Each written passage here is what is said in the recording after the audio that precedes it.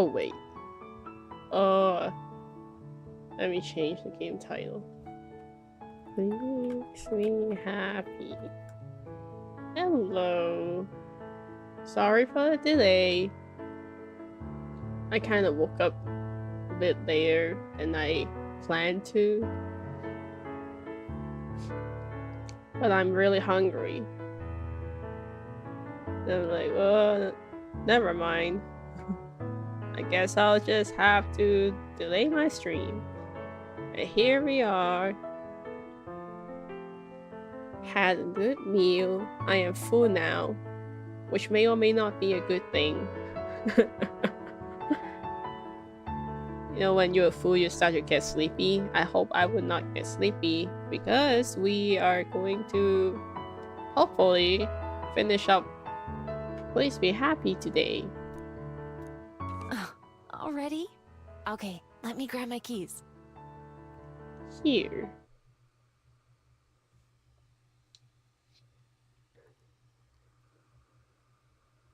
Let's continue. Where were we last time? Oh yeah, Aspen's apartment. She got something that she wanted to tell us or something like that. Do we have to log? Okay. So last time, yeah, we saved the bird and then Silver went away. And Aspen fell asleep with the call. Oh, and then 2 weeks later.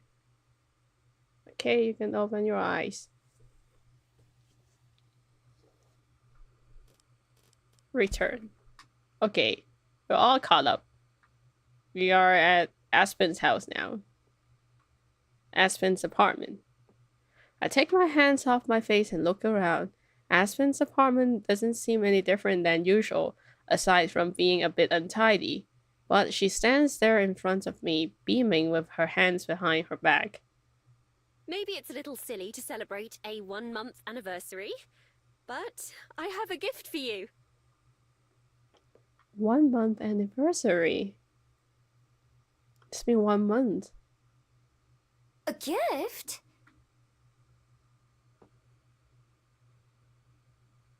Aspen laughs and steps closer to me. Yes, although it's kind of a gift for both of us. Slowly, she brings her hands around and reveals what she was hiding.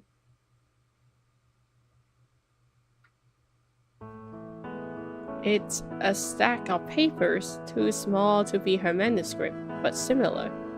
She turned the stack so I can see the front page, which only has a few words written on it, short enough that I can sound them out. The Fox and the Grove. Ooh. Yes! The title was supposed to be a placeholder, but I rather like it. It's a new story that I wrote. You can probably guess what it's about. Oh, she wrote a story for me. I flip through the pages. There's only text on one side, and a lot of blank space. Still, just holding and looking at this present makes my heart swell. I can't believe you already wrote a new book. It's much shorter than my novel. More like a kid's book than anything. Still, that's amazing. I didn't even know you were working on this. Cute. That's because it was supposed to be a surprise, silly. It's just working on all these changes to my novel. I needed something that I could write on the side for fun. That's fair. Like the writer's itch or something like that. Like, I need writing to distract me from writing kind of thing. No wonder you've been so tired all the time. You've been working on 2 things at once. It's fine. I'm fine. Once I'm done with the edits, everything will be back to normal. Spending time on this felt like a treat. Oh, cute. With a bright smile that doesn't quite hide the bags under her eyes, I wish I could believe Aspen when she says she's fine. I only have a couple more days before I have to send in my revisions anyway. So by next week, I'll be able to relax again. That's good.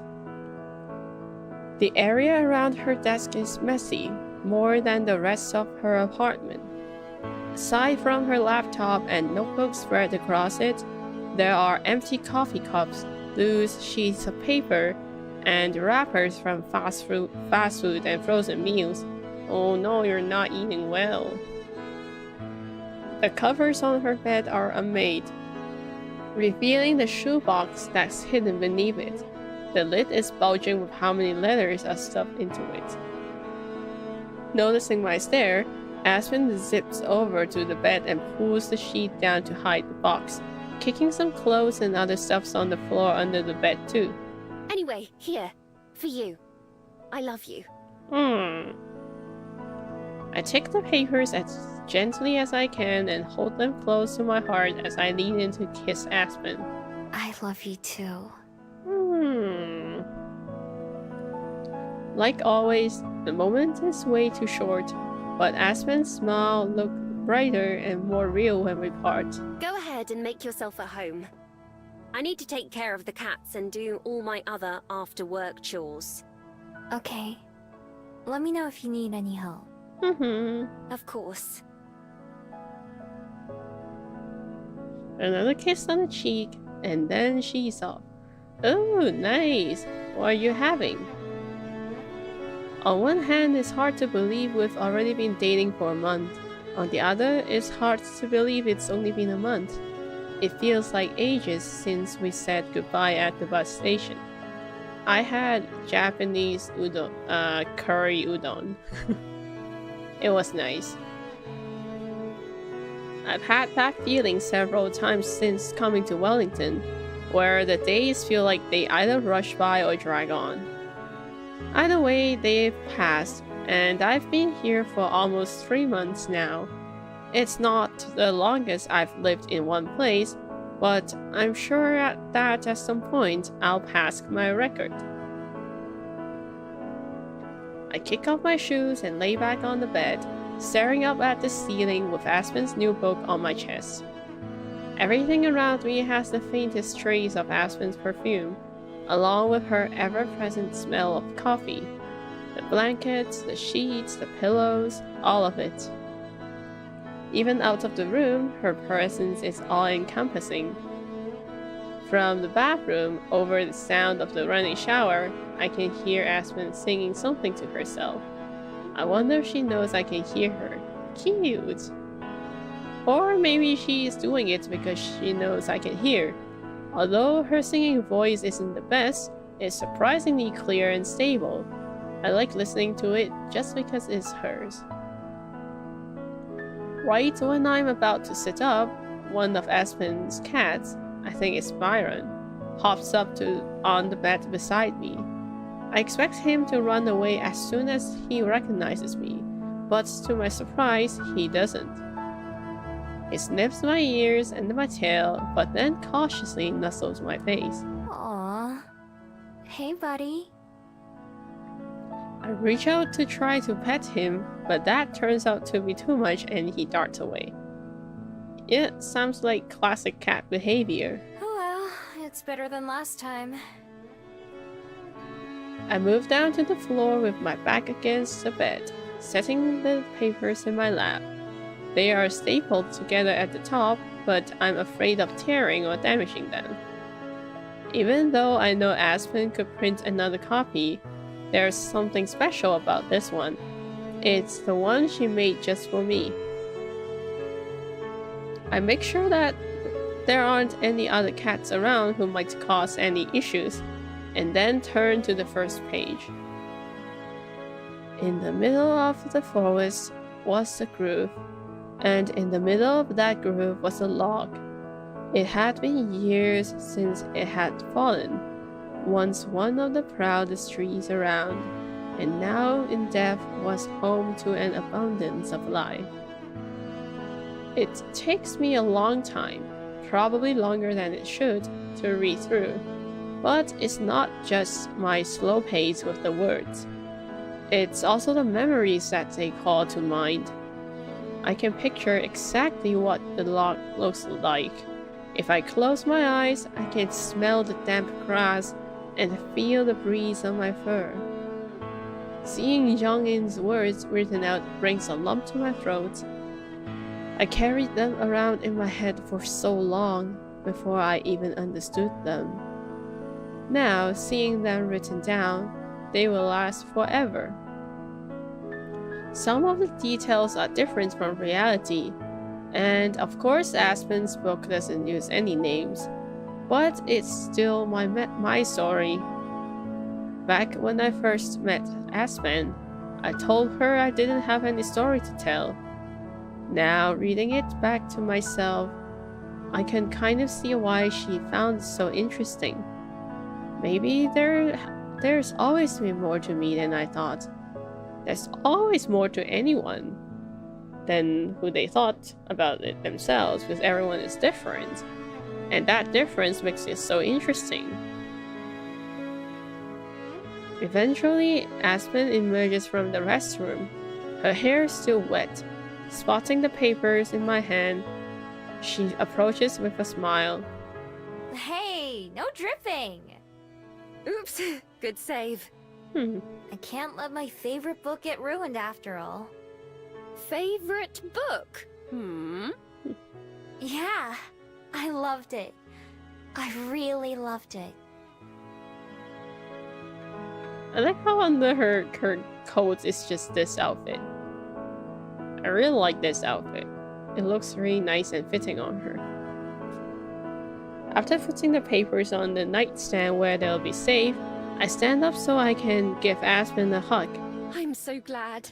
That makes it all worth it. I was worried I might get something wrong or forget an important part, but... I cut her off by tapping a finger to her lips. It was perfect. Kissing my finger, Aspen smiles. It's what you deserve. Aspen goes to dry her hair, and then bustles around finishing up her chores before returning to my side. Leaning against me, she yawns.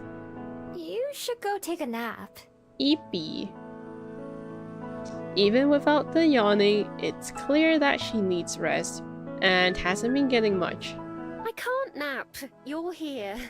Besides, I haven't done any of my writing for the day. Oh. Wouldn't you write better if you're not tired?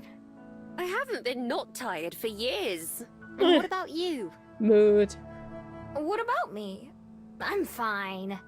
But if I'm asleep, then that's less time that I get to spend with you. We're still together.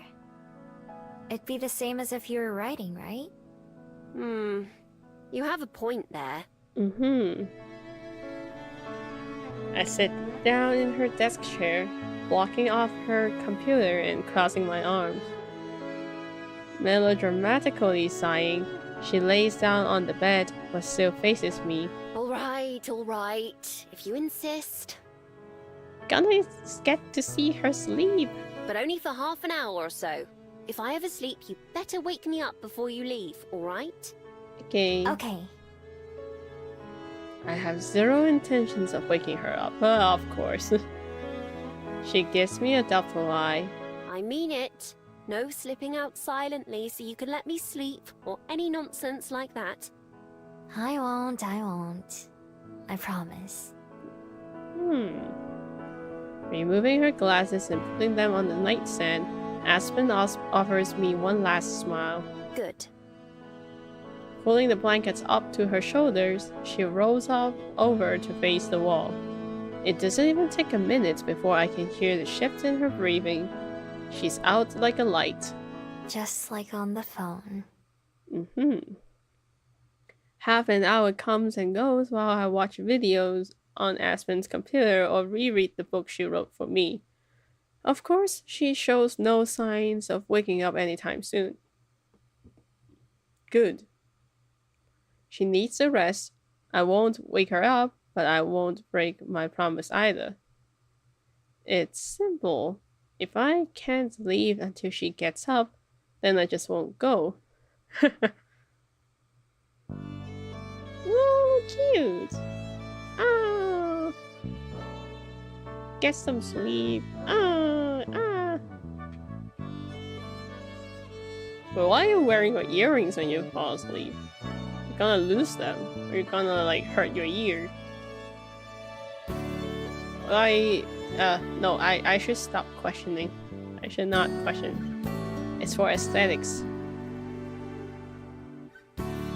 Baron the cat gets bold enough to try approaching me again, and Percy comes with him too. They sit down in unison near my feet. Here, kitties. Holding out my hand, I stretch my fingers as far as possible. They stare for a moment before one and then the other gives a curious sniff. Oh, really? But like, if it's like a pierce kind of thing, like just like, if it's just like this part, like the little knob, then it's fine, but if this is like a proper earring with like the dangling part. I shouldn't say proper, they're all proper earrings. Like this one has the dangling part, so it's gonna get entangled with her hair, or it's gonna... You're gonna lose it. You're gonna lose it or break it, or gonna... You know, it might like get tangled and it might pull on the ear and then you might get hurt. Right? You're gonna break it. That's not good. Yeah, I mean, if it's just like a little nub, like a little piece, then of course you can wear them at night. But if it's like a larger one or with like extra parts, I don't think you should wear them at night. You should take them off. It's dangerous. Well, that's true though. Like, as I said, I will accept it if it's like a small one. If it's like just a little round circular one, then yeah, it can stay on your ear. But this one is a little bit over. Something will happen to it. Something will happen to it. I should continue. I should not. Never. Finally, deciding I'm not a threat, they both rub against my leg, letting me scratch their backs. Their fur is soft and fluffy, like petting a pillow. They go back and forth around each other, suddenly not able to get enough attention. Well, it's not like I don't know how that is. Night falls and even I start to get tired too. Aspen hasn't moved at all, other than to toss and turn occasionally. I send a quick message to Juliet to tell her where I am, and then set my phone down next to Aspen on her nightstand, beside the printed pages. It all feels very normal, but in a good way. The little fox in her group could have never dreamt of the things she'd see one day. Planes, phones, apartment buildings. All she knew of humans was a kind touch and a piece of paper. In some ways, that little fox never changed. Moving as carefully as I ever did in the middle of a heist, I flick off the light, half expecting the sudden darkness to disturb Aspen, but she doesn't budge at all. Same goes for when I climb into bed beside her. Oh, you guys sleeping together. Oh! I wrap my arms around Aspen, draping my tail across his fold. Your tail is so cute! That's how your tail... Oh my goodness. I never realized your tail goes out like this. Oh my god, this is so cute. Oh, I'm dying. Oh look. She moves slightly, and I curse myself silently. I must not have been careful enough. Miho? Her voice is less than a whisper. It's barely a breath. I'm here. Cute. Good. Within seconds, she's asleep again. Before I myself drift off, there's a soft thump on the bed behind me, and then the second one. Ah! Something warm and fuzzy rests against my back, and then again near my legs. Oh goodness, I'm dying. Ah! I crane my head to look at the cats. They're both curled up into balls, paws near their faces just like Corona. Byron stares at me in the dark, probably wondering why I'm looking at him. Deciding he doesn't care, he closes his eye like Percy and Aspen. Feeling more content than I can ever remember, I shut my eyes as well and drift off into sleep. They are so cute, I cannot. I wake up to a sound from hell. It screeches and blares so loud that it hurts. My eyes should open in an instant, and I sit bolt upright in a place I don't recognize. Where am I? What's going on? Besides me, something moves. I stare at the pulsing lump in the darkness, and suddenly remember the answer to one of my questions. I'm so disoriented, I forgot I was at Aspen's. She rolls over onto her other side, not reacting to the sound. Instead, she looks confused for other reasons. Why are you in pajamas? No, I shouldn't. I will stop questioning. Miho? And not too tongue-tied to know what to say first.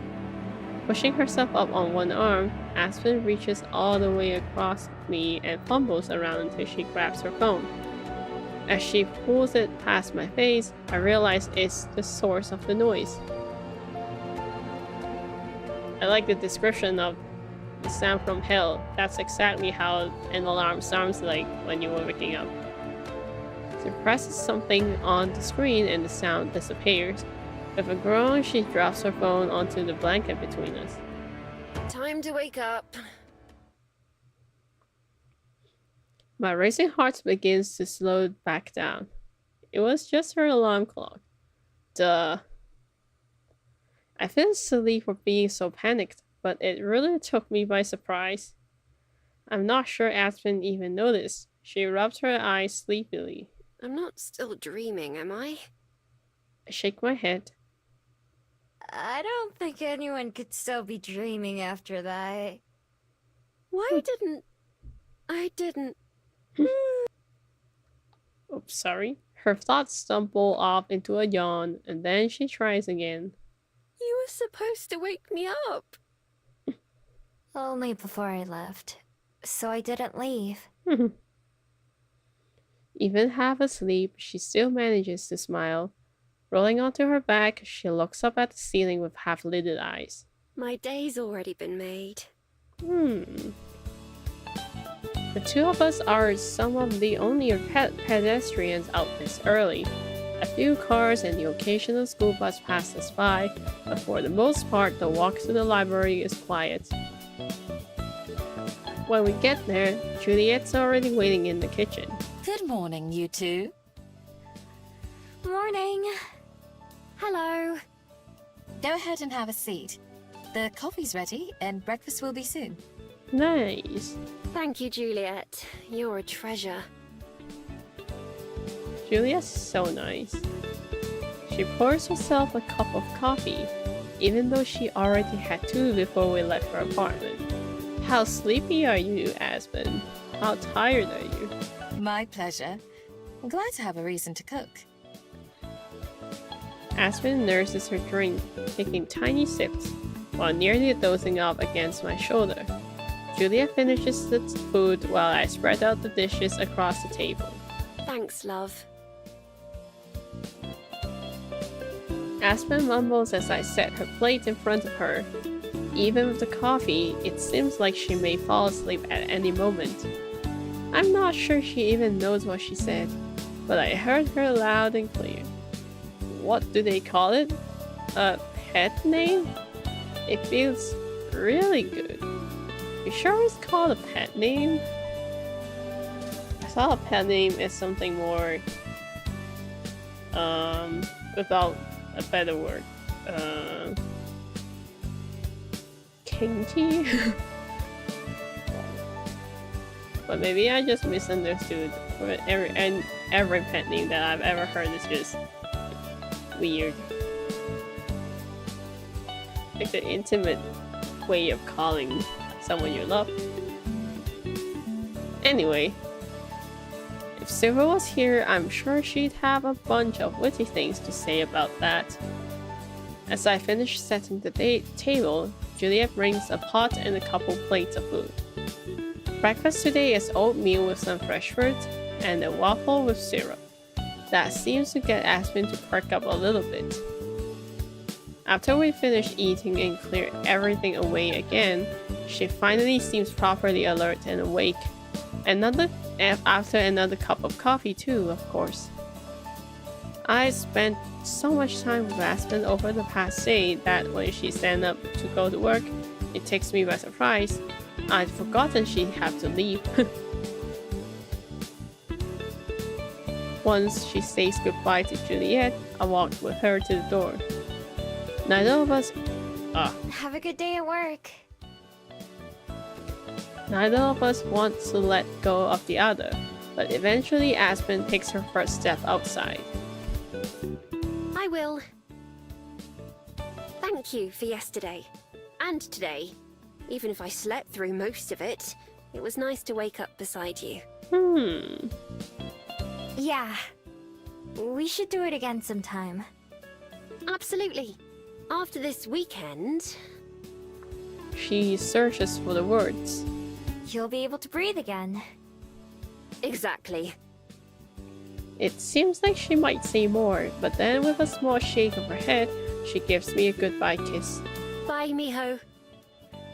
See you soon! I watch Aspen go until she's disappeared from sight. I go back to the kitchen to go grab a drink, and I'm surprised to see Juliet still sitting at the table. I'm so used to her going to bed when Aspen leaves. Now you're gonna be extra tired too. I sit down across from her and she chuckles, but there's real concern in her eyes too. So, I wasn't imagining it. Is she alright? She's... Not getting enough sleep? Stressed out? Pushing herself too hard? She's Aspen. Now Juliet really laughs. Yes, fair enough. From the moment she told us about that conversation with her editor, I worried that something like this would happen. Which part? How'd you know? Juliet collects her thoughts before answering. Before we met you, that book of hers was all Aspen could really think about. Even when we discussed books by other authors, it always came back to her own stories. And yet, for all the conversation and all the advice, I couldn't begin to tell you what her book is even about. Could you? I shake my head. I don't know anything about it either. I thought not. Do you remember a few weeks ago when she first told us she'd sent in her manuscript? Yeah. She was going to surprise us with good news, but changed her mind. Indeed. At first, she didn't want us to know until she had the contract in hand. In other words, until she was sure it's good enough. She feels she has so much to prove, not just to herself, but the world. Chasing perfection that's unattainable. But isn't that all creators? Not all. A lot of the creators do. So much of her heart and soul has gone into those pages that I can't help but imagine she takes every rejection personally. As a rejection of her, and not just her work. Because in Aspen's eyes, I believe they're one and the same. She said that this could be her only chance. And that's why she has to take it. To Aspen, who's only ever seen one pathway forward to the future, I'm sure it seems that way. Even if from the outside, to you and I, that so clearly isn't true. When you are in there, you cannot see it that clearly, though. There's a bunch of other stuff she's good at too, besides writing. Like running a cafe or doing research. Those are things that even I know are useful. Slumping down in my chair, I stare at the small ring of coffee on the table where Aspen's mug used to be. I wish I could help her. She's done so much for me. But it was all I could do to even get her to sleep. I'm sure that your presence and care for her helped more than you know. The end, painful or not, is up to Aspen to learn from her experiences. After all, it's one thing to know something from reading it in a book or hearing it from someone else. It's quite another to live through and experience something yourself. That's You and true. I can't grow for her. We can be there for her. Sometimes, a kind word and the knowledge that we aren't alone can be the support that we need. The strength must come from within ourselves. Whatever choices Aspen is faced with, only she can make them. All we can do is offer our comfort and guidance. Juliet with her wise words. And Miha? I look up from the ground, meeting Juliet's gaze. Although she's not angry or upset, she's unusually serious. Don't forget to care for yourself, too. It's easy to get caught up in the euphoria of love, which isn't a bad thing. But just as you cannot live Aspen's life for her, you cannot live your life solely for her sake either. By all means, love passionately, and deeply, and recklessly. But don't forget to live for yourself, too. I find myself on the verge of saying I know, but catch myself. Instead, I just nod, because I also know what Juliet herself has been through to find herself offering that advice. With a smile returning to her face, Juliet's serious demeanor lightens a little. Well, Demeanor. now that I've prattled on for a while, I do think I'll get some rest of my own. Yeah, go sleep. I managed to smile back. Sleep tight. Thank you. She starts to exit the kitchen, but as she passes me, Juliet pauses and then backtracks a step. Perhaps it was just the light, but is there something different about your bead? Huh? I hadn't even looked at my necklace today. I took it off to see what Juliet's talking about. Oh, it's still glowing, not more or less brightly than it was yesterday, I think. But turning it over in my hands a few times, I noticed something. Sure enough, she's right. It's cracked. There is a hairline fracture running across parts of my bead. It's so small that at first it looks like an eyelash or piece of dust. But when I rub my finger over it, I can feel the subtle ridge, as well as a light, tight, tingling sensation, like my fingertip is falling asleep. May I see it closer? I hold out the necklace for her, angling it so she can get as clear a view as possible. Of course, I can't let go or it will go back around my neck. Juliet starts to reach one hand for it, but then changes her mind, instead just leaning in close to examine. Finally, she shakes her head. Unfortunately, I can't discern anything more than the obvious. Your magic remains foreign to me, like a book in an unknown language. I can't help but be reminded of the scroll upstairs. What do you think it could mean? For a long moment, she's quiet.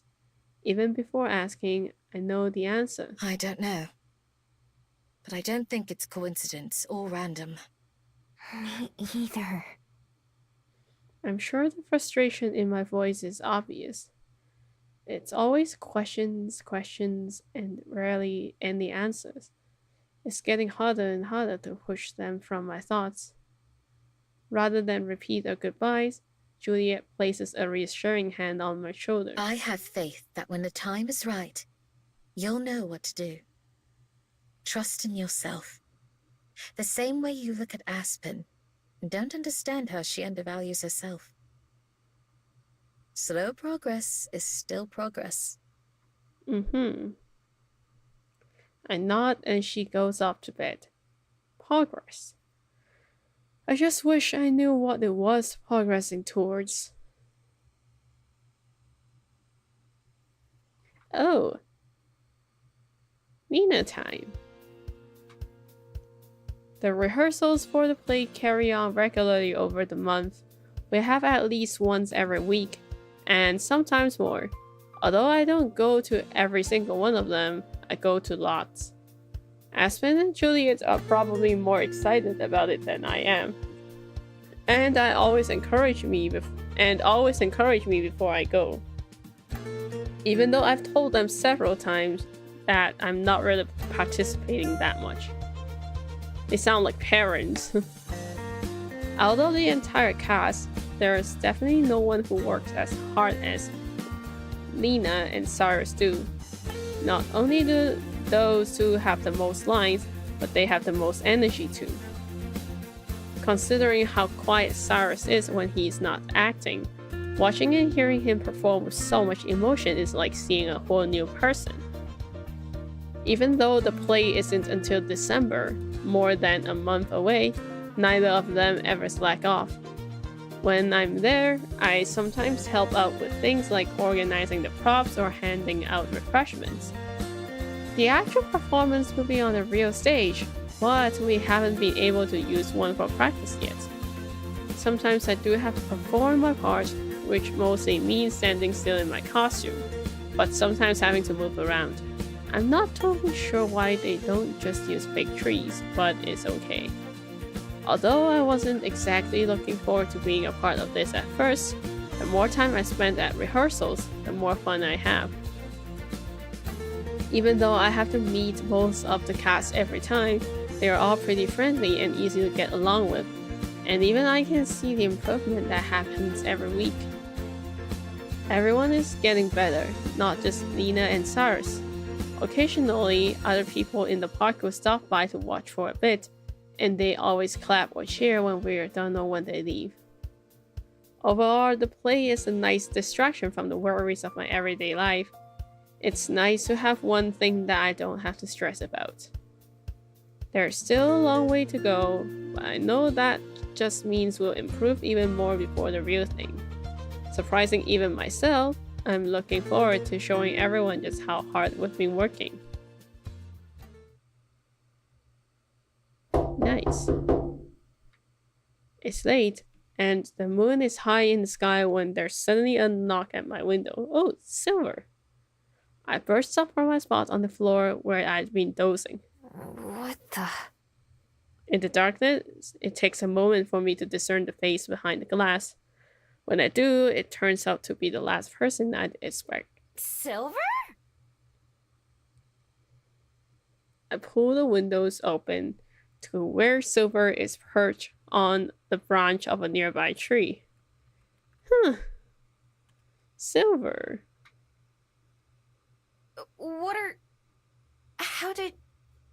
Why not just use the door? Come outside. I would speak with you. Interesting. Ignoring my questions like always, Silver stands up. I catch the corner of a cocky smile before she leaps from the branch, plummeting towards the ground below. Hey! Clutching the windowsill, I jam my head out the window, expecting to see her crumble on grass. Instead, I'm just in time to watch her nimbly land on her feet and transform before running off into the darkness behind the library. With no time to wait or even think about, I follow after her. Of course, I take the stair and go out the front door first. I transform right away and wrap around the building, expecting to have to chase after Silver, even though she came here. Instead, she hasn't gone far at all. Just beyond the edge of the yard, she stands in her human form and stares out at the city below us. Many windows are dark, but many are illuminated too. The street lights and lamps stand lit, even with no one to use them. A warm yellow glow pushes away the darkness at the edges of town. Changing forms back as well, I walk over to stand beside her. Without looking at me, Silver extends an arm in front of her, as if reaching for a city. It's her wrist with her bracelet on it, and her bead shines in the dark like another street lamp. Unhooking my necklace, I hold it out alongside hers. The glow of my bead is about as bright as hers. Scoffing, Silver lowers her arm, and I put my necklace back on. I wait for her to start talking, instead of saying anything myself. I find myself doing this a lot with Aspen and Juliet as well, although here it's different. Not only was Silver the one who came to me, but anything I say would probably be ignored anyway. Sure enough, it isn't long before she twirls around to point a finger in my face. Listen up, because I'm only going to tell you this once. Ooh, that's one more time than I usually get. I just nod, signaling for her to continue. I simply couldn't watch you continue to wallow in ignorance. Whereas your magic causes those you encounter to forget about you, mine assists me in a different way. It tells me the truth of things, of people, human and fabled alike.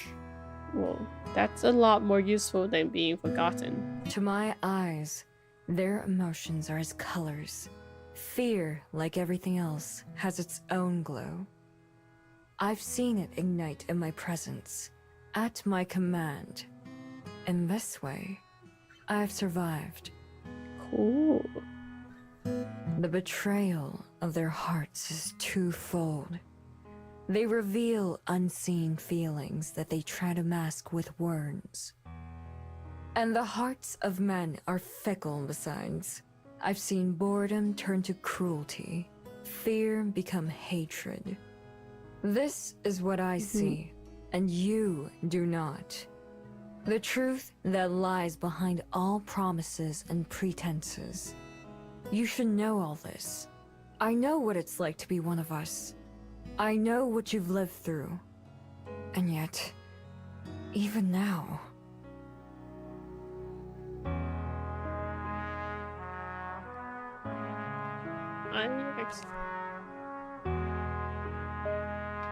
She cuts herself off and scoffs.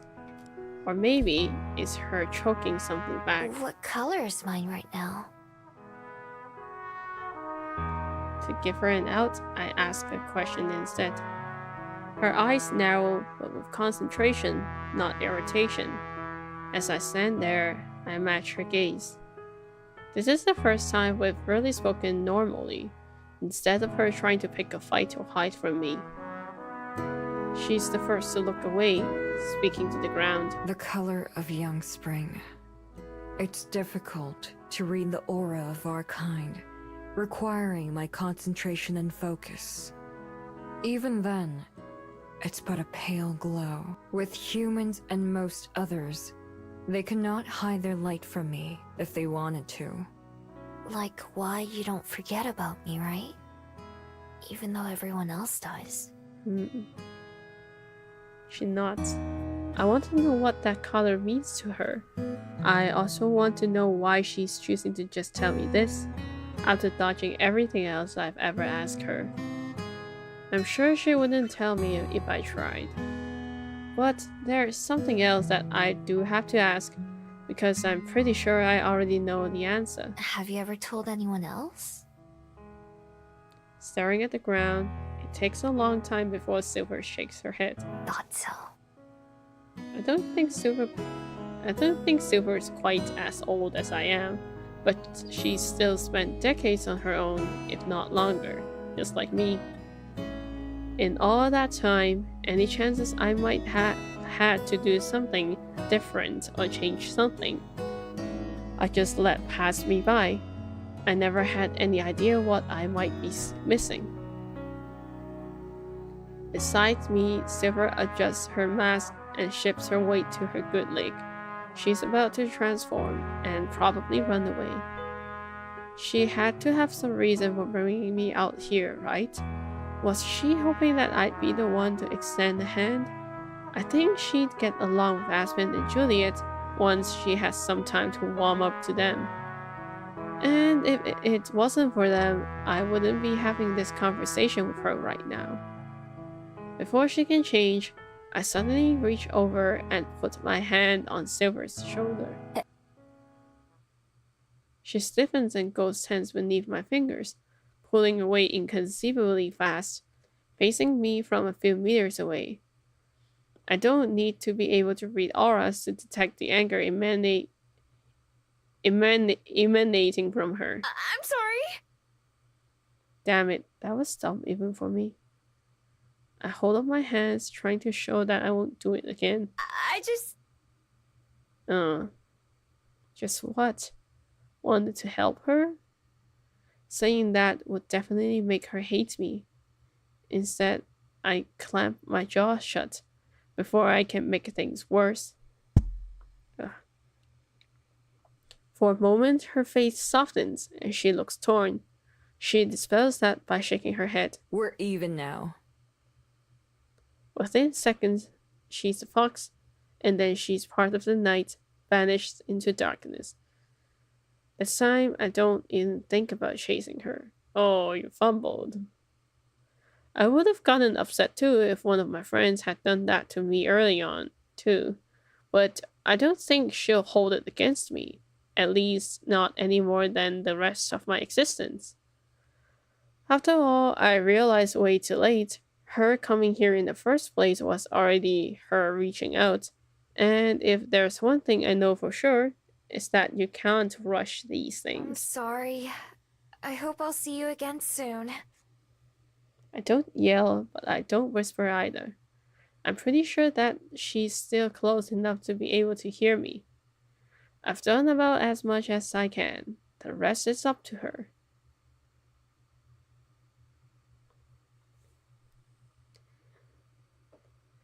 Yeah, she's going through it the same way as Aspen and Juliet's going through with her when she just started.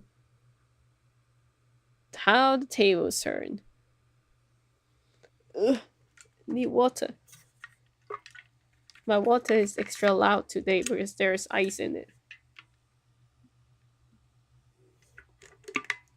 I'm not sure if you can hear it though. Maybe the ice have already melted.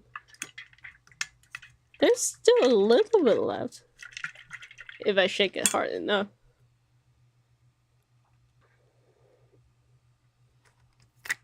Ugh, I need another sip.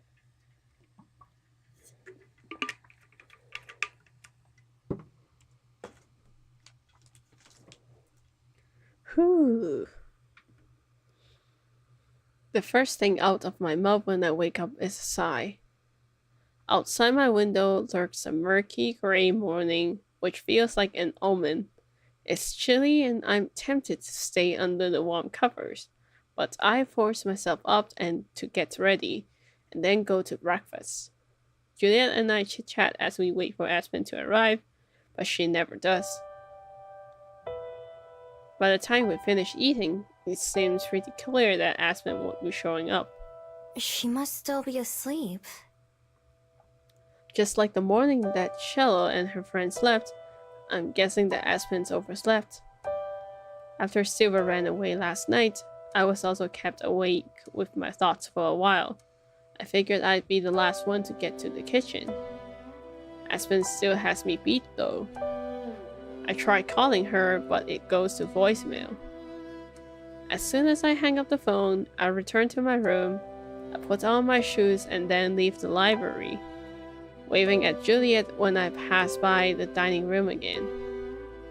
I'm sure she knew what I was going to do as soon as I did. Is Aspen sick or something? I'm not too worried about Aspen. At least not any more than usual. But I have a feeling she could use the support right now. I knock on Aspen's door and wait. Silence. I knock again and wait. Knock a third time harder. Finally, I hear a sleepy voice from inside. I'm coming. Yep, she is definitely sick. When the door finally opens, I'm relieved to see Aspen is alright. Or at least upright and unharmed. She definitely isn't doing great though. Her hair is a mess, and she still has a blanket wrapped around her. As she stares at me, blinking in the morning sun, she groans and holds a hand to her head. Miho? God, what time? Oh, come in. I step inside gingerly, shutting the door behind myself. Inside is dark, with the curtains drawn and all the lights off. Aspen immediately returns to her bed and lays down with another groan. As I walk towards the bed, my foot bumps against something on the floor. At first, I'm afraid it's one of the cats, but when I look down, I see it's actually an empty can. It rolls under the bed all the same. Energy drink? Beer? Beer. In fact, there are a few of the empty cans around. I pick one up because I don't recognize the label and can immediately identify it by smell as beer. Oh, so she got drunk. Hangover. I've never had any alcohol, but I know enough about it just from TV and my travels. I sit down on the bed beside Aspen, who's covered her face with a stuffed animal. Still, she manages to blindly fumble around with one hand until she finds and holds mine. I'm late for breakfast, aren't I? Yeah. I came to make sure you're okay. She makes a sound that could be pain or just acknowledgement. Sorry. You should have called. You didn't have to walk all the way here. I tried. Her other hand appears in the darkness, also fumbling around till she finds her phone, which is under the pillow just like her. Oops. I'm sorry. I slept right through it. Looking around her room, I notice more than just the beer cans. Her laptop is on the floor, half closed. Notebooks and papers are scattered around the room, not just on the desk, but everywhere. Did she crash out or something? Last time I was here, her apartment was messy. Today is a disaster. It's okay. No big deal. I'm more worried about you than anything. I'm fine. I'm fine. The only problem is I slept in so damn late. I was planning to call out of work anyway. I need the extra time to finish my edits. And I may have had a bit too much to drink last night, which I'm really paying for now. I don't think you can call this fine. Gently, I lift the plushie away from Aspen's face. No! Although she groans and makes grabby hands at it, she doesn't really try to stop me. Instead, she looks up at me with red-rimmed eyes and manages to smile. Gesturing for me to come closer, I lean down and Aspen pulls me in to kiss her. Her hand lingers on my cheek when I sit back up. What if I said I was fine now? I still wouldn't believe you. Cute. Although she pretends to pout, Aspen doesn't try to deny it again. Since she is not in any shape to sit up, I lie down next to her instead. I can't help but notice the makeup stains on her pillow. This is 2 days in a row now that I've gotten to wake up next to you. More or less? That's something good at least. Yeah? You missed out on breakfast today, though. I'll take that trade. She closes her eyes, yawning. But that's also 2 days in a row that I've overslept. I'd actually meant to get an early start today and work on my book a bit before going up to the library. The grind is real. You were gonna get up early? When did you go to bed? Aspen and I had already said goodnight to each other before Silver showed up at my window, and that was somewhere around midnight. I don't remember. It's a little fuzzy, you know. I'm in the final stretch, though. I can afford to sacrifice a little sleep. Mm, Maybe if it was just sleep. And just a little. What do you mean? What do you mean, what do I mean? Even Juliet can tell how exhausted you are all the time. Even Juliet, Besides, it's only a couple more days. I have to finish and send it in by the end of Sunday, and then... And then... Then... everything can go back to normal. Like my sleep schedule. Then it'll be out of my hands and someone else's problem. It's gonna be that easy? You'll just never have to think about your book again. Well, no, of course, not like that. I hope not, at least. Unless the changes still aren't what they're looking for. But I don't even want to consider that. Oh God, I do not want to consider that. Stressful writer life. There'll be more work to do, of course. More writing and more editing. Hopefully not as much editing. I struggled a lot this time around because it was so different from the original manuscript and not the kind of thing I usually write. But once I got the hang of it, it started being easier. So I think next time around shouldn't be as difficult because I already know what they're looking for. She has to stop and take a deep breath to continue talking. She's worried. That's not counting all the other stuff like paperwork and promotion and all that, but I'm getting ahead of myself. Oh, rights and licensing too. That's another thing to think about, but later. The first time I do all that might be tough, but it should also get easier, just like the editing. I've done a lot of research and...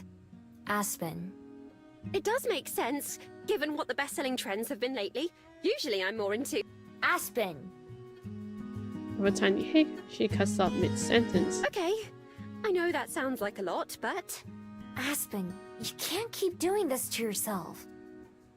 Don't like interrupting her, but I know where this is going.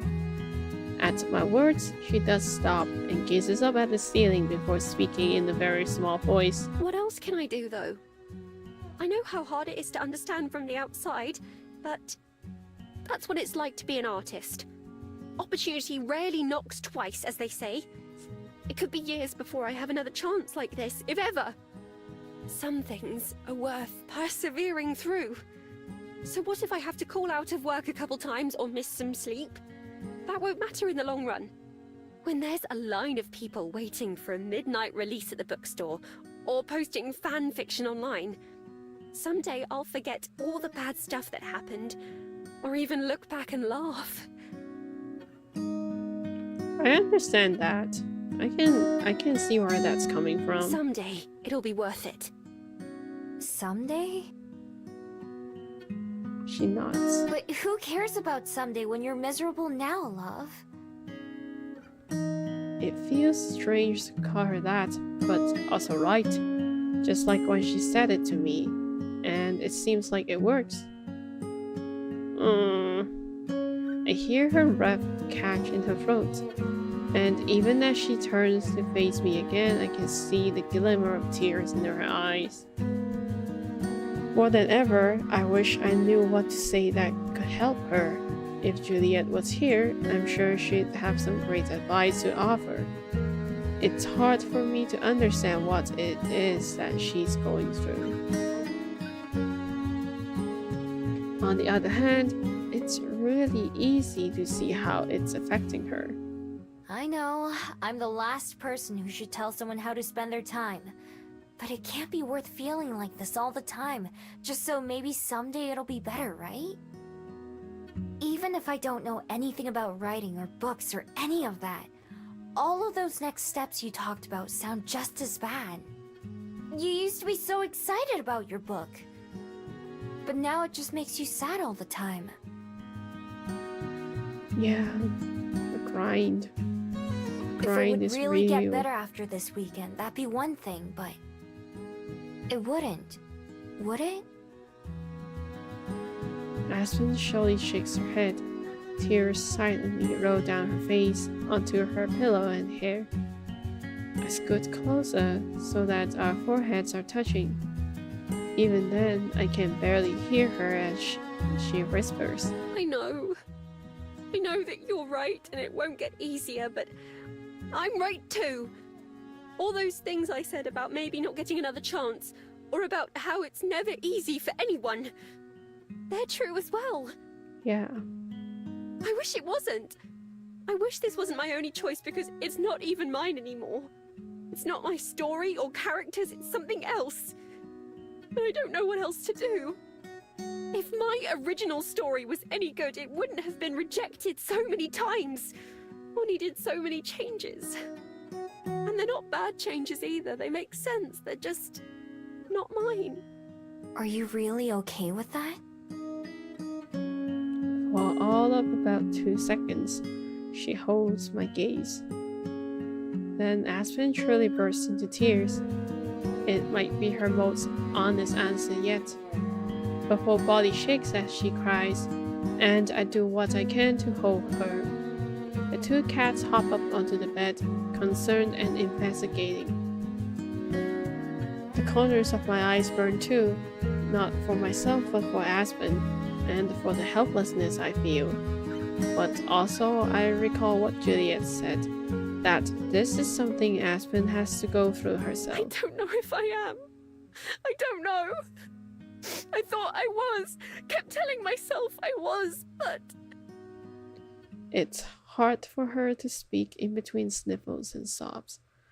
I just let her cry against me, doing what I can do, be there for her.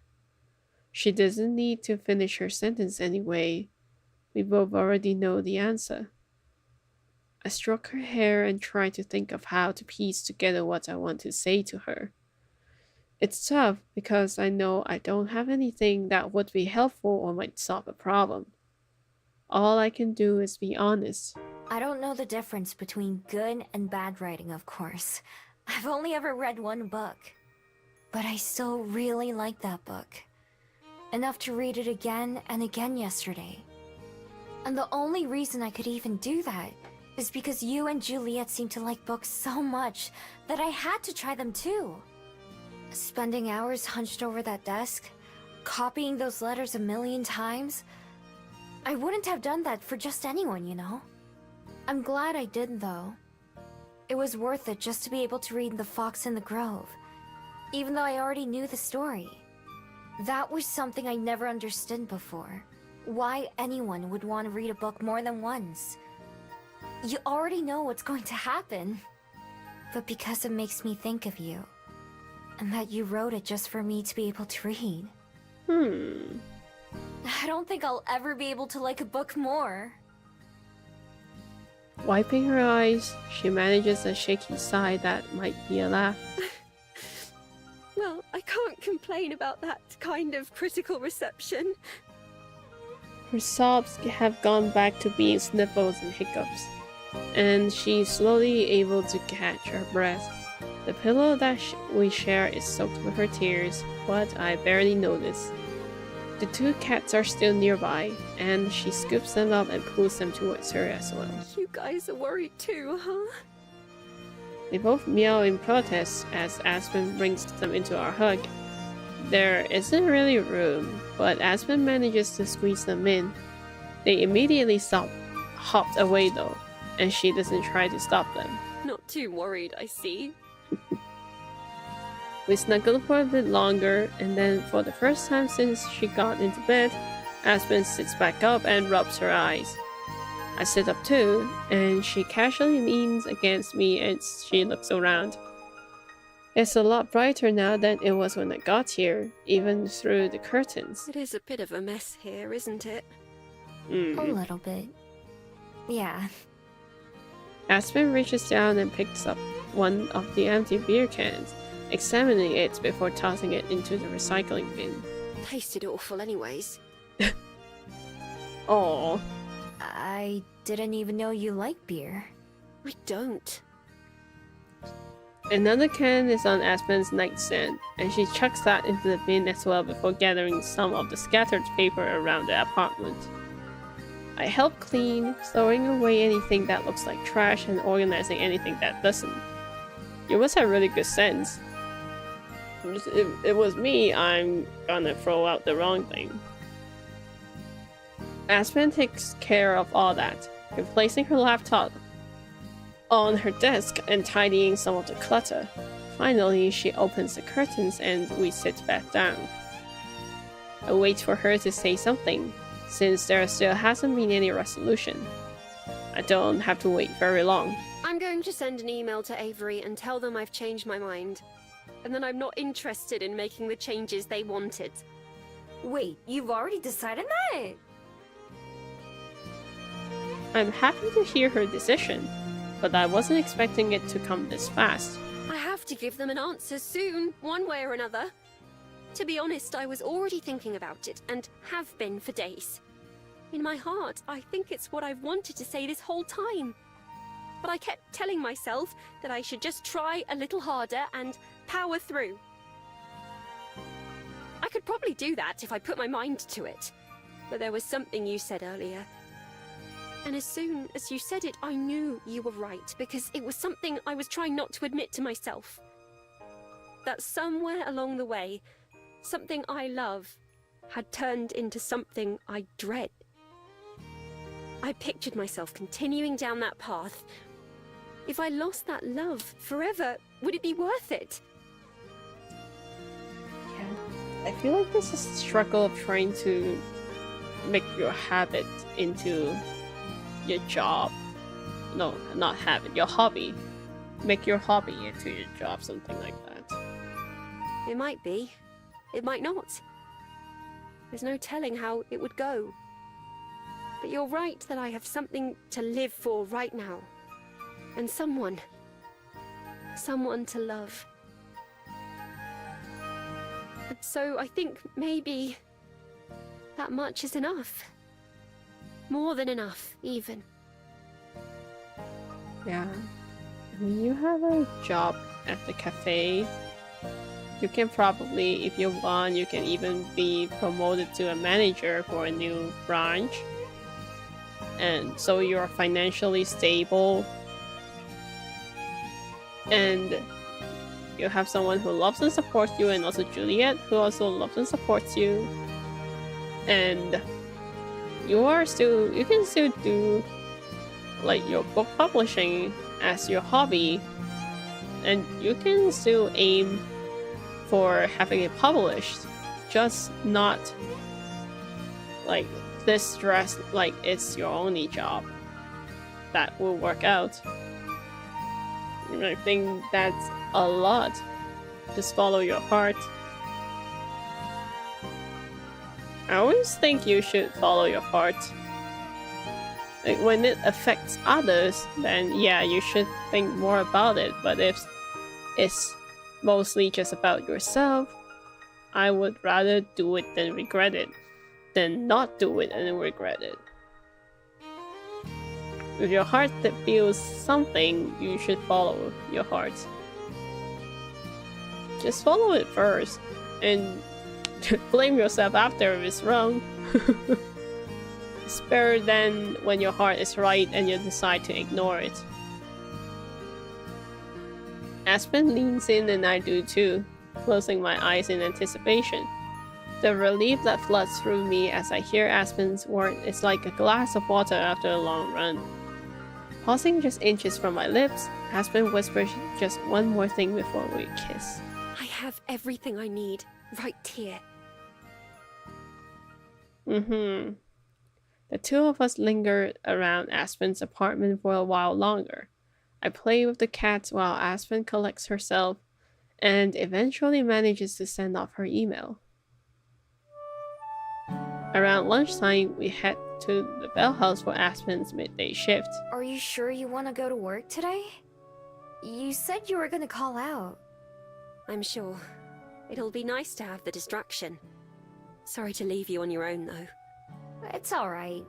I'll figure out something to do. Yeah, no worries. I study Aspen's face, Her eyes are still red and puffy, although her glasses help hide that. She still seems fragile, but I feel less worried about her than before. See you tomorrow then? Maybe. I might just need a day alone. Not that being with you doesn't help me feel better, but I just have a lot of thinking to do. I understand. We can hang out again when you're ready. I'll see you on Halloween for sure. Cool. Halloween. Aspen adjusts her glasses and removes her hat, preparing to go change into her uniform. Well, I'm going to go clean myself up a bit before my shift starts. I can't let Lena see me like this. You sure you'll be okay? Yes, I have lots of practice at keeping myself together. That's all customer service really is. Alright. See you later then. Goodbye, Miho. I love you. Love you too. After a final kiss, she goes inside to start her shift. It's been an emotional day already, and it's barely half over. Despite that, I feel optimistic as I walk away from the cafe. I'm still concerned about Aspen, but I know she'll be okay in the long run. There's a long road ahead, but things are looking up. Fishing? Yes! Fishing time! Fishing time when I'm thirsty.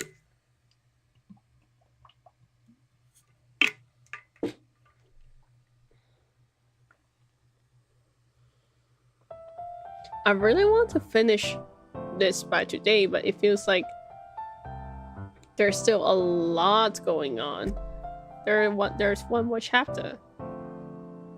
After this, I thought we were getting close to chapter 5, but it's been around an hour and we're still in chapter 4. So maybe we'll take another stream. I'm not sure.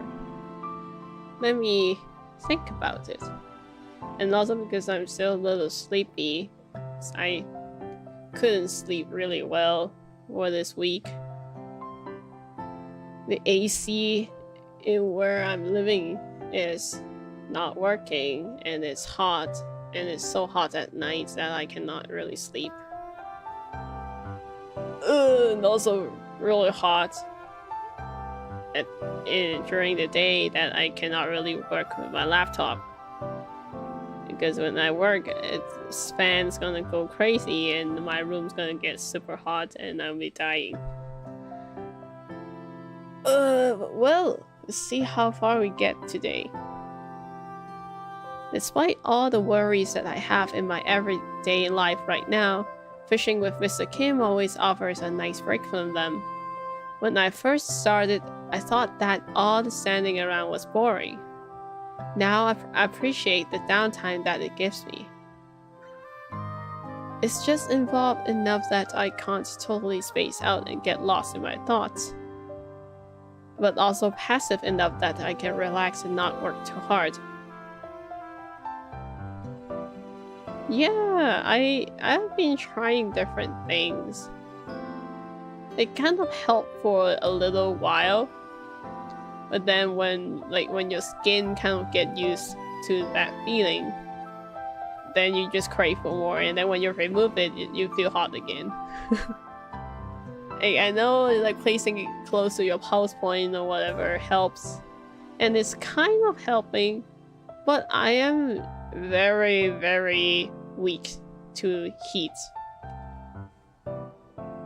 Like, the mountains here are cold, and sometimes people complain or they hate the cold here. And mind you, the winters can be harsh, but I would rather have that winter than suffering in the summer. But yeah, that helps. Like, it kind of helped me a little bit when I also have those like gel cool pads that I'm using. But you know, when I lie down, it's just too hot. I can feel like the mattress feels hot against my skin, and I don't have enough cool packs to cover my whole body from it. Like, God. So, I just hope the AC will be fixed soon because I'm dying. I'm really dying. Oh, it's starting to get hot again. I cannot. The heat would drive me crazy. I would rather be freezing. See how much we can get through before my room gets sweaty hot again. Where was I? Despite all the worries that I have in my everyday life right now, fishing with Mr. Kim always offers a nice break from them. When I first started, I thought that all the standing around was boring. Now, I appreciate the downtime that it gives me. It's just involved enough that I can't totally space out and get lost in my thoughts, but also passive enough that I can relax and not work too hard. Sometimes I catch a lot of fish, and sometimes I catch nothing, but either way, I enjoy myself. Carrying the fishing rod Mr. Kim gave me to and from the waterfront has become a nice part of my routine. It feels like it helps me keep my mind set on what I'm doing. Plus, the fact that he gave me something so important means I have to put it to good use. When he's not helping with the others, Mr. Kim sometimes fishes with me. He shows me all kinds of different baits and tackle, and teaches me some of the different species too. The more time I spend learning, the more I understand what he meant when he told me he tries to get to know the fish in the sea. There is still more than a month before the king is supposed to be in our area, so there's plenty of time for me to get acquainted too. I don't know if it'll make a difference or not, but it definitely can't hurt. Aside from that, there isn't a whole lot I can do to prepare. I'll just have to hope that my patience pays off. Even just getting to see the king would be enough for me. If anyone's going to catch him, it should be Mr. Kim, since he's been trying for so many years. I don't know how many other people will be out hunting for him too, but Mr. Kim says it'll be a lot. Either way, I can't wait for December to roll around, when we'll finally get a chance to land him. I feel like this story is gonna end at Christmas. That would be really cool, or New Year. But that means we still have like 2 months worth of story. Because they said Halloween's around the corner, right? What a deal! What a nice, long, lengthy story. I thought this visual novel was not as like, whoa, my line. Blah, blah, blah. I didn't think this visual novel would have this much content in it. Now I'm very satisfied. After eating breakfast with just Juliet, I have to figure out how to spend a day without Aspen. We had a quick video call this morning where she said she still needs a day to herself and just unwind and think and cry. I wish that I could be there to comfort her, but I also understand why she needs to be alone for a while. She's learning those hard lessons for herself, like Juliet said. I'll see her tomorrow, but I can't let today go to waste. Juliet finds me in the kitchen, looking out the back window. Is something out there? Nah, just thinking about what I want to do today. Aspen's not feeling very good. In the shade of the big tree in the backyard, there are a couple birds hopping around looking for worms. That gives me an idea. Could I go see that bird we rescued? The one your friend picked up. Ooh. You can certainly visit the preserve. Although I couldn't say if they'd be able to point you to our friend in particular. There are quite a lot of other birds who call it home. That's fine. I can look for it on my own. Of course. It's a bit of a walk, but there's a shuttle that can take you most of the way. Juliet shows me where to find the shuttle. and I use my phone to guide me there. I don't have to wait long until it arrives and I climb on board. The driver takes us in the direction of the Bell House and Aspen's apartment. I've walked down these roads so many times that it feels strange to see them rush by out the windows like I'm fast forwarding through a TV show. At some point, we take a turn that I've never taken before, and soon we're going through areas that are new to me. I watch them go by, not paying enough attention to commit them to memory. Eventually, I stop and disembark.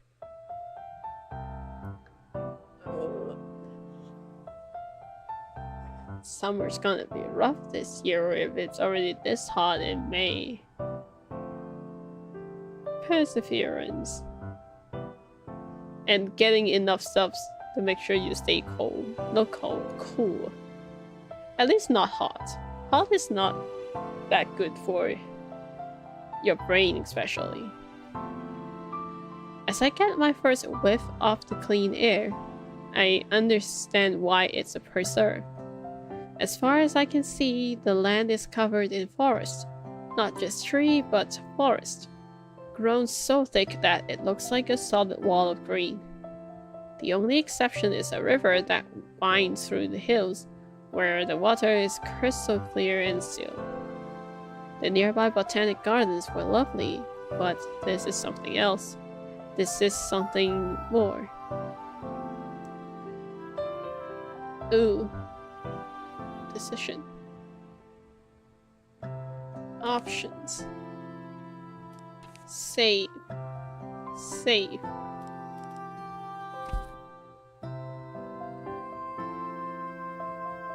We are going for the comfy ending with this one. It reminds me of my days in the wild, running free.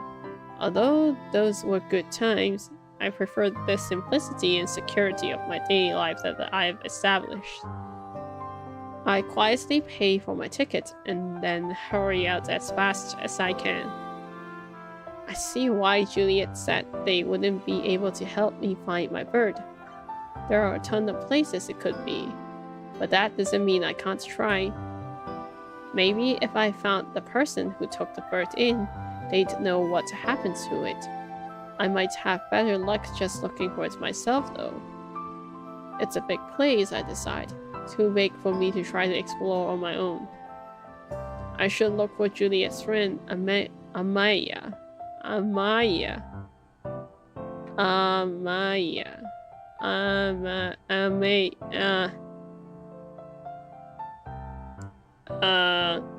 Yes.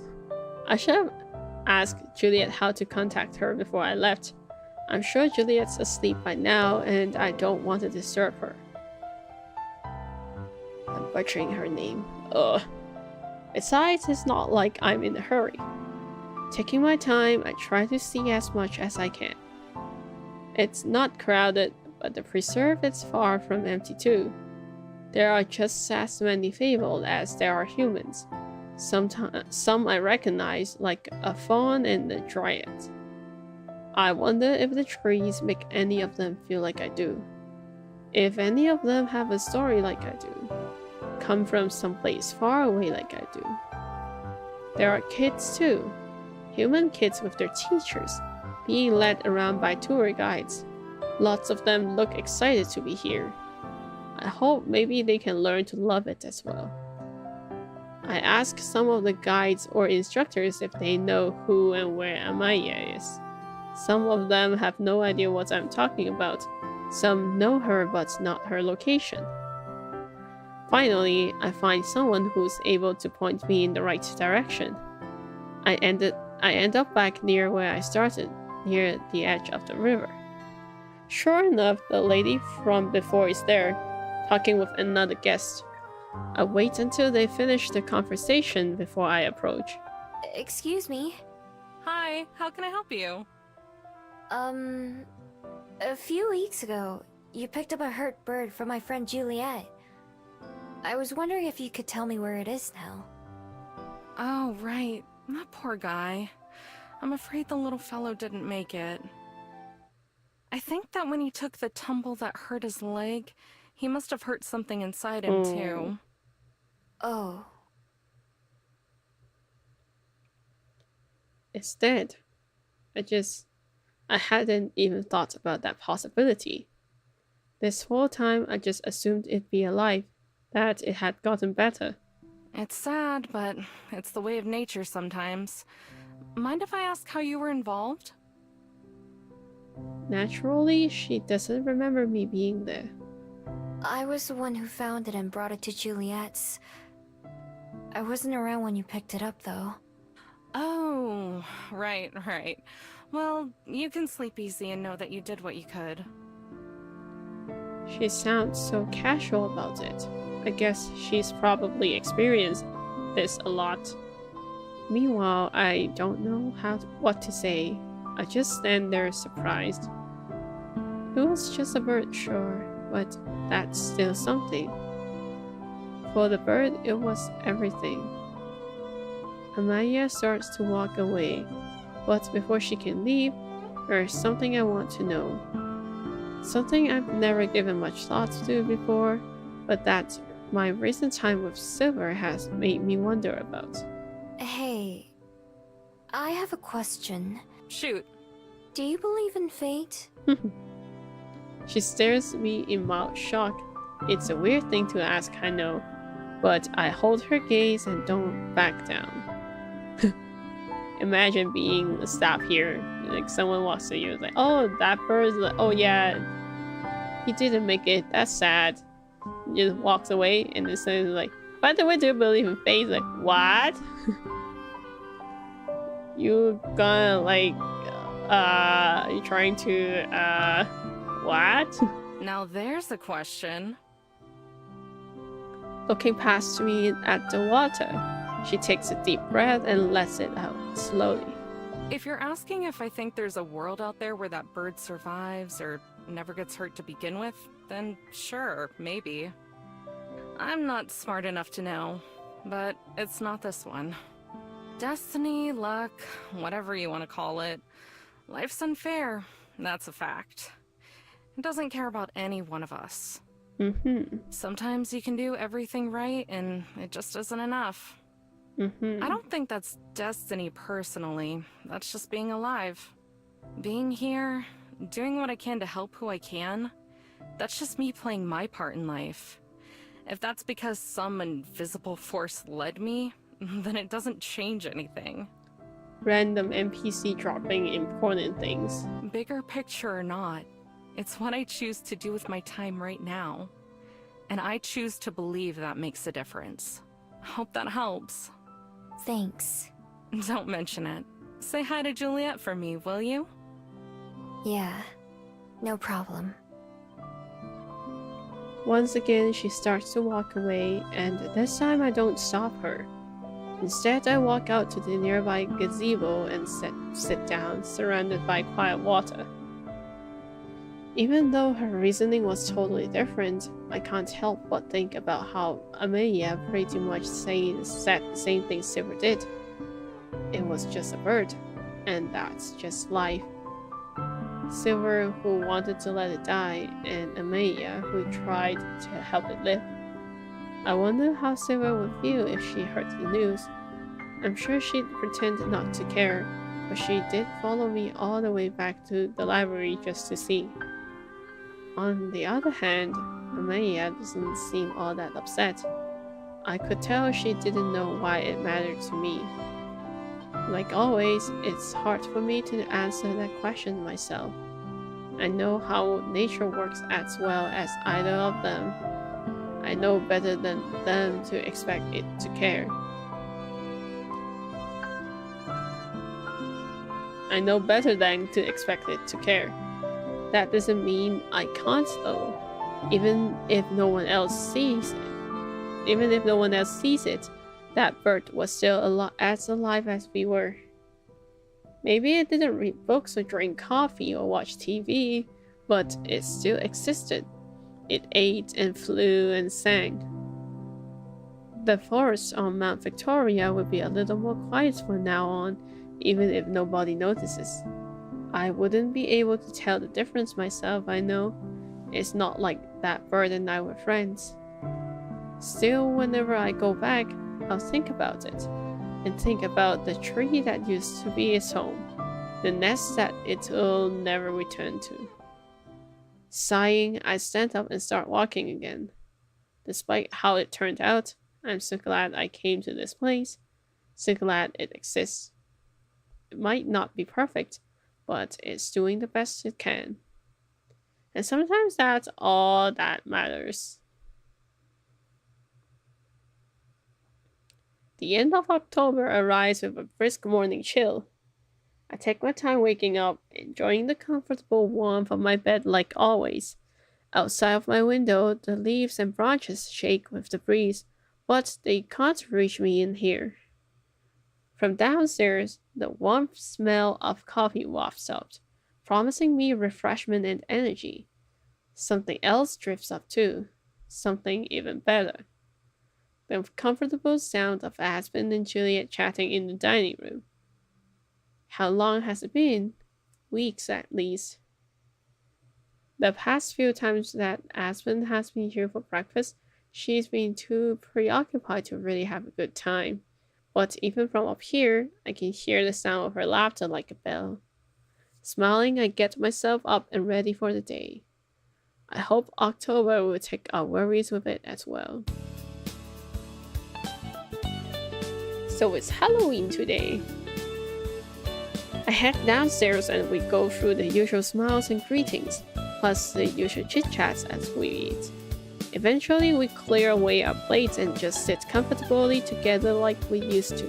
So, Miho, today will be your first holiday, correct? Holiday? Yep. The first one I've paid attention to, at least. I don't really know what Halloween is about, though. It depends, really. In some parts of the world, it's a time to honor the dead. In many others, it's simply a time to celebrate the season and have fun. Halloween. And then the All Saints Day follows right after. Most of the time it's about sweets and costumes. I'm sure there'll be plenty of trick-or-treaters coming by tonight. What's that? It's where kids put on costumes and go door to door, and the people who live there hand out candy. For free? Don't get any ideas. Too late! You gonna dress up? I picked up some bags of candy earlier, so there will be plenty to give out. Halloween is usually a busy night here, as you said. Will the two of you be here? Or do you have other plans? Aspen and I look at each other and I shake my head. I don't have anything else. Neither do I. So I think it's safe to say we'll be around. Wonderful. I'm looking forward to it. Handing out candies. It's good to see you looking so well, Aspen. I'm glad you're feeling better. Me too. I'm still not quite back to 100%, but I'm getting there. Have you decided what you're going to do? Not entirely. I've decided that I'll put aside writing for a while, though. At least writing for anyone other than myself. I think I need to remember why I started doing it in the first place. That's a good move. After that, maybe I can start to think about publishing again, and manuscripts. That could be in a month, or in a year, or even several years. Under the table, Aspen takes my hand. For once, I'm not in any rush. Juliet looks at us fondly. Compared to a couple days ago, she looks relieved. It's clear that I wasn't the only one who was worried about Aspen. That's good. I hope you'll take all the time that you need. The three of us make plans for the evening, settling on the time that we'll be back at the library. Juliet departs for bed, and Aspen and I remain at the table. Aspen slouches, looking up at the ceiling with a contented sigh. I can't remember the last time I had a morning like this. Not just with you and Juliet, but where I don't wake up feeling like I've already fallen behind in the day. No plans, no obligations. She squeezes my hand. Just us. I've missed days like that too. I know I've said it, but I'm sorry for worrying the two of you so much. And for being so distracted all the time. And for several other things that I'm sure will come to mind soon. You don't have to. You're going through it. Don't be sorry. I know you were trying really hard because of how important writing is to you. Yes, well, there are other things that are important too. I can't let myself miss out on all those.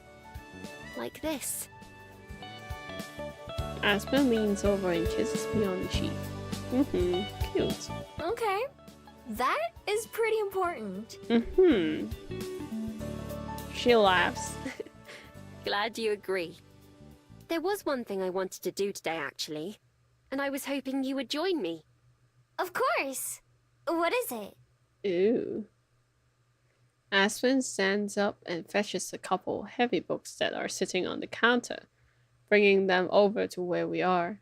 I recognize them as coming from Aspen's apartment instead of being part of the library's collection. They make a heavy thud as she sets them on the table. Something Mum and I used to do when I was a kid, although it's been a few years now. She takes one of the books and opens it up, flipping through the pages quickly but carefully. I watch from over her shoulder until she finally stops. Here we are.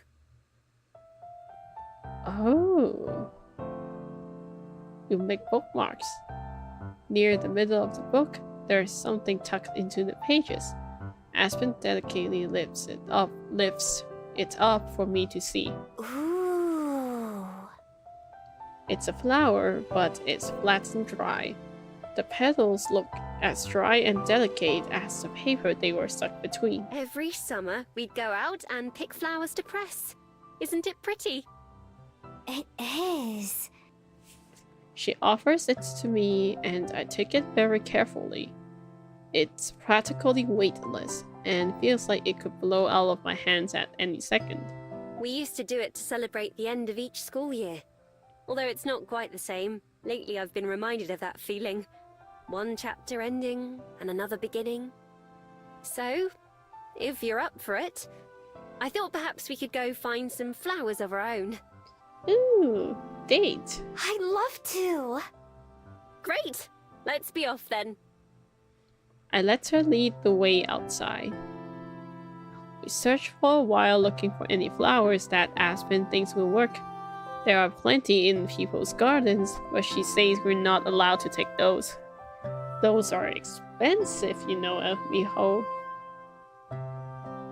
We try the park, the mountain, and even the sides of the road, but nothing we find meets Aspen's standards. Finally, after going around a big chunk of town, we spot a hidden grove near the waterfront that seems perfect. There are several different types of flowers, all in bloom. We walk over and stop just at the edge of the patch. These should do. What do you think? They look really pretty. But I thought that about the other ones we saw too. It's not just about how pretty they are. They need to be the right shape and size as well. These ones check all the boxes. Go ahead and choose some that look nice to you. Then you can snip off the tops with these. She hands me a pair of scissors. I don't know how to decide. They all look nice to me. It should be easy then. It's best if they're kind of flat though. Remember to only take the top so that the rest of the plant can grow back. I watch her pick a couple so that I can make sure I'm doing it right. Aspen only chooses flowers that are in the middle of big patches instead of ones that are alone. After a bit, I wander off to select my own. Both of us move around carefully, making sure not to step on anything delicate. There are some that looks like the ones Aspen already had in her book, which remind me of the flowers you can buy at the store. The sweet aroma isn't as strong as it would be if I were a fox, but it's still nice. There are others that I've never seen before, but catch my eyes as I'm deciding. Both kinds seem they should work, so I'm not sure which to choose.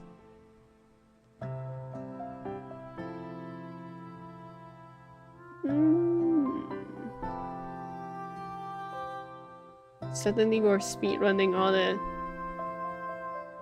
all the selections that we can have. Let me save this one too.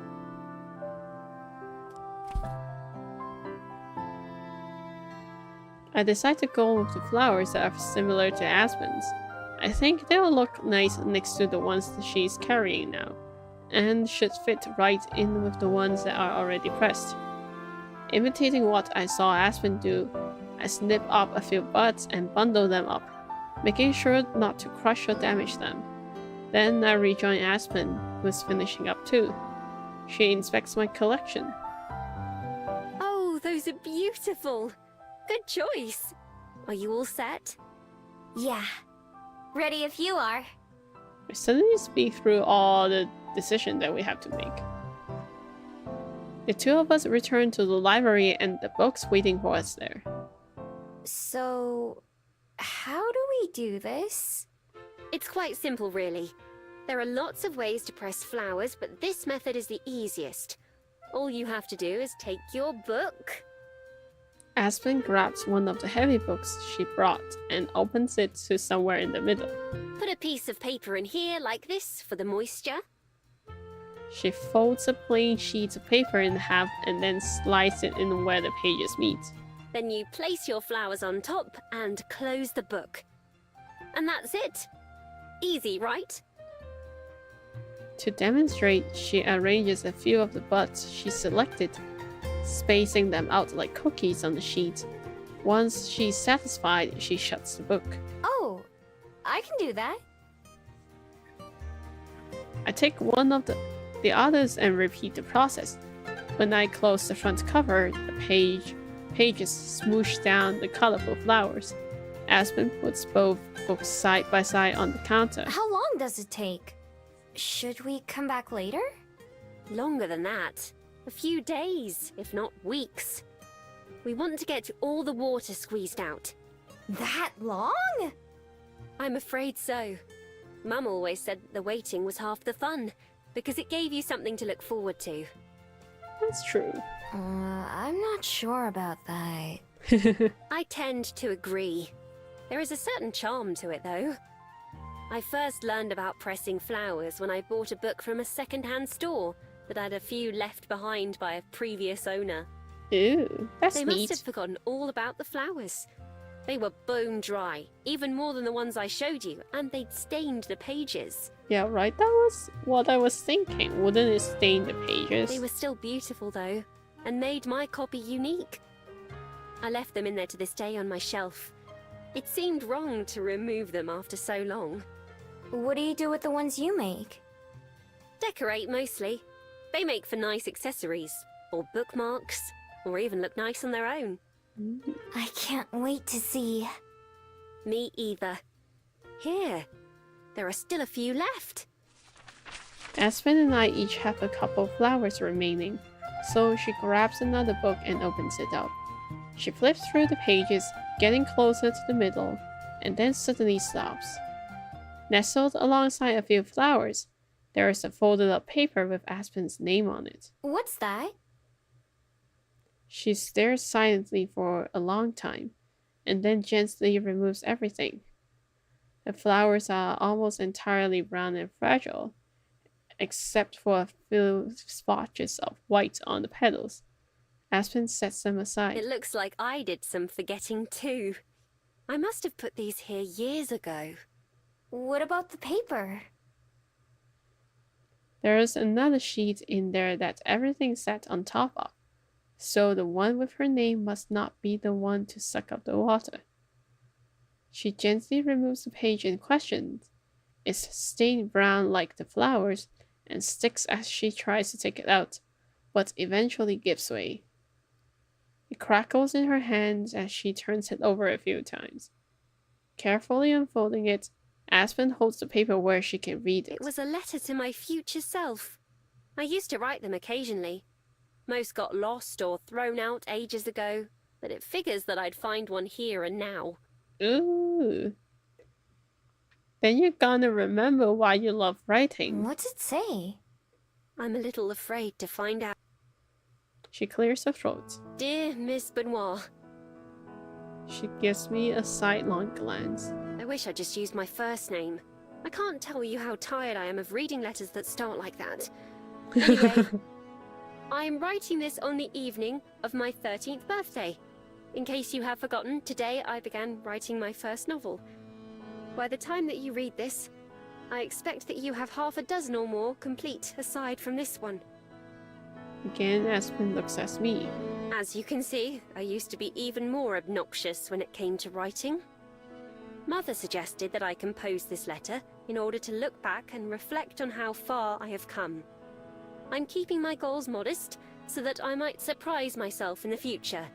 Right now, there are many questions that I have. What was university like?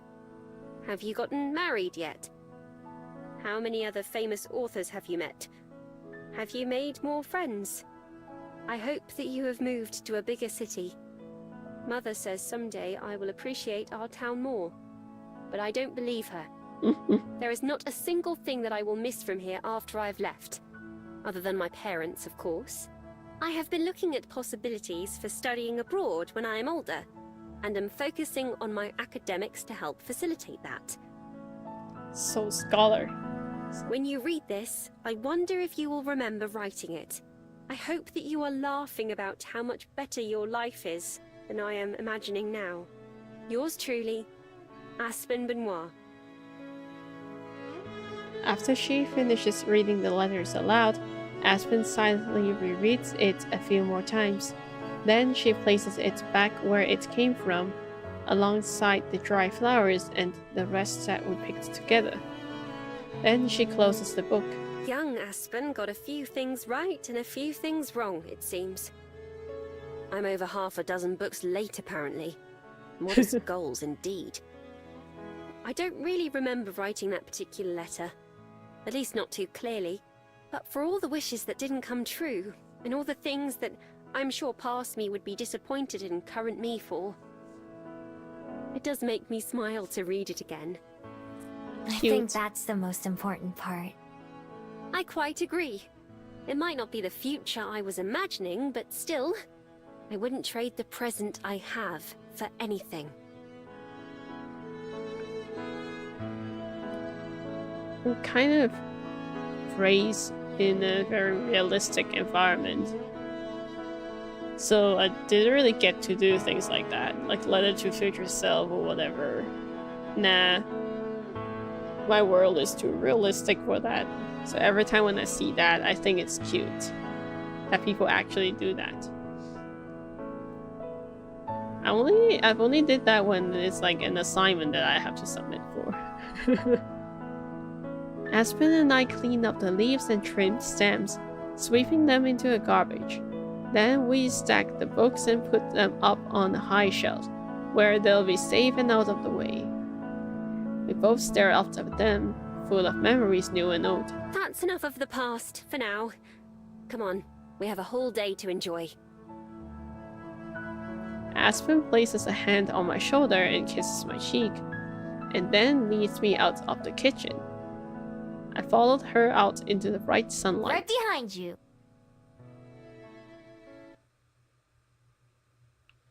As the day winds down and starts to get darker, a light breeze starts to pick up. Not enough to be cold, but enough to make me glad I have my jacket. Aspen, Juliet, and I sit out on the front porch with the lights on, watching the road. How long until people start showing up? Soon, I'd imagine. The early evening is when most trick-or-treating begins. They'd better hurry, before Miho eats all the candy. Can't argue with that. I unwrap another piece and stuff it into my mouth, shoving the wrapper into my pocket with a bunch of others. Maybe if you go knocking on doors, you could convince people you're a kid in a costume too. That way you could get your own candy. Do you think that would work?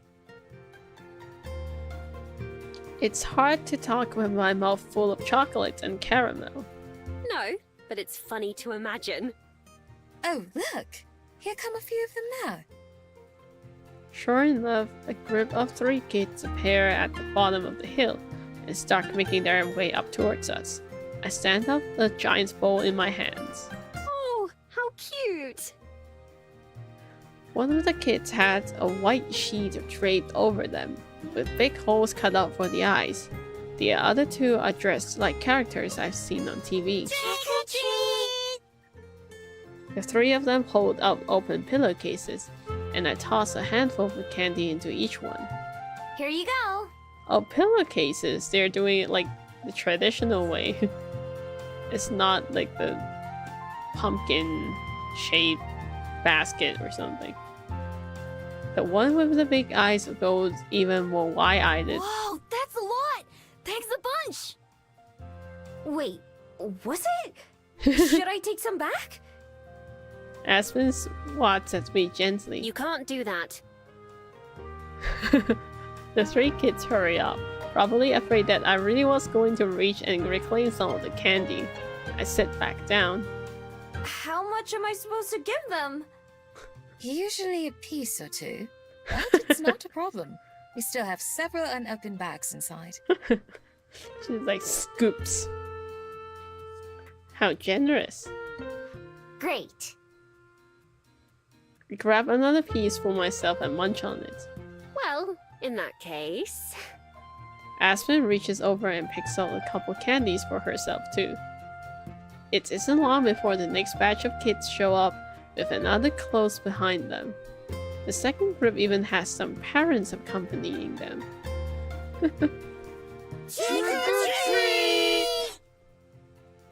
It gets later and later, but more kids starts arriving, rather than less.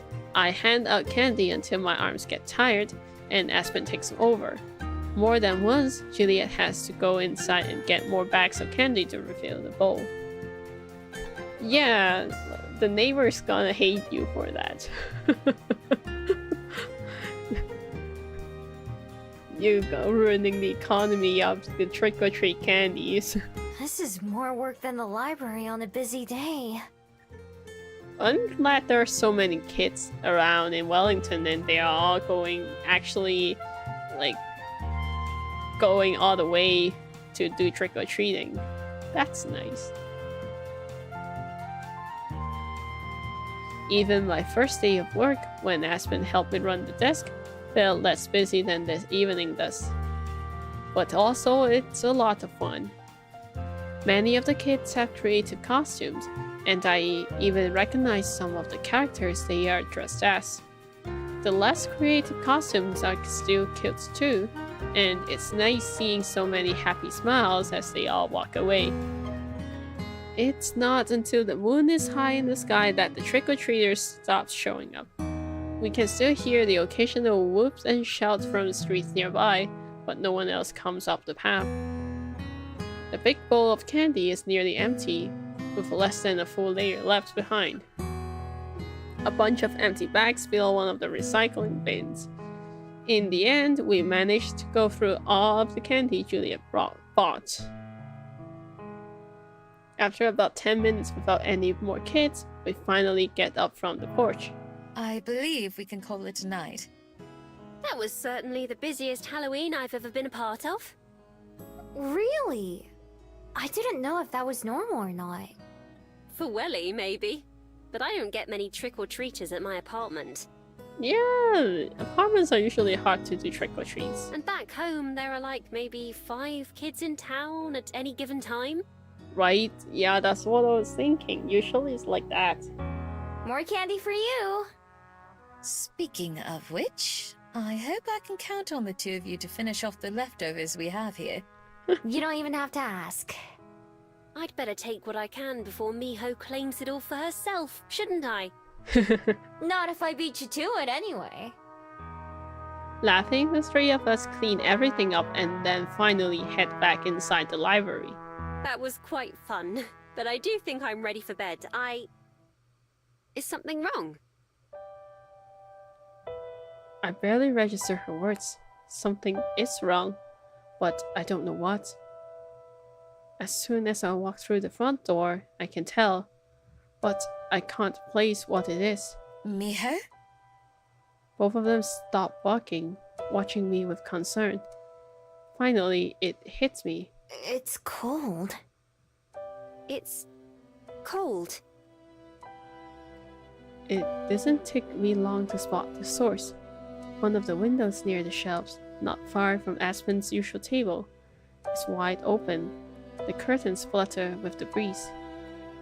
Two of them follow my line of sight. Oh, did we forget to close this? But then, that doesn't make sense, does it? Why would we have just opened one of the windows? Who? We wouldn't. That window was definitely shut earlier.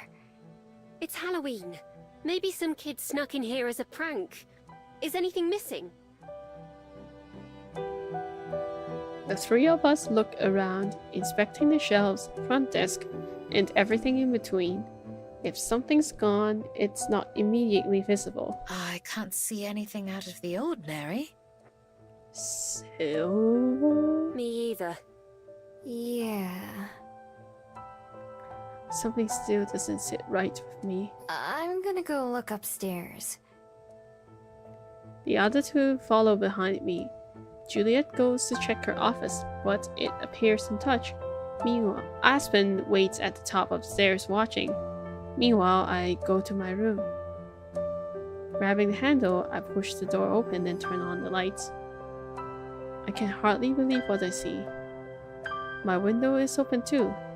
My bed sheets and pillow are strewn across the floor like someone climbed across the bed. What few other possessions I have are also scattered around the room as if a tornado has blown through. Miho? Is something amiss? I can hear them both hurrying my way as I remain frozen in the doorway. Behind me, Aspen gasps as she gets a glimpse of my room. Who? Why? I have a feeling I already know the answer to one of those questions, but not the other. Stepping inside, I mechanically pick up my things and put them back where they belong. Everything is here, except My for... scroll!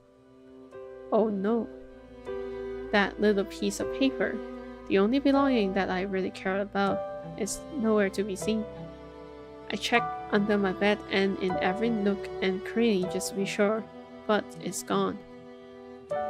That fact is all the confirmation I need. I'll be back. I push my way past Aspen and Juliet's shocked face and dash back downstairs.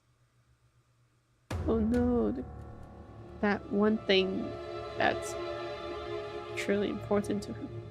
Both Aspen and Juliet shout after me as I barrel out of the library, but I ignore them both. The instant I'm outside, I transform and keep running. There is no question or doubt as to who took my scroll. The question is why. As angry as I could be, I forced myself to stamp down that feeling down, at least until I know Silver's reasons. The path to Mount Victoria is more crowded than I've ever seen it. Both the roads and sidewalks are full of people, mostly parents with their kids. Some of them point to cheer as I run past, but I don't give them a second thought. None of them try to stop me or get in my way. By the time I climb the forest and reach Silver's part of the forest, by the time I climb the mountain and reach Silver's part of the forest, it's dark. She isn't in any of her usual spots, but I can sense that she isn't far away. Racing through the darkness, I keep my nose near the ground hot on her trail. Then suddenly, just like last time, I find her. She moves in the darkness, a patch of shadow that's a different color than the rest. Her bead glows as vibrant as ever, illuminating her wrist. It shines on the unfurled paper in her hand. Like always, she waits with her back to me. So you came. Of course I did! Give me back my scroll! I keep my distance but reach out my hand. She's just a few steps away, tilting her head to look up at the starry sky. No, not the skies, the trees. I follow her gaze upward and realize something. I've been here before. I recognize this tree. It's the one the bird fell from. The story's getting intense here. That makes me pause. Has she been wondering about it all this time? Is this her way of asking? She did follow me all the way home. I softened my voice, but I know that I may as well be blunt. It died, you know. They weren't able to save it. Her posture doesn't change, but by the subtle light of her bracelets, I can see her fingers clench the edge of my scroll more tightly. I met the woman who rescued it. She said the same thing that you did. That's just how nature is. Silence. Gritting my teeth, I try to contain my growing frustration. Normally, I can tolerate her silence, but tonight, instead of just coming to talk like she knows I would, she steals my most beloved possession and makes me chase her out here. All so she can ignore me. Don't you have anything to say? You must have come here for a reason, didn't you? More silence. Not even a breeze disturbs it. Finally, I've had enough. I step forward, snapping a branch beneath my shoes. Hey! Answer me, damn it! Stop acting like you don't care about anything! That gets her attention. She looks at me over her shoulders, face hidden except for her eyes, and then faces me. Were you to happen upon another burn, more broken than the first, would you still try to save it? Of course. Even knowing that your effort is likely to be futile? Yeah, even then. At least there's a chance it would work out. You speak like a human, fighting against the inevitability of death. While we could watch the river of life from its shores, you choose to struggle upstream. Why? Why? Because otherwise it all just passes by. I did what you said and watched from the shores for so long because I didn't even think about joining it. But once I did, once I let someone pull me in, I realized I like it more this way. It's hard sometimes. I haven't even... There's someone I met who is also afraid of getting hurt, and someone else who is afraid of just passing by.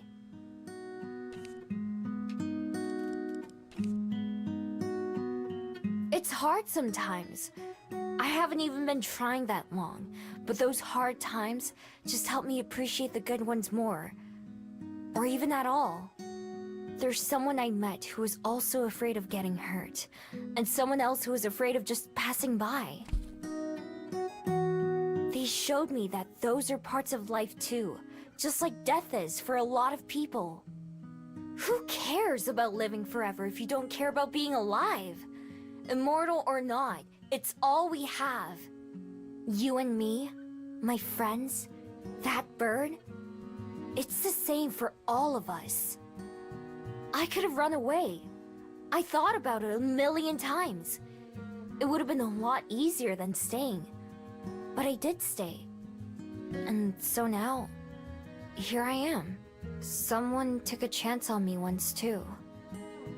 Even if I wouldn't have died, they still saved my life in a way. I thought it would be impossible for someone like me, like you and me, that it wasn't even worth the effort to try and change things. Hospital bills? What's that? I don't understand that. That's not really my language.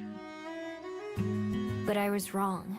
And I'm glad that I was. And so that's why I do the same thing all over again. With a burn. Because if there's even a chance, it's worth trying. Although I don't say it, I can't help but think even talking like this is something relatively new for me. Unlike Silver, who talks more like Aspen's old books most of the time. It just goes to show that there are lots of different paths our lives could have taken, but they both brought us here together. She's just having it rough, and we didn't have the chance to have anyone who can tell her things can go otherwise. While Silver is still thinking about what I said, her eyes suddenly goes wide at the same time that I feel something warm on my neck. Holding my necklace where I can see it, both Silver and I just stare as my bead brightens before our eyes. The glow intensified to the point that Silver has to shield her eyes and look away, although somehow it doesn't bother me.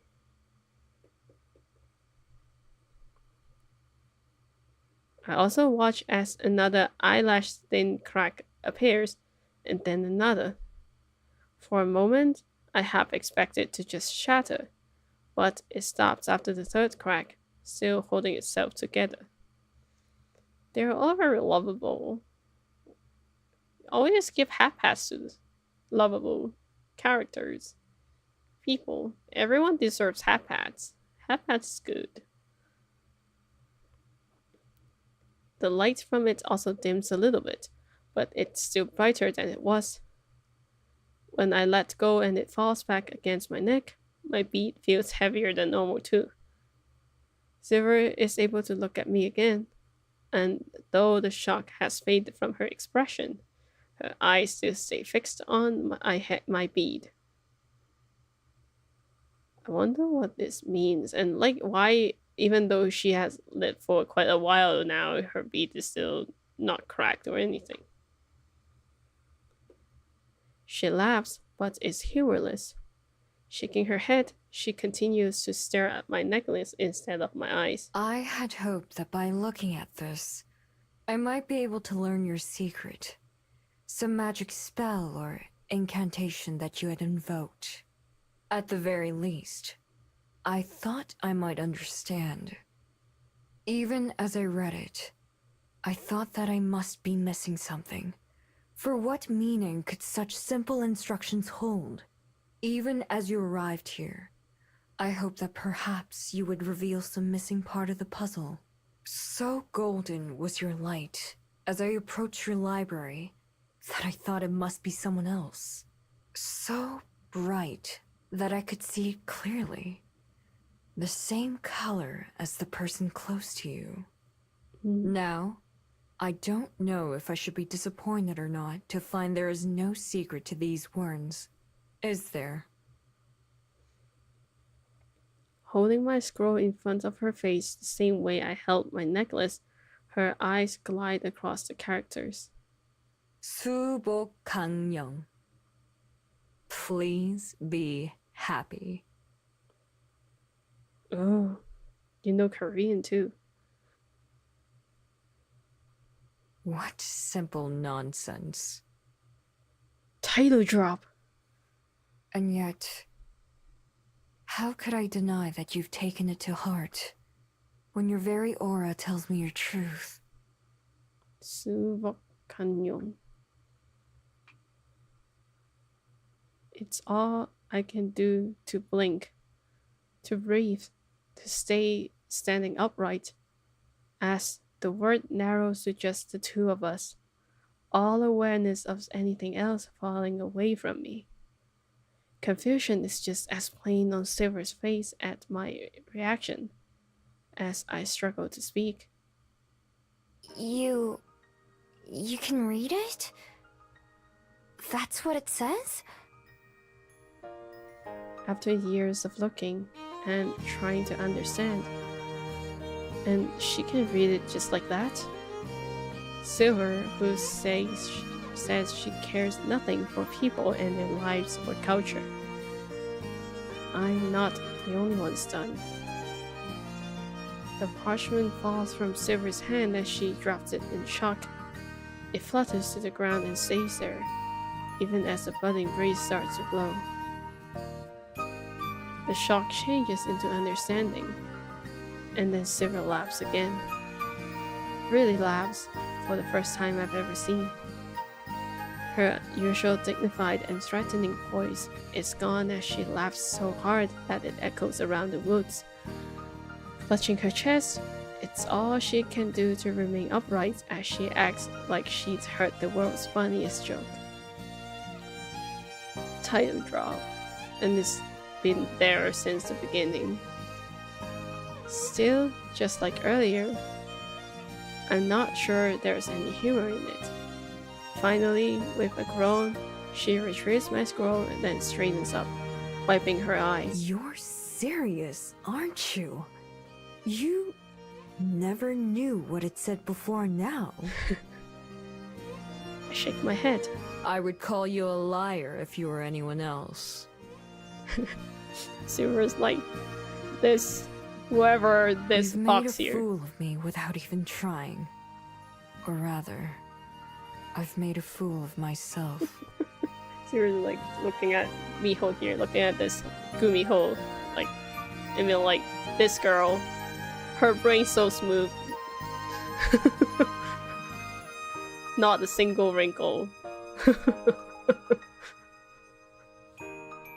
Funniest thing I've ever heard in my whole life. Brain so smooth. Head empty. Yeah, don't think too much. I mean, things can be hard. Things can really be hard. But it can be easy. It can be simple too.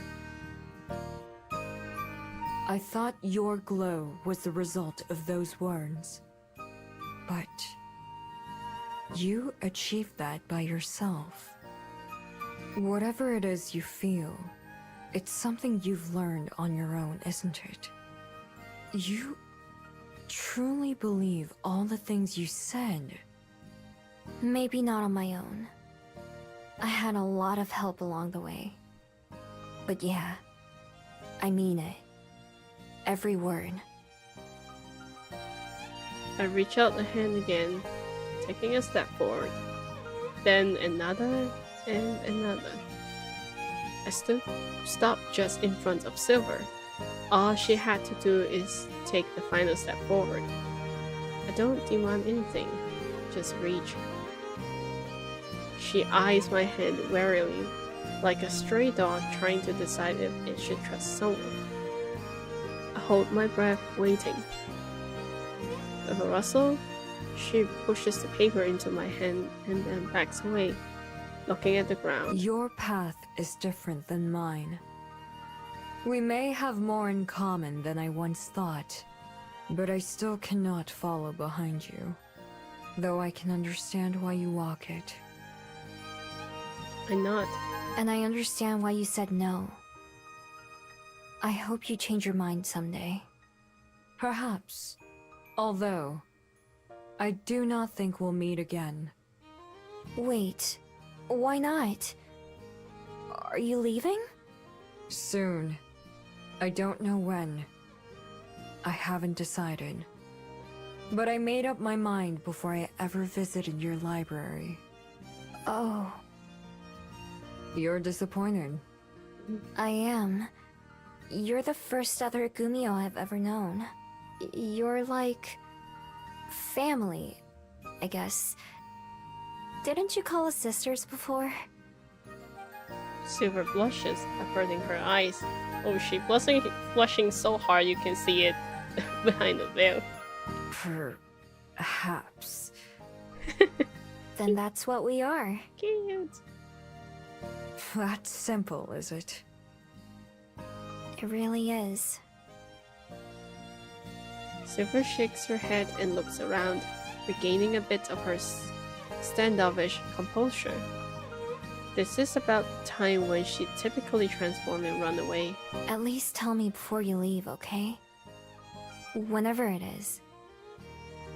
She hesitates, but then agrees. Fine. Goodbye, Miho. Bye, Silver.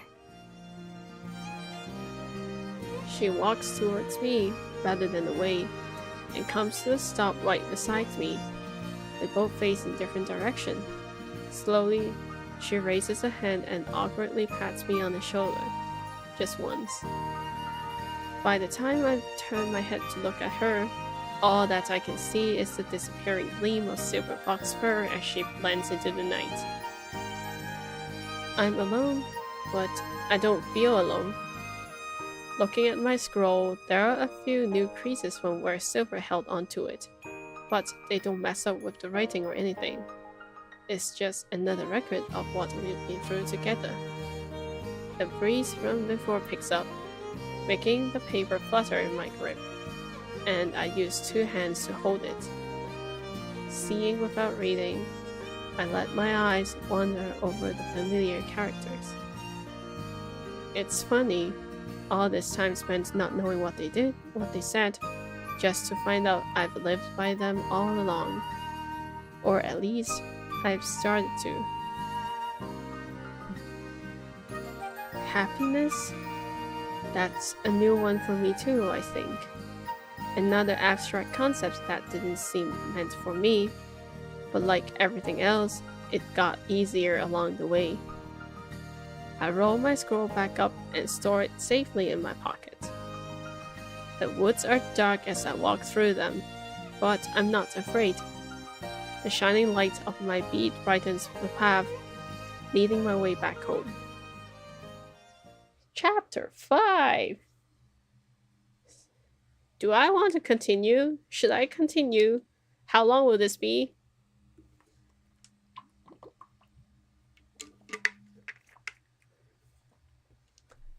Things will last until into December. So we might have like 1 month in-game, 1 month of content from now. Should I continue? Should I try to finish it within this stream? Wait, before anything, let me save. Save.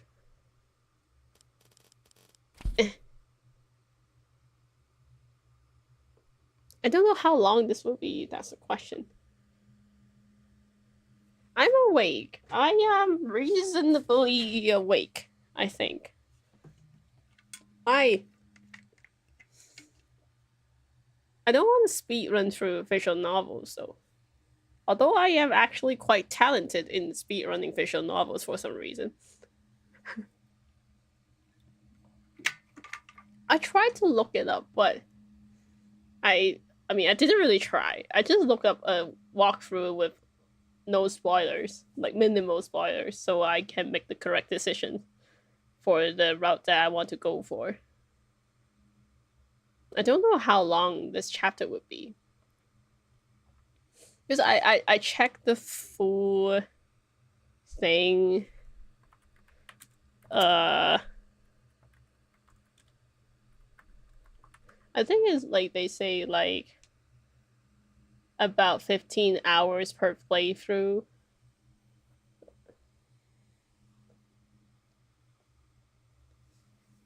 It's like they say it's 11 to 12 hours for main stories and like 15 to 18 hours if you want to get through the side contents and routes, and up to like 20-ish hours if you want to 100% it kind of thing. But I don't know how long this last chapter would be.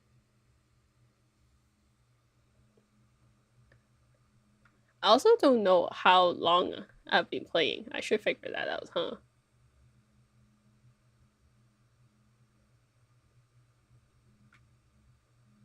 Two to 3 hours. I think I can try to do it.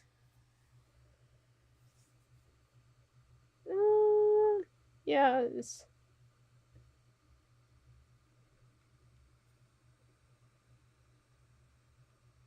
Huh.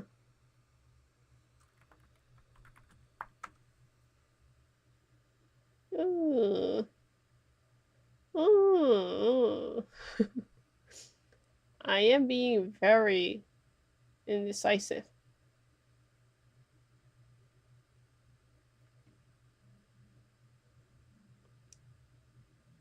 You know why I always seem like organized or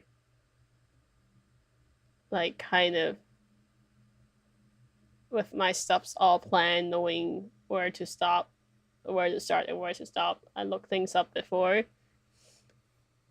so I kind of know where to call it because I am super indecisive when I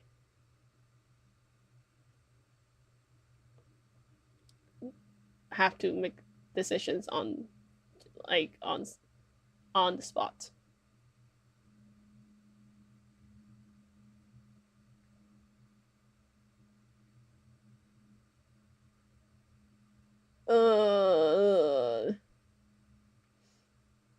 I mean, I'm really good at speed running visual novels, which is not something you should speed run for. If I don't read the dialogue, I can speed run. Like if I don't read them aloud, I can speed run them really fast. But it's the ending I don't want to speed it through.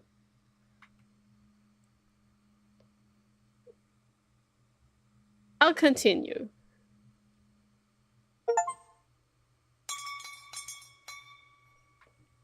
Got an achievement for beginning chapter 5.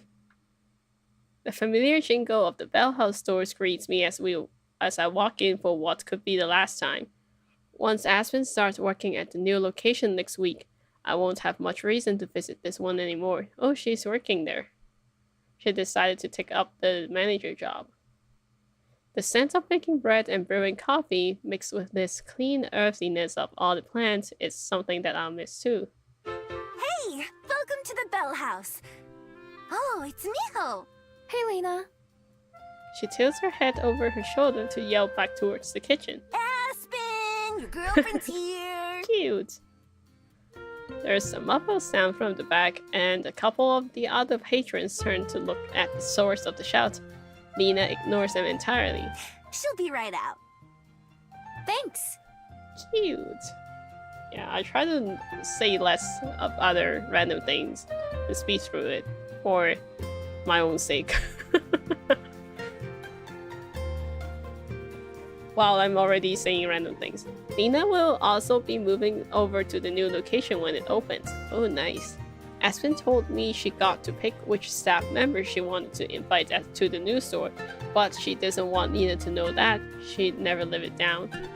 Since there's no one else in line, I lean against the counter to talk with Lena while I wait for Aspen. I was just thinking about how I'm gonna miss this place. It must be like that for you too, right? I don't know. I haven't thought about it too much. Maybe I'll miss it when I get there.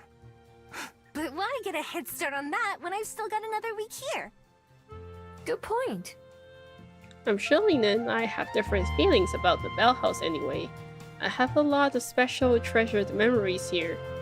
But for her, it's just part of her routine. Kind of like how the library is important to both Aspen and me, but not in the same way.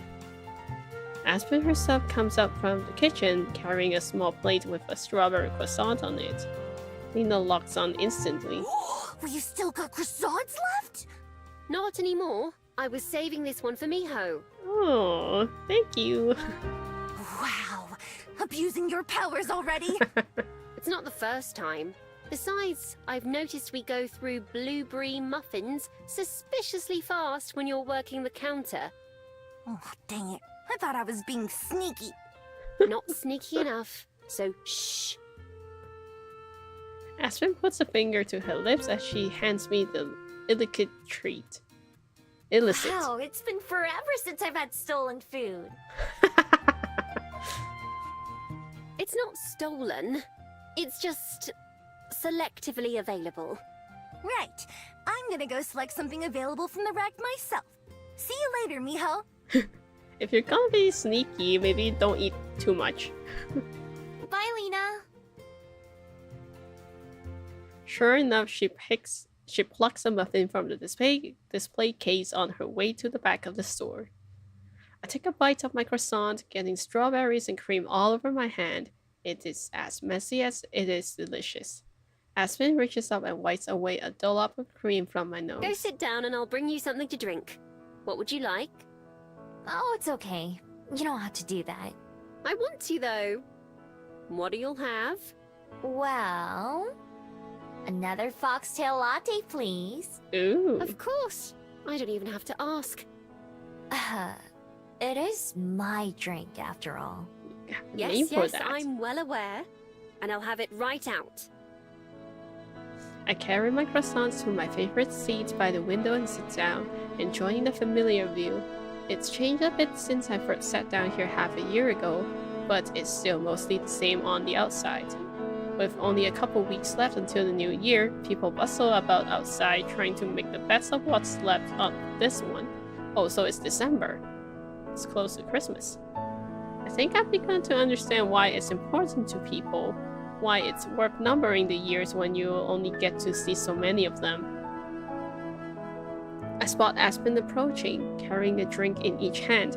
I move my plate out of the way to make room for her as she sits down. Here you are, a foxtail latte for its namesake. Thanks! It's delicious! You haven't even tried it yet. So? I don't need to. I just know. It has been a hit with the customers too, I must say. Ew. More than any of the other beverages I've created. Maybe it's because you make it for your first love, or the love of your love at first sight. Clearly I have my wonderful muse to thank for that. You've left a mark on this place too. That's why I get them for free forever, right? Or as long as I'm working here at least. You know, maybe Lena was a little bit right about me abusing my powers. It's alright. I won't tell her you said that. Good. There's a growing list of things not to tell Lena. Aspen takes a sip of her own drink and looks impressed. Damn, that is good. She removes the lid to let it cool, which isn't something I've seen her do before. What are you doing after this? I'm only on a 5, by the way. That's fine. I'll probably just head back to the library. I don't have much else to do today. Jealous? Why? What about you? I'm only working half my shift here today. After lunch, I'm going to the new store to help Regina with some final inspections, and then doing interviews for new hires. It's a lot. Oh, you know how to do interviews as well. You're doing all of that in one day? There aren't that many days left. We should have been done with hiring already, but one person changed his mind last minute. Oh. So now... She trails up and ends with a sigh, a combination I know all too well. Well, I could go on, but I won't. Who would have thought opening a brand new restaurant would be so much work? Who would thought? Although she laughs, I can't help but be a little concerned. Although it's been over a month since Aspen decided to take a break from writing, it's still way too soon for her to be overworking herself again. Are you sure you're gonna be alright? I mean, you're gonna be this busy until it opens, right? If not busier, yes. It won't be fun, but I'll manage. I've heard that one before, you know. I know. I mean it though. Really. The soft opening is in 10 days. Even after that, there'll be plenty to do.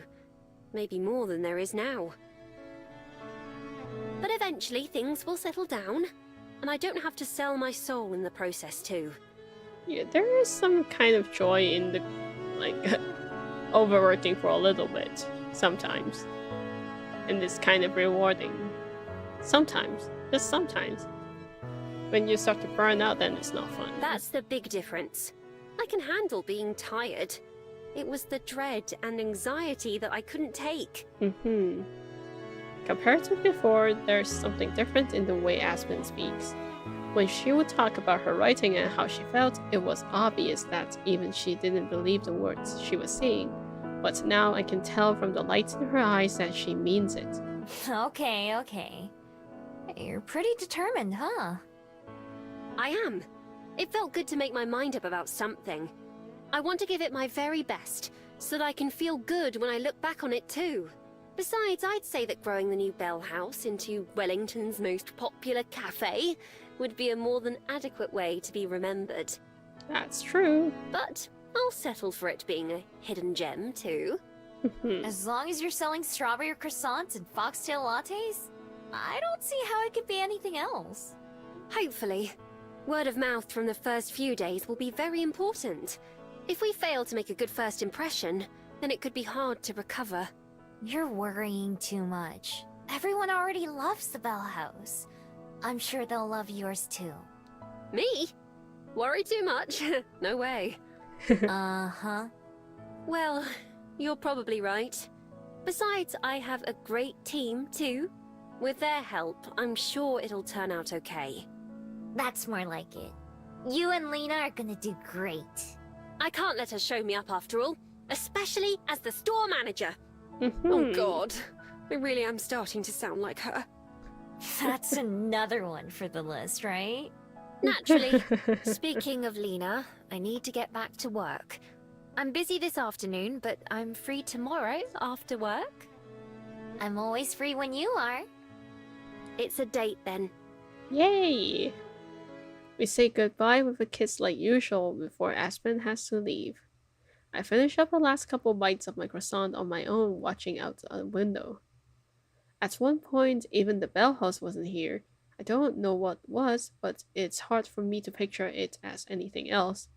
At one point, it was just someone's dream, an idea, or a half-formed concept. It took a lot to turn that into the little restaurant that I know and love today. For the new bell house, Aspen will be responsible for the start of his story, for making it more than just a dream. I have a lot of faith in her though. Aspen's great at stories. Seeing her enthusiasm and determination return is such a relief. Her path forward is clear, at least for now. I'm glad for her, I really am. Still, I can't help but wish I had something like that for myself too. A goal to work towards, or a dream to fulfill.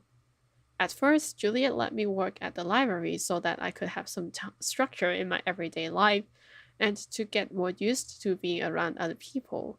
But that's not something I need as much anymore. I don't mind my job, but the fact that I'm here right now and come and go whenever I feel like it kinds of proves that what I do there isn't 100% necessary. Still, it's home. It's a place to go back to when I figure out what's next. So, after cleaning up my trash and finishing my drink, that's exactly what I do.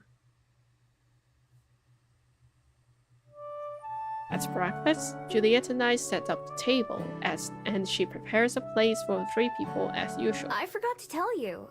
Aspen won't be here today. Oh, I see. Is everything all right? Yeah, she's just busy.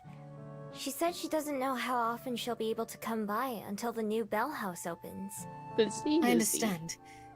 She must have a lot of responsibilities to take care of right now. Mm-hmm.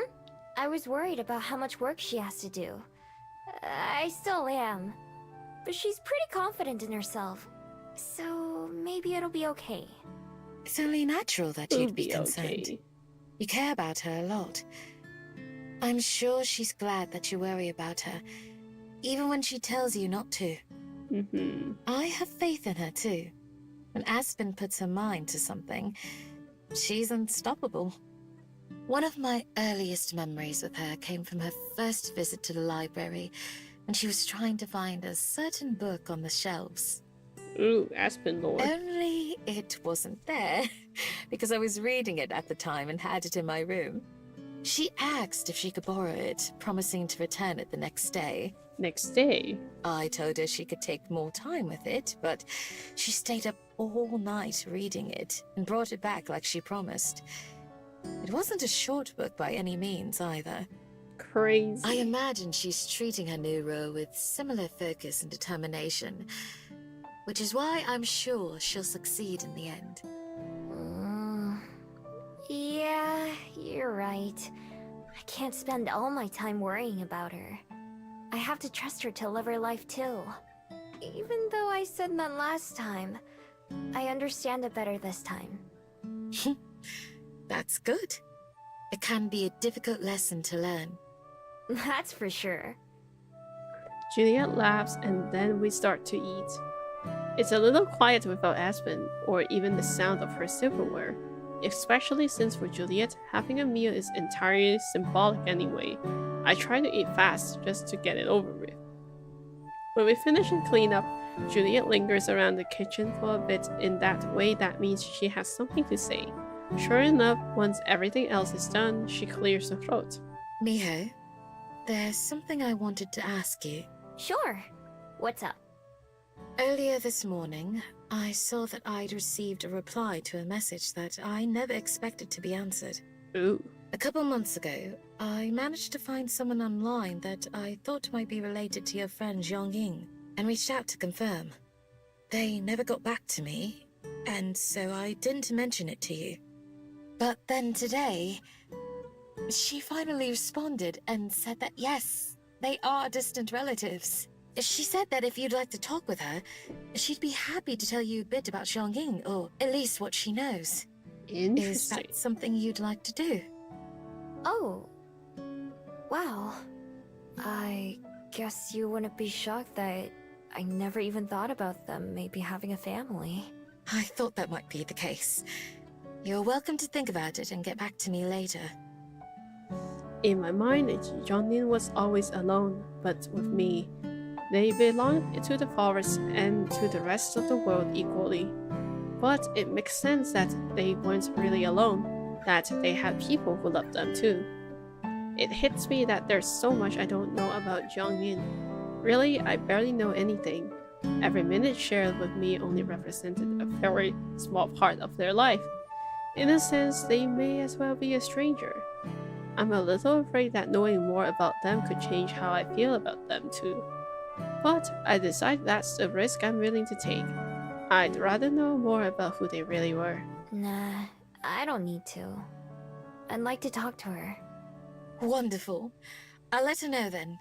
I believe she's in America, so our times are fairly different. Shall I see if tomorrow evening would work? Sure, that sounds good. Thanks. And thanks for tracking her down and messaging her in the first place. She's so nice. It's my pleasure. It's what I specialize in, after all. I'll let you know tonight if I hear back from her. Okay. I'm going to see Aspen when she gets off work, but I'll be back sometime this evening. I'll see you then. Have a good sleep. Oh, accidentally skipped that. There's a lot that I'm looking forward to talking about with Aspen today. I set myself up in the library and take care of my chores like usual, but it's hard to think about anything else. The afternoon sunshine draws us to the park once Aspen gets off work. Instead of staying indoors at her apartment or the library, she tells me all about her day at work, and in exchange I tell her about my upcoming call. Wow! Juliet's incredible, isn't she? I had no idea she was setting that up. Me either. It was a total surprise. She said she sent the message a long time ago, though, and it took months before she got a response. Well, I can certainly empathize with that. At least in this case, the response turned out to be a good one. Hopefully. I'm a little bit nervous, though. About what? Just about what they might say. What if it turns out Zhongying is totally different from what I thought? What if they were actually a terrible person? Then that would be true whether you knew it or not. They do say ignorance is bliss for a reason. If I were you, though, I would want to know the truth no matter what. That's what I was thinking. Maybe someday I'll be able to do something without worrying about it the whole time. If you figure out the secret, let me know. That's natural. Lena sure isn't sharing it. I think she's somewhere around here too. At least she mentioned that before she clocked out. Is that why we're here? Not at all. I adore Lena, but I'll be spending more time with her than without her for the next month. I just wanted to appreciate the fresh air before I forget what it's like. Put a ton of plants in your bell house too! Did you know that plants help us breathe? I just learned that on TV! I was aware, but I'm glad for you. Plants are on the list though. I also want to put in a reading corner with a small library for people to browse while they visit. Bell House sounds like a very chill place, like the new Bell House. I would like to visit a cafe like that. Regina's allowing me to set it up and decorate how I see fit, so I'm being as self-indulgent as I can. A cafe with a library in it? That sounds perfect for you. Where would you get the books from? Juliet? I was planning to ask her for some, yes. As well as a Oops. few from my Sorry. own collection, and Lena's, and anyone else who'd like to donate. Maybe Juliet would even let us share books, so you can return them at either place. How would you keep track of it? Would you hire someone to do it? Well, Ooh. I happen to know a certain someone who's very experienced in that position. But no, we would simply have to use the honor system, like Juliet used to. I still don't get how she doesn't worry about people stealing them. I mean, I do, but I don't.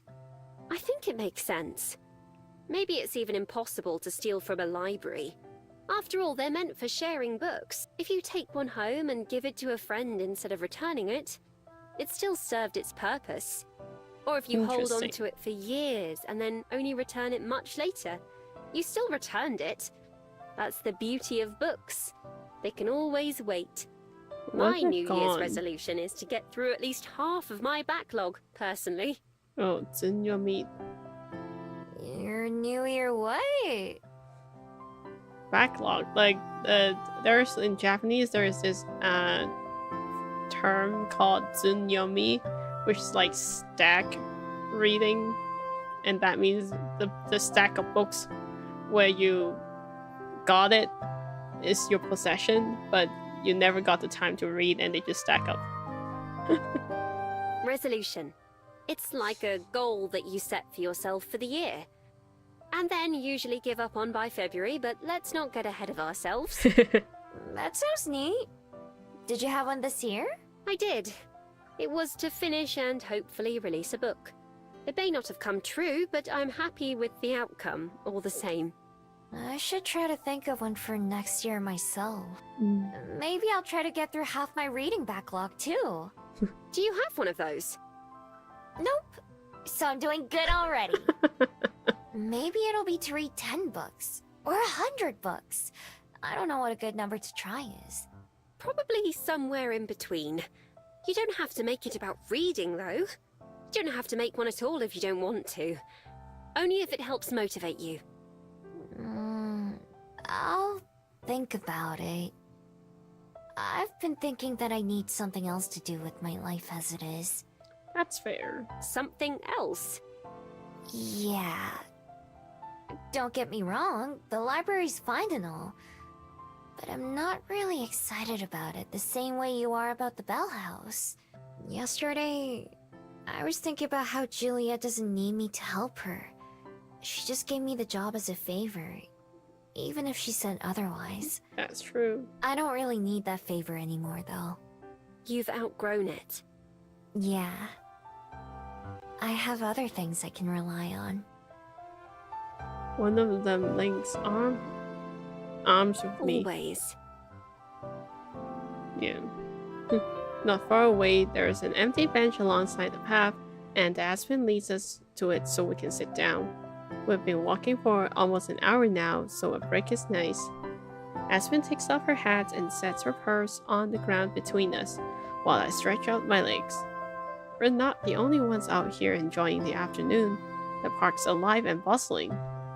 Bikers, joggers, dog walkers, and skaters all dodge around each other, plus the regular pedestrians like Aspen and me. Some of the dogs even run around off their leashes, ditching the road entirely. People are playing all kinds of sports too, and I can even tell the difference between some of them by now. I'm still a bit confused on what football is though. I even spot Lena, though she doesn't see us. Football. It's New Zealand here, so I'm not sure which football, but they have this, so I'm assuming it's American football or rugby. I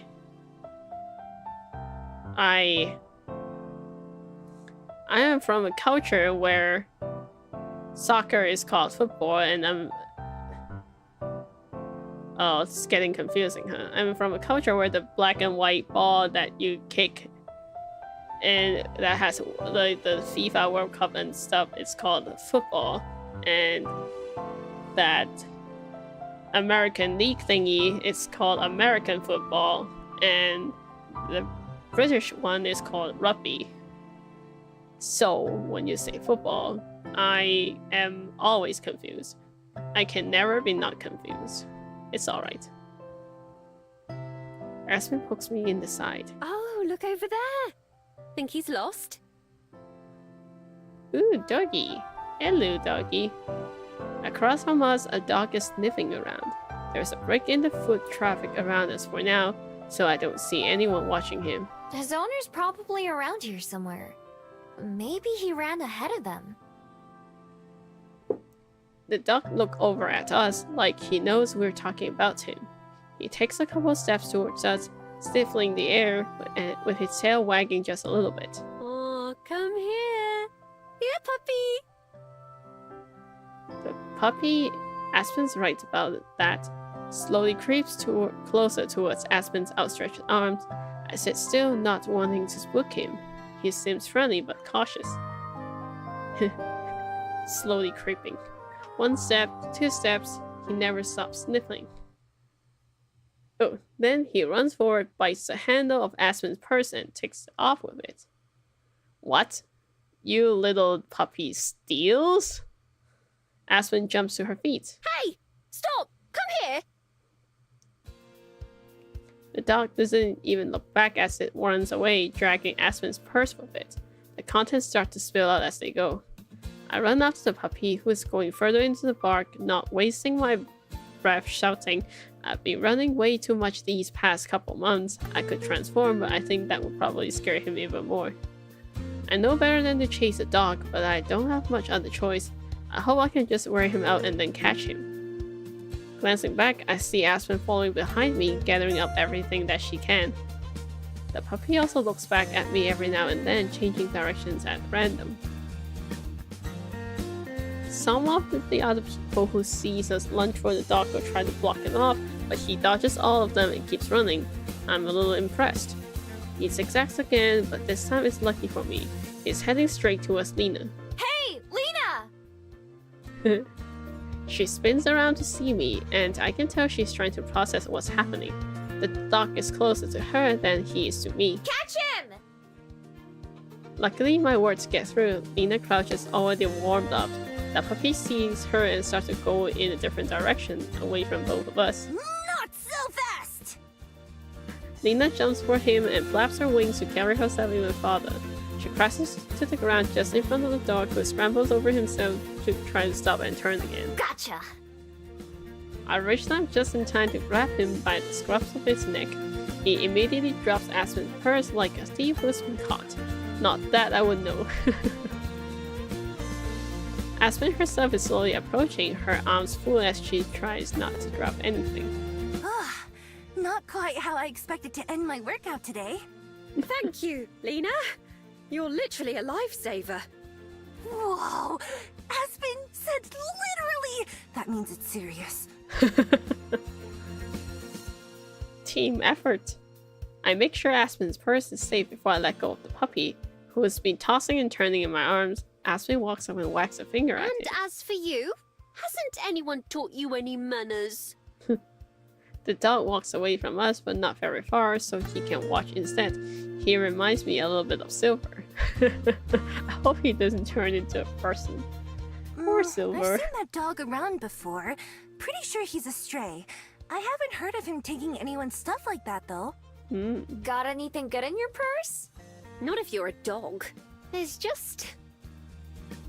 While taking a run in her now refilled purse, Aspen stops and then pulls out a smooshed plastic wrapper. I guess there's the other half of my lunch that I forgot about. Welp. The dog wags his tail and barks in Aspen's direction, and she frowns. This is what you were after, wasn't it? It really wasn't that good, I promise. She unwraps the remnants of a sandwich and tosses it to the dog, who gobbles it down in just a couple bites before looking at us for more. If he's a stray, as Lena said, that could be the best meal he's had in days. That's all I have. Lena and I are both empty-handed. What should we do with him? What if he's not a stray and someone's looking for him? They must not be looking very hard. I've seen him a couple days in a row now. Poor thing. He seems so friendly when he isn't running off with my things. I stoop down to try to pet him, and he lets me. He even licks my hand a couple times. Maybe we can take him back to the library with us. Juliet might know what to do. Again, like the nth time of Miho bringing in random creatures to Juliet. Well, she is known for helping strays. I'm not sure how we'd get him back there, though. I can carry him. He doesn't look too heavy. Carry him? Yeah, oh, why not? If he'll let me pick him up, at least. Just... please be careful. I will. I crouch down and approach him slowly, keeping my hand out for him to sniff. I also try to wag my own tail to help reassure him. Instead of running away, he just flops onto his back asking for a belly rub. Oh, nice. So cute. I do that with one hand while I slide the other beneath him. He's so lean that I can see his rib. Then I scoop him up. He whoops in surprise but doesn't try to escape. Once I get him situated, he's pretty calm. That wasn't so bad. Both Aspen and Lena crowd in to pet him now that he can't get away. He sits there and takes it all in stride. Okay, he's not that heavy, but let's get going anyway. Alright, I'll text Juliet so that she isn't totally blindsided when we get there. See you tomorrow, Lena. Later, boss! Later, Miho! Oh, later, puppy! Still leaning against my shoulder, the dog doesn't mind when Aspen moves his paw to wave goodbye to Lena. Such a good doggy. Although the dog starts to squirm at some point, I manage to carry him all the way to home. He sheds and definitely smells like a stray dog, but I don't mind it too much. He can't help it after all. Aspen also holds him a couple times. For some reason, he's more angsty with her than with me, so her turns don't last as long.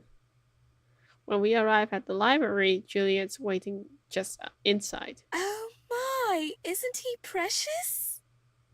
The puppy stomps his tail against my chest as Juliet comes over to pet him. People just can't stop themselves from doing that, I guess. Let's take him upstairs.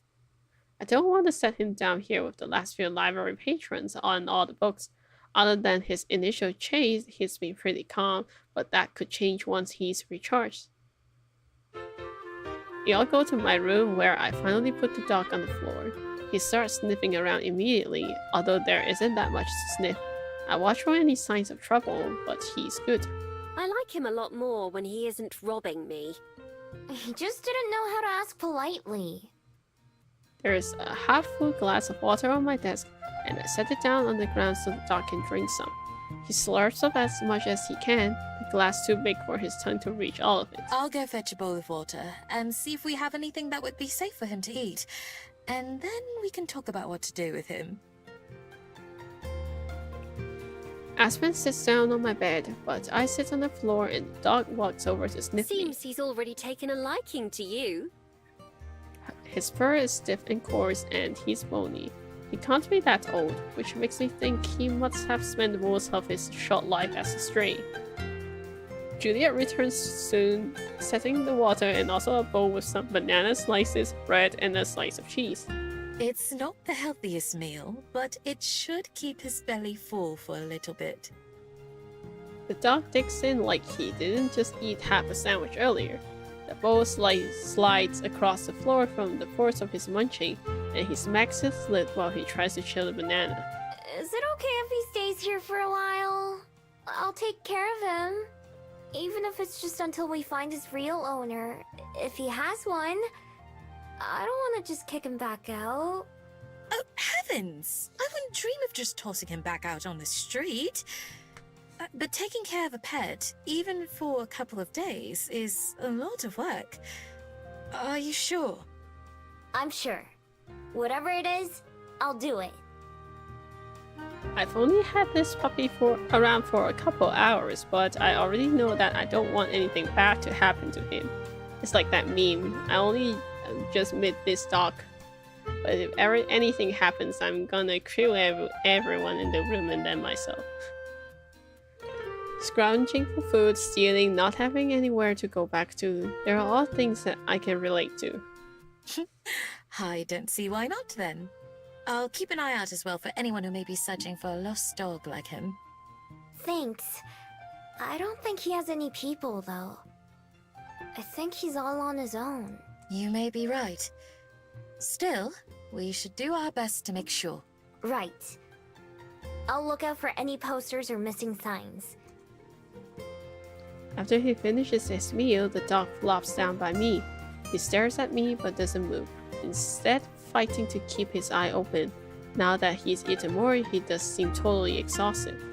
He must be in doggy paradise right now after spending a few days in the park. I know I sure would be. I look up at Juliet, smiling. Yeah. I think he'll like staying here. Will you give it a shower? Can he have a shower? Around sundown that evening, I grab my fishing pole and make my way to the waterfront. Ooh, special event. Like, technically, you should bring the dog to a vet to check if there's like any infections or any disease. And the dog will really help. Will really like a bath or a shower or just like some cleanup at least. Wait, did I read the last line? She got the fishing pole and goes to the waterfront. Juliet agreed to look after the dog while I'm gone, even though I could be out for hours. It's finally time. This morning, I got a call from Mr. Kim saying that the King of the Ocean has been spotted close by yesterday, and that he should be passing by Wellington tonight. Let's go, our fishing side quest. After months of waiting, or a whole year of it in Mr. Kim's case, we'll get a chance at seeing the legendary fish. Down by the bay, there are a lot more fishers out than usual. Some have tents and chairs set up, while others only brought the gear. Mr. Kim is waiting on the pier like usual. Good to see you, mijo. Feeling lucky today? I sure hope so. It's packed out there. Sure is. Tonight's one of those nights that we fishermen dream of. How long do you think it'll be until he gets here? Hard to say. There's a whole network of folks who watch the waters all up and down the coast, and they'll give us a ring if anyone spots him. Ooh. But there's no guarantee that he'll be close enough to see. Sometimes he passes through deeper waters before coming inland somewhere else. So, what you're saying is we could be here all night. It's a certain possibility. Sleepiness has ended many an angler's quest to spot the king. If you have to go early, I'll understand. Too excited and knocked over my water bottle. Why is that? Why is that drink? Night fishing is so much fun though. Are you gonna stay out here the whole time? If that's what it takes. Or if I hear that he skipped over us this year. I'll stay too. I've waited this long to see him. I can't just give up at the end. That's the spirit. I've got coffee and black tea to help keep sleep away. Ooh, special. Ooh. We walk to the end of the pier and sit down, keeping our rods close by. The setting sun makes for a beautiful sky that I tilt my head up to admire. Mr. Kim does the same. Mother Nature sure knows how to paint, doesn't she? Mm-hmm. It's a little chilly, especially out here on the water, and I wrap my arms around myself to stay warm. If we don't catch him this year, will you try again next year? Of course. And again, and again. What if we do get him? I think once is enough for me. Beyond that, I'll just be getting greedy. You can bet I'll still be out here, though. Even if I'm not fishing for the king. I don't know if I'd be able to keep trying for as long as you have. Oh?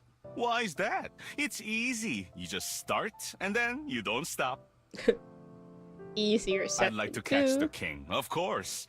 But I've come to enjoy the waiting just as much. It's something to look forward to. I also want to learn to enjoy the waiting. If I miss him, I'm disappointed, of course. But it just means that I get to try for another year. I don't really see the appeal of enjoying the wait when it's just the wait. I mean, usually people say they identify other things that they enjoy. That's why they enjoy the wait, which is actually like the time spent on doing or looking at something else that they like. But for me, I usually don't want to wait. When I'm actively grinding, I'm fine, but when I'm not really doing anything and just waiting, I just need to do something. Or go to sleep, or like take a break, or like just have something going, or else I not like I would be bored, but I would go crazy. When I first started fishing, I thought all the waiting around was pretty boring. I kind of get it now, though. Like when I'm fishing and waiting for it, I enjoy the time of thinking, at like sitting near the waters and feeling all of the sounds and smell and like the breeze, everything around me. So that's fine.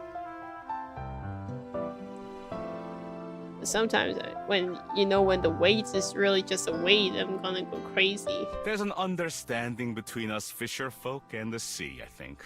It's give and take on both sides. What do you give to the ocean? Time, patience. Like any friend, it needs attention for your relationship to grow. Whether that's cleaning up garbage from the shores or teaching someone to appreciate the joys of fishing. The two of us sit together for hours trading stories about the places we've been. Mr. Kim tells me about the Korea he comes from and I tell him about mine. He even pulls out a thermos of Mangtang fish, spicy fish soup for us to share. It's as delicious as the dinner he shared with me a couple of months ago. Oh, I want to eat that too. As the evening winds on, a lot of the fishers waiting by the shore gradually get up and go home. I guess they must be getting tired of waiting. Mr. Kim and I pass some of the time by fishing for other things or walking around to give our legs a break. As twilight starts to come to an end, my ears twitch, picking up the sound of distant shouting. It starts off far away, probably too far for Mr. Kim to hear, but when he notices me tilting my head to listen, he walks over. The shouting starts to get louder as it gets closer. It's not one person yelling, but a chain of them. The message being carried along the coast. Ooh! He's here! They spotted the king! All up and down the beach, the fishers are hopping to their feet and casting their lines. Some of those who were in the middle leaving hurry back to the shore. He's here! Mr. Kim's voice echoes along as he passes along the news to people on our other side. Let's go, mijo! Exciting! Both of us cast our lines out, and I lean forward to try to get a glimpse of the fish himself. Where is he? He could be anywhere. Keep an eye out. Mr. Kim shades his eye with one hand to search around, and I can see other fishers doing the same. I wonder how far away from here the king was actually spotted. With how many people are waiting for him, the news could come from pretty far away. The ocean looks the same as ever to me, lapping gently against the pier where we were fishing. Occasionally, someone reels in a normal fish, but nothing out of the ordinary. Suddenly, I notice something sparkling in the water, several meters away from where we are. At first, I think it's just a trick of the light, but then it moves, disappearing and reappearing a little bit closer. I tug on Mr. Kim's shoulder to get his attention and point. Hey, is that? The sparkling disappears and doesn't resurface. Both of us watch with bated breath, ready to start reeling at the first sign of a bite. There!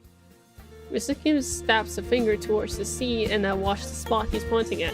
Sure enough, I see the light again. This time it's close enough to see the vague shape of fish, but not near enough to see clearly. The king! Ooh, exciting, exciting! The glittering fish slowly comes closer, moving in short bursts.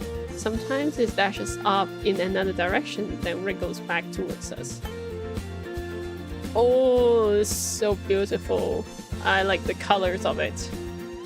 Looks like a catfish. Looks like a fancy version, a mix of a catfish and a big goldfish. The king of the ocean swims in front of us, 4 long whiskers swimming from his face. His scales are shades of beautiful blue and purple, but shines with other colors too as the sunlight hits him. He's bigger than any fish I've ever seen, but still smaller than a person. Swimming just below the surface, his top fins sometimes break through the water. I get a good glimpse of his big eyes as he passes us by, and the sparkle disappears as he dives down deeper on his way. Whoa. Whoa, indeed! I've never seen him that close before. This must be my lucky day after all. It must be swimming real close if you can see the eye. Even though he didn't stop for us, my heart races with the thrill of seeing the king at all. That was worth the wait. He was so far out that I'll be a bet a lot of the fishers on the shore didn't get to see him at all. Glad you think so. Well, I wonder where he'll be. Mr. Kim cuts off mid-sentence and we both see the same thing. The sparkle of the king's scale reappears near the pier. The king comes closer and closer, then dives down again and disappears. Mr. Kim and I look at each other. I hold my breath as if moving could spook the fish. Second pass, then a minute. Then I feel a tug. I've got a bite. Reel it in, mijo! I try, but the fish on the other end is fighting back. I have to hold on tight just to avoid having the fishing rod yanked out of my hands. Oh my goodness, Miho, are you actually? I need help! Mr. Kim comes to my side and grabs the handle too. Both of us work together to pull and reel, and slowly, I feel us starting to gain ground. The two of us brace ourselves and then both pull as hard as we can. With a huge splash, the king breaks through the surface of the water, dangling from the end of our line. Whoa, your fishing rod must be real strong. I mean, it's from Mr. Kim, so it must be a good one, and it was supposedly able to fish the king. But you two are really good. You didn't even need like a harness or anything. That's crazy.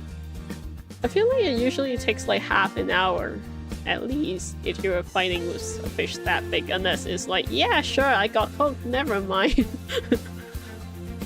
Ooh. He hangs there for a moment, looking at us like he's judging us. The two of us stare back in silent awe as I realize something. The king let us win. After only a couple seconds, he opens his mouth and spits out the lure, freeing himself and plunging back into the ocean. All that remains are the ripples, and in a moment, even those are gone too.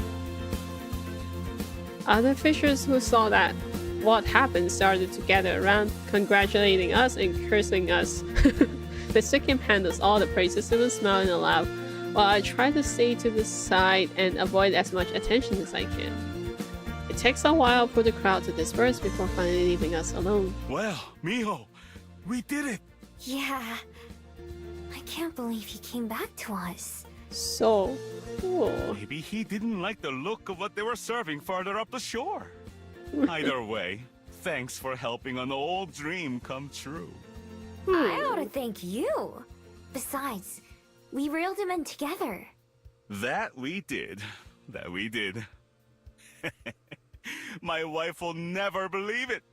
I guess that's what I get for exaggerating about the size of some of my past catches.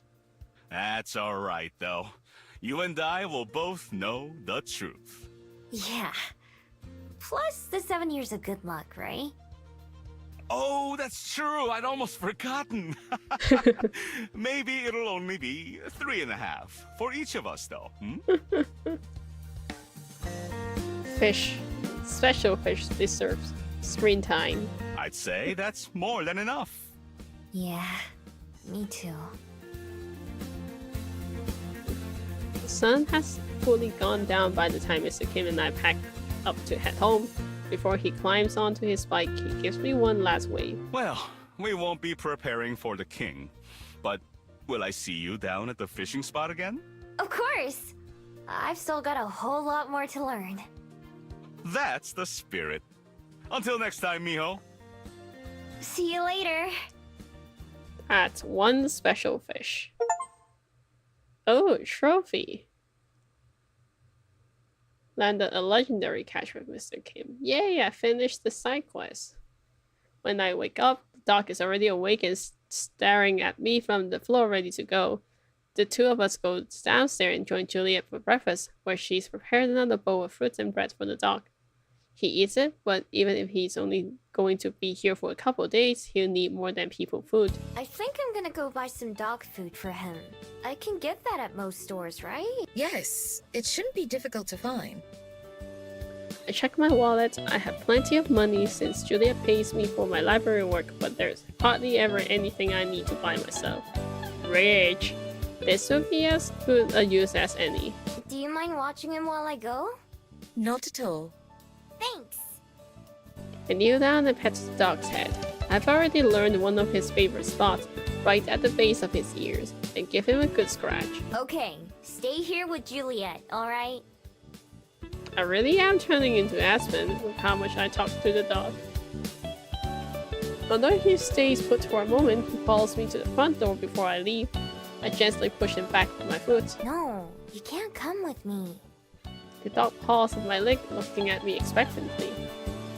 Once more, I let him outside to relieve himself, but even after he finishes that, he won't go back into the library without me. You're not gonna take no for an answer, are you?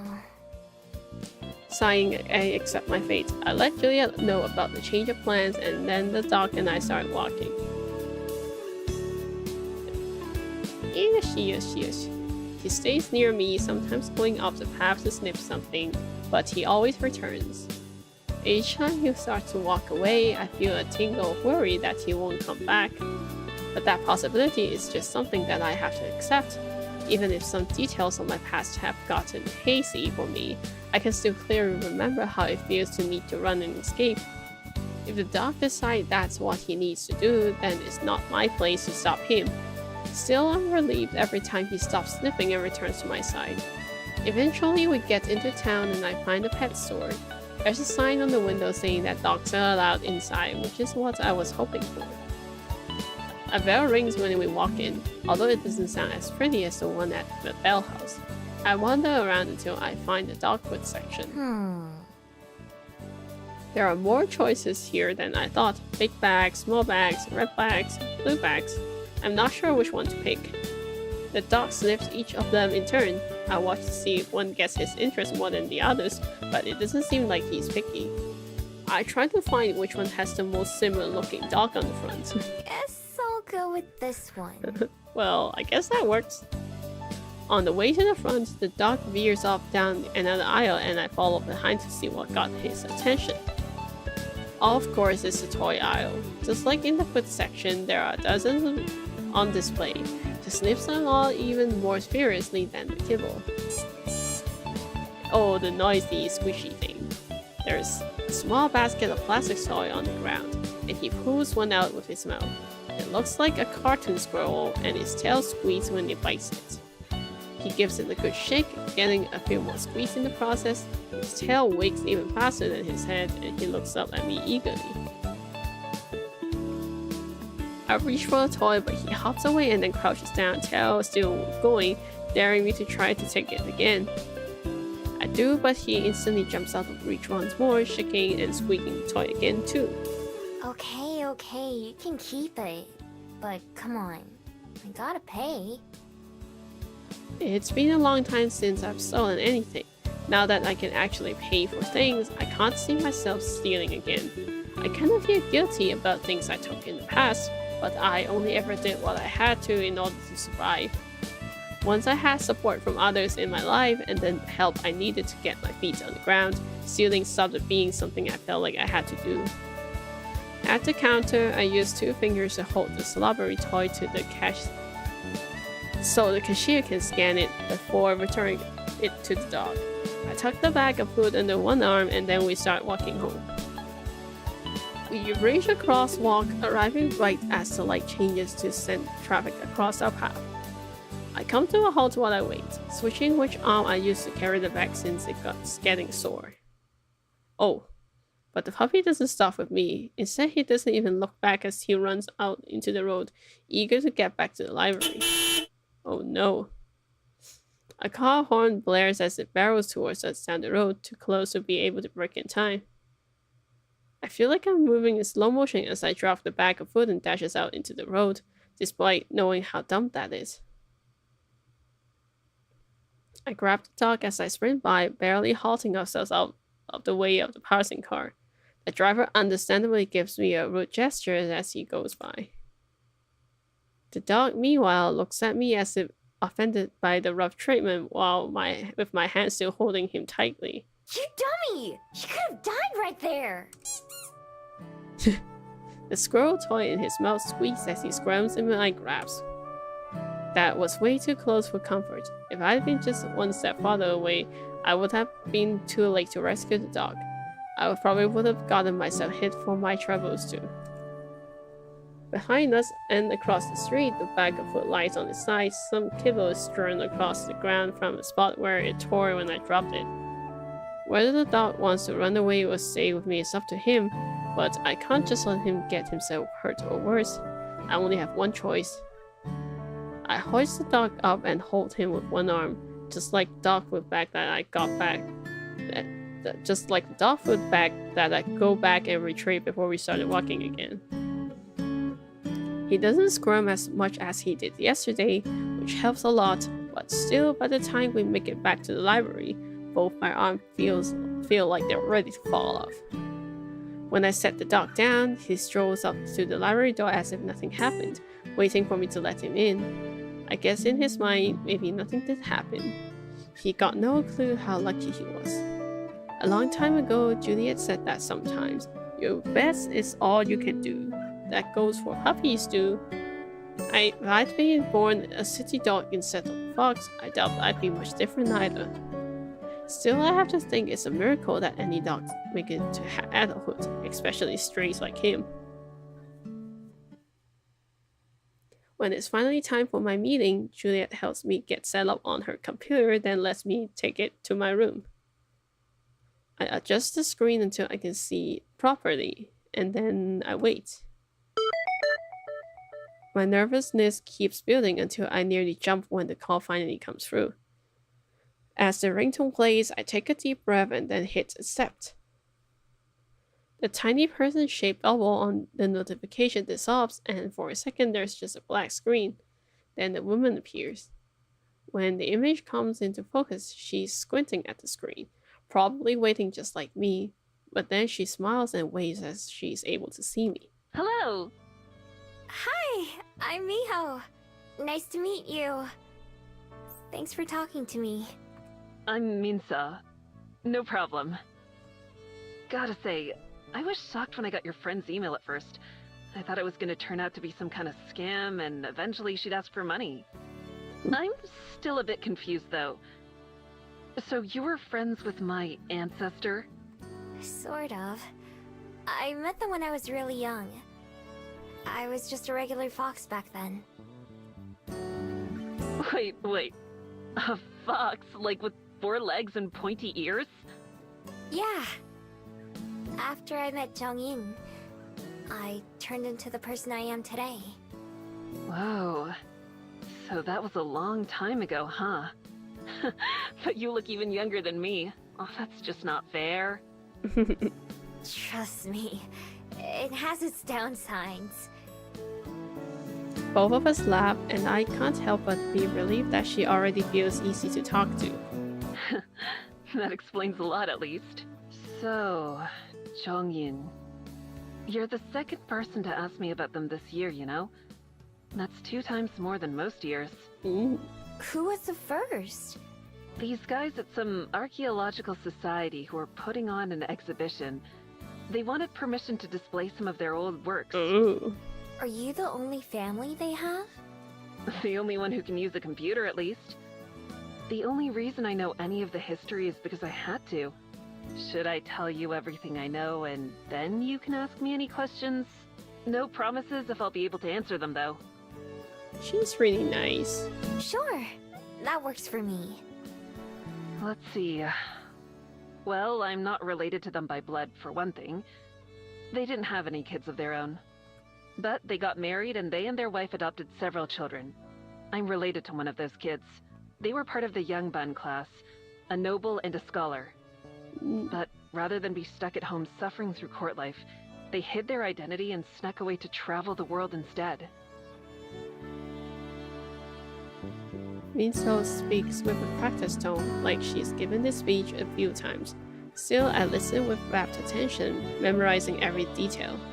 They spent years on the go, seeing everything they could, before finally coming back home to Korea to settle down and start a family. While they were away, they kept a journal and wrote letters back to their beloved. Although calligraphy was something they were taught from a young age, they began practicing as an artist during their travels. Sometimes, the letters they sent would include paintings of the things they'd seen, or they'd include little drawings in their journal. Something else that they started to do was give a note to the people they met on their journey, with a little message of appreciation or wishes. My husband always says they remind him of fortune cookies. Oh, I actually have one of those scrolls myself. I brought my scroll down from my room just in case it came up like this. I unfurled it for the first time since Halloween. Makes me happy. I turn the scroll around and hold it up to the camera so Minso can see. She leans in again, looking close. Yeah, that's definitely theirs, all right. And they gave it to you when you were just a fox? I'm amazed by how the camera isn't inverted. And like she can just know that it's their writing. Maybe it has the sign on it or something. Yeah. Although, I couldn't read it until a couple months ago. God, it's so hard to read their handwriting, right? I'm like, if they were born today, they totally would have been a doctor. I have a few of them myself, although they're up in the office. Grandma has like 90. She says she has one for every year she's been alive. And I definitely believe that. Jeez, that's a lot. How many did they give out altogether? Who knows? If someone told me it was thousands, I'd believe them. I don't know if they gave one to every person they met, but it must have been close. Huh. I thought mine must be pretty rare. It's still special. However many there were, I'm sure most haven't lasted this long. Not everyone got a full scroll either, but no. They're not some priceless artifacts that'll sell for a ton of money or something. Otherwise, I'd be talking to you from a mansion by the beach. That's fine. I'd never sell mine anyway. It's way too important to me. Yeah, I figured. I'm sure it wasn't easy to keep it safe and in such good condition. That's for sure. We've been through a lot together. That's good. I'm sure that's what they would have wanted. For a while, Minso tells me more about Junglin's adventures. Even though it's hard for me to picture some of the people and places involved, I still pay close attention. Then all of a sudden, Minso's eyes go wide like she had some huge revelation. Oh, I'm an idiot! Hold on, I'll be right back. I have to show you. She gets up and runs off screen, leaving me with a view of an empty chair and a bookshelf. Instead, I look down at my scroll. Somehow, I had always assumed it was one of a kind, or at least something rare and meaningful. But somehow, finding out that that isn't the case doesn't really bother me.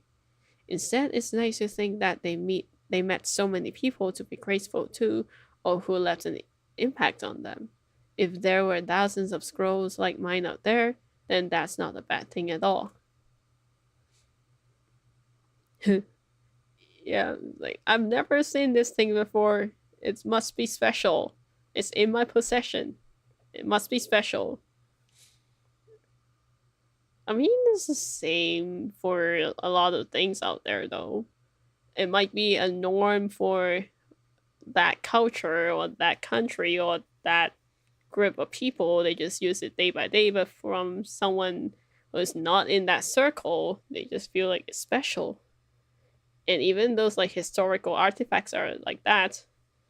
To them, maybe it's like one of thousands, millions, but it's the only one that managed to survive through the passage of time and got dug up by some random people who just really like sticking up stuff off the ground. So it becomes special. They even give names and stuff to it. But maybe there's like a lot more that we just didn't realize. But I think that's the beauty of it, though. If you think it's special to you, then it's special, right? After a few seconds, Minso returns to the computer and sits down, carrying a scroll herself. This is one that I had in the office. I can't believe I didn't think about this sooner. Sometimes they'd include a butterfly in their signature or hide one in their paintings because they said they were inspired by butterflies to travel with the wind. But then, at some point, instead of butterflies, they started to include something else instead. Can you see her? Oh. Oh. She holds the scroll up to her camera like I did, focus on one of the bottom corners. There, just below where they signed their name, is a little picture of a fox. Of me? I should have thought of it when you mentioned foxes earlier. At one point, they started using the alias Horim for their work. I don't know if you speak any Korean, but Horim means fox forest. After they started using that name, foxes would show up in their art for the rest of their life. Oh.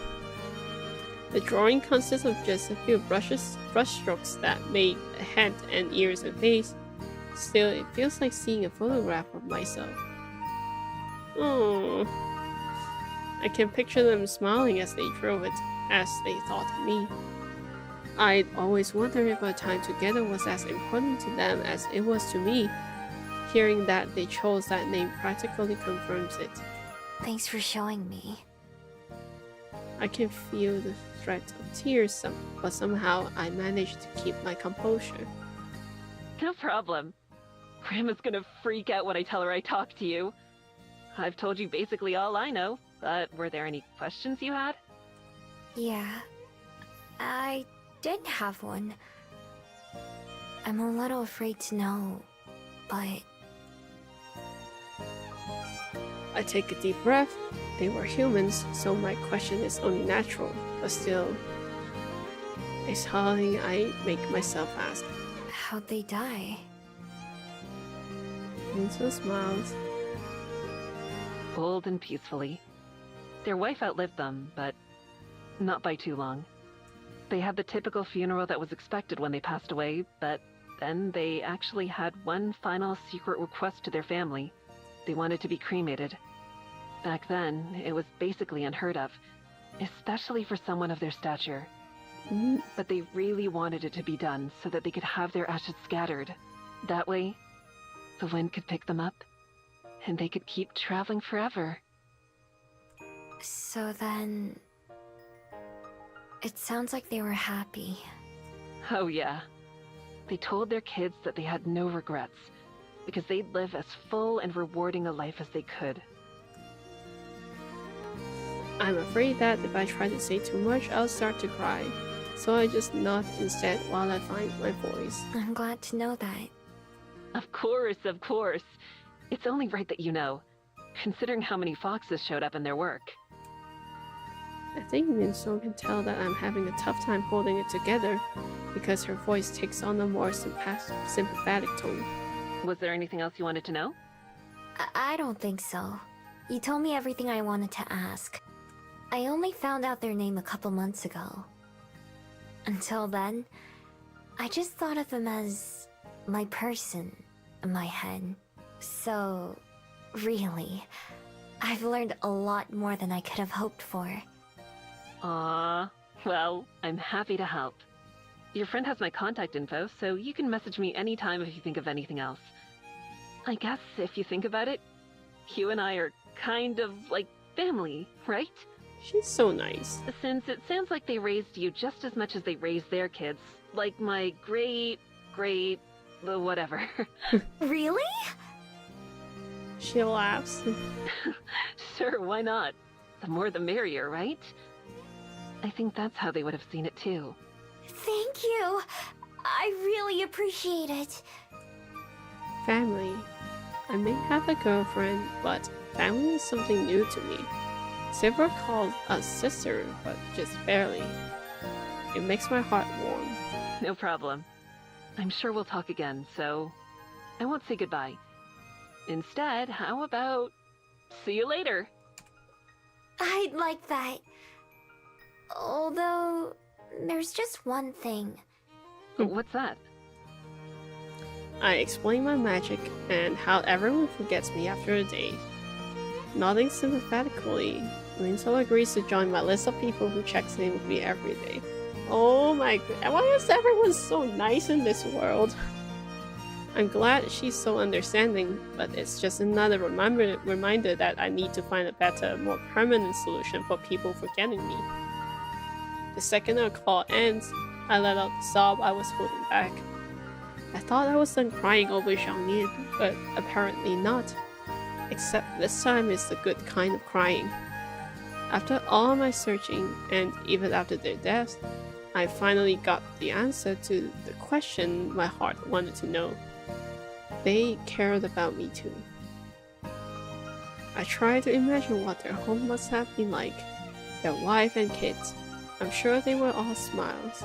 Still, it's difficult for me to imagine how they looked. Instead, I can picture them traveling, just like when we met, going from place to place freely, wherever the wind took them. Just like me, really. Someday, I'd like to return to some of those places that I've been before, and see them properly, instead of just blindly searching for one person and ignoring everything else. I'd like to visit them with some of the same wonder that Xiangyan felt. More than anything, I wish I could tell them about what I've experienced and learned on this path they sent me down. Even though I can't, there's one thing that I can now say for sure. They would have been proud of me. Oh. A few minutes later, I'm still trying to pull myself together when the dog comes up to me and paws at my leg insistently. I can't help but smile. Whatever I'm going through doesn't matter to him at all. He just wants to eat or go outside, of course. My life and tears don't really make a difference to him one way or another. And really, that helps me grounded. I'm glad to have some closure when it comes to Xiangyan, and to know that they were just the kind of person I imagined them to be. While their kindness and memory will never stop being special to me, I finally feel like I can stay there in the past. Time passed quicker than I could have ever imagined, but it's still passed. It moved on, and now I need to do. After wiping my eyes and blowing my nose, I stand up, and the dog spins in an excited circle as I reach for the door. He runs right for the kitchen, stopping right outside the cabinet where I store his food.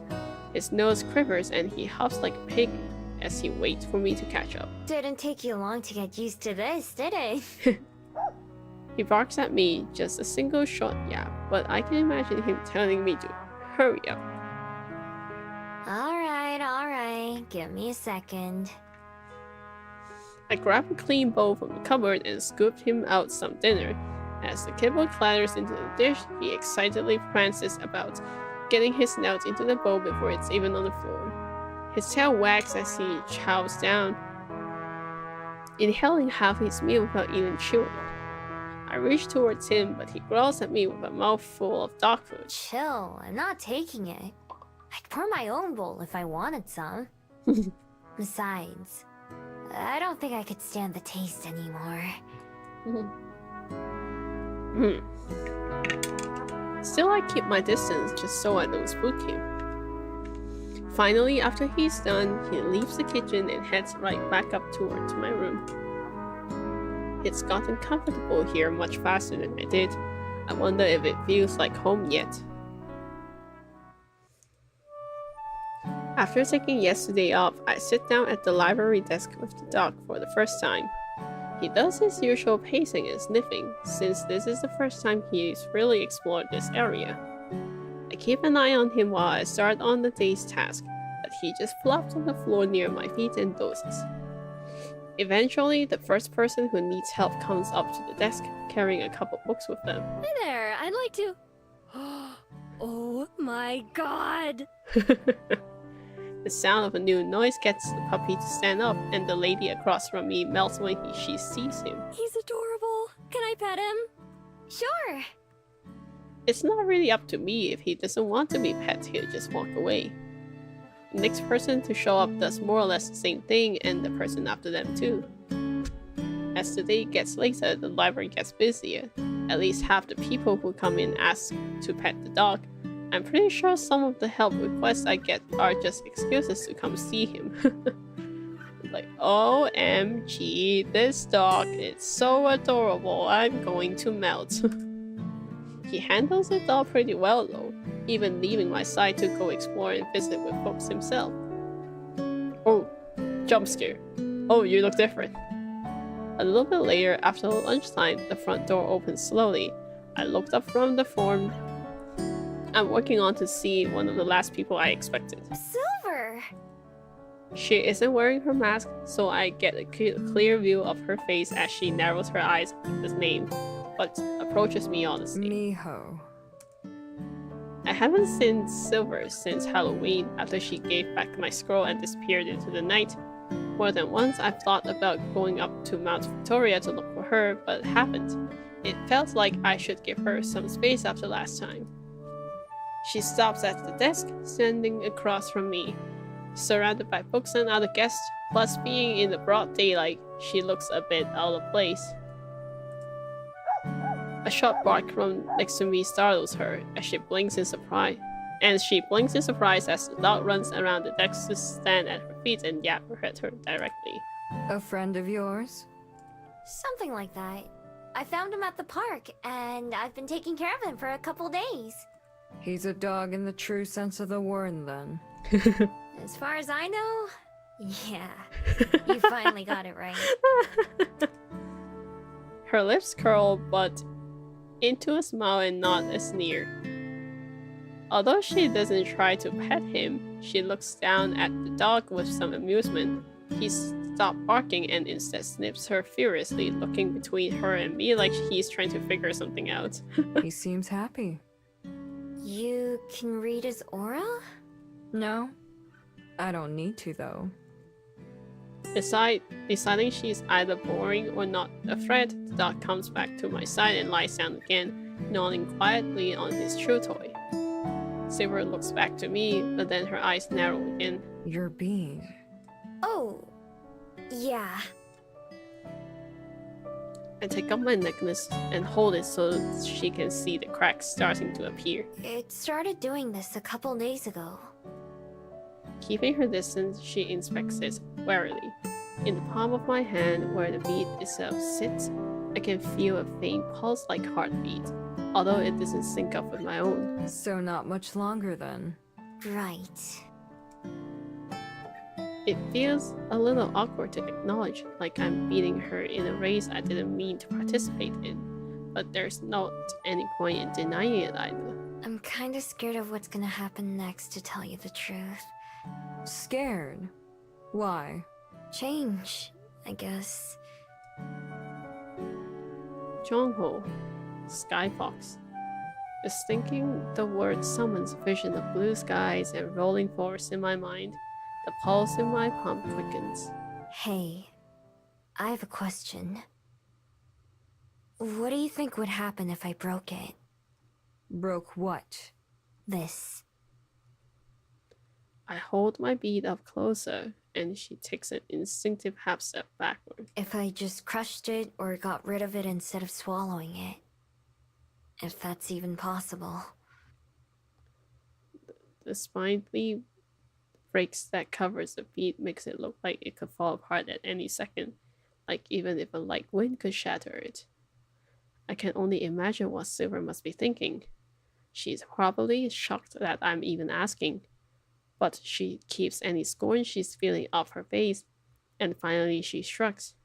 I know not, nor why you would even consider such a thing. Though I have a guess. The magic within our fox bead is as much a part of us as her breath and blood. Perhaps there is no life without it. Or perhaps we'd be no different than beasts. You mean you think I turned back into a fox? Maybe. Maybe not. I couldn't say. I've never heard of any of her sisters ever trying. Scary.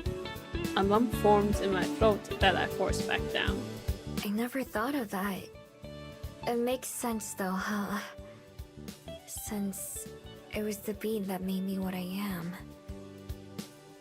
She jabs a finger in my face, hand hovering over my necklace. Shut up. Huh? I only said it was possible. I doubt it would happen. Either way, how dare you? Your bead is but a means to an end.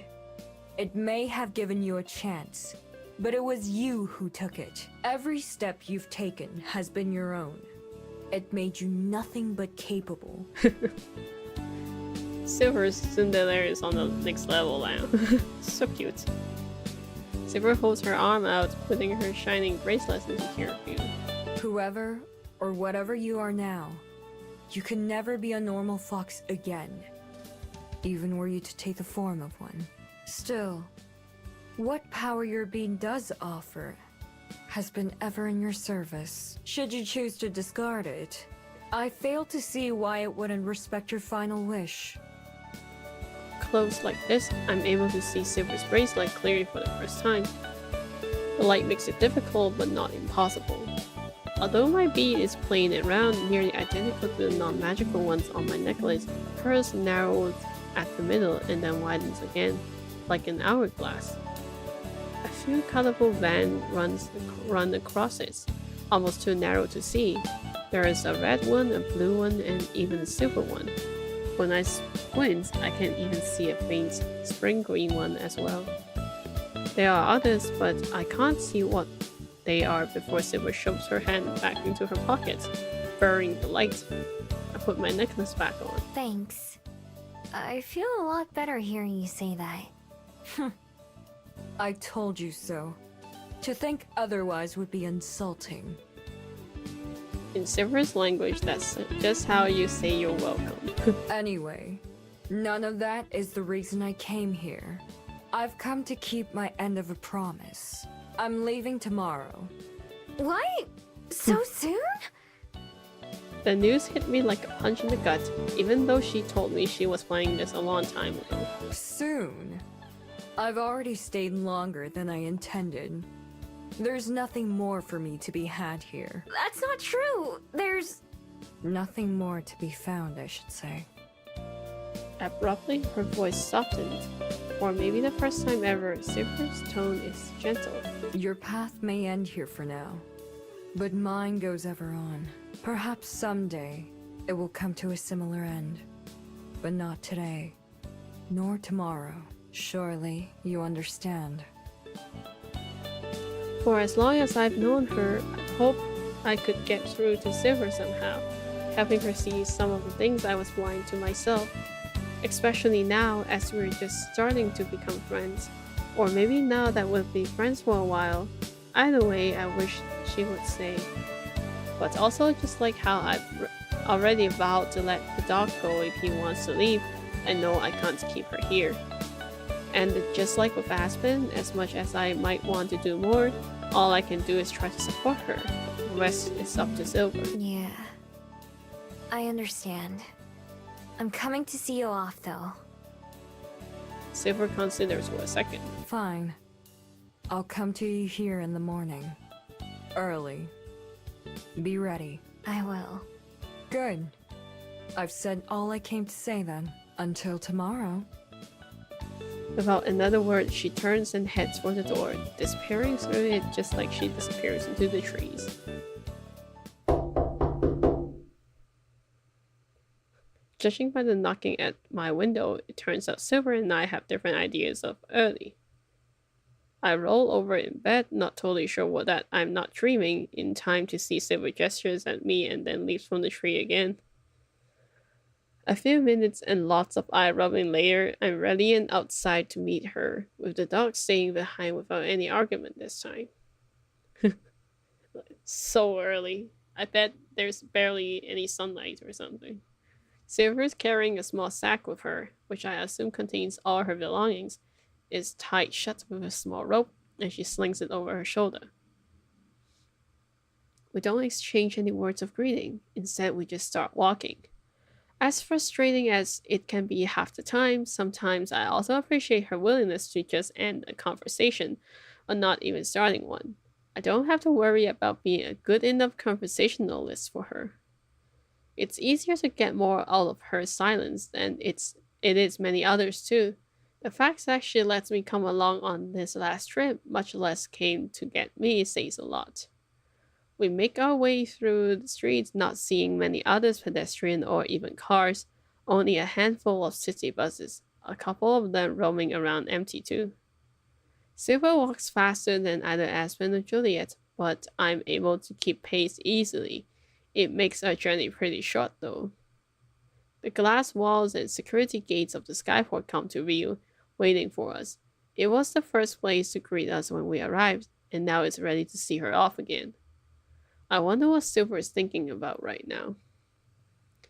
Is she feeling sad at all and preparing to miss this place? Or is she ready to leave and potentially never return? Good or bad, I don't think she'll ever be able to forget her time in Wellington. We come to a stop just a few meters away from the entrance, facing the double glass doors. Our reflections stare back at us. Call me Unbi. Unbi? Unbi. Unbi. Un for silver, Yuri, silvery. Although she doesn't turn to me, I can still see her face turn red in the glass. Yes, it's the name I've settled on. What do you think? I hope she sees me grin. I think it's perfect. Good. Thank you. I'm not sure what words to say. I've never said goodbye before. It's okay. I never know either. I hope you'll come back someday. Or that we'll see each other again somewhere else. Fate brought us together once. Perhaps it'll do so again. So you think it was fate after all, huh? Perhaps not. She looks down at her wrist, surely thinking about her bead even though it's hidden. If not fate, then shall we make a promise that neither of us can keep? You haven't broken a promise to me yet. We'll meet someday then. Perhaps you won't even recognize me. I might be someone else entirely. Someday. I'm sure that I'll recognize you, though. You might change, but you'll still be you. No matter what. Even if I'm Unbi now. You've been Unbi the whole time. Like always, I can tell when she's about to leave. Before she can, there's something I have to ask. I might not get another chance. At first, you didn't want me to call you Silver. With your magic, what does a silver aura mean? Our eyes meet in the glass. Finally, she closes her with a tiny smile. Shame. Goodbye, Miho. Goodbye, Unbi. It takes her just a couple steps to reach the door. They slide open silently, dissolving our reflections. Unbi doesn't look back as she strolls through, letting them shut behind her once again. I'm left looking at myself and only myself.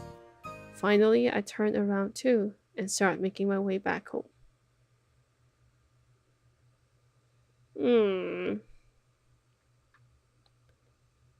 You know, I chose the route, like there's actually two routes. Like you can choose either Juliet or Aspen, of course, but even within your within them there are two routes for each character. One is like the comfy route and one is a wild route. So I'm assuming one is deciding to stay and then there's another one that decides to leave. I chose the comfy route because I want to stay with Aspen. But I wonder what will the wild route looks like. Like, will we got the chance to also travel with Umbi or something like that? The last library guest of the day turns out to be my favorite one. Aspen enters just after closing time with a small wrapped package in her hands. Aspen, I didn't know you were coming. Yeah, I thought like I feel like the wild route might be like a true route or something, given that her person, like Johnny, also really love traveling. But I mean, Johnny did end up deciding that they wanted to settle down and have wife, and although they didn't have children, they had adopted some other children. So I don't know. Like actually, the first decision was for like choosing the route is actually whether you want to talk to Silver more or just leave it there at that night when they confront, like have that long confront for the first time. And at that moment, I feel like there's no way Miho won't try to talk to her more. So just like, well, I guess we're staying with Aspen then.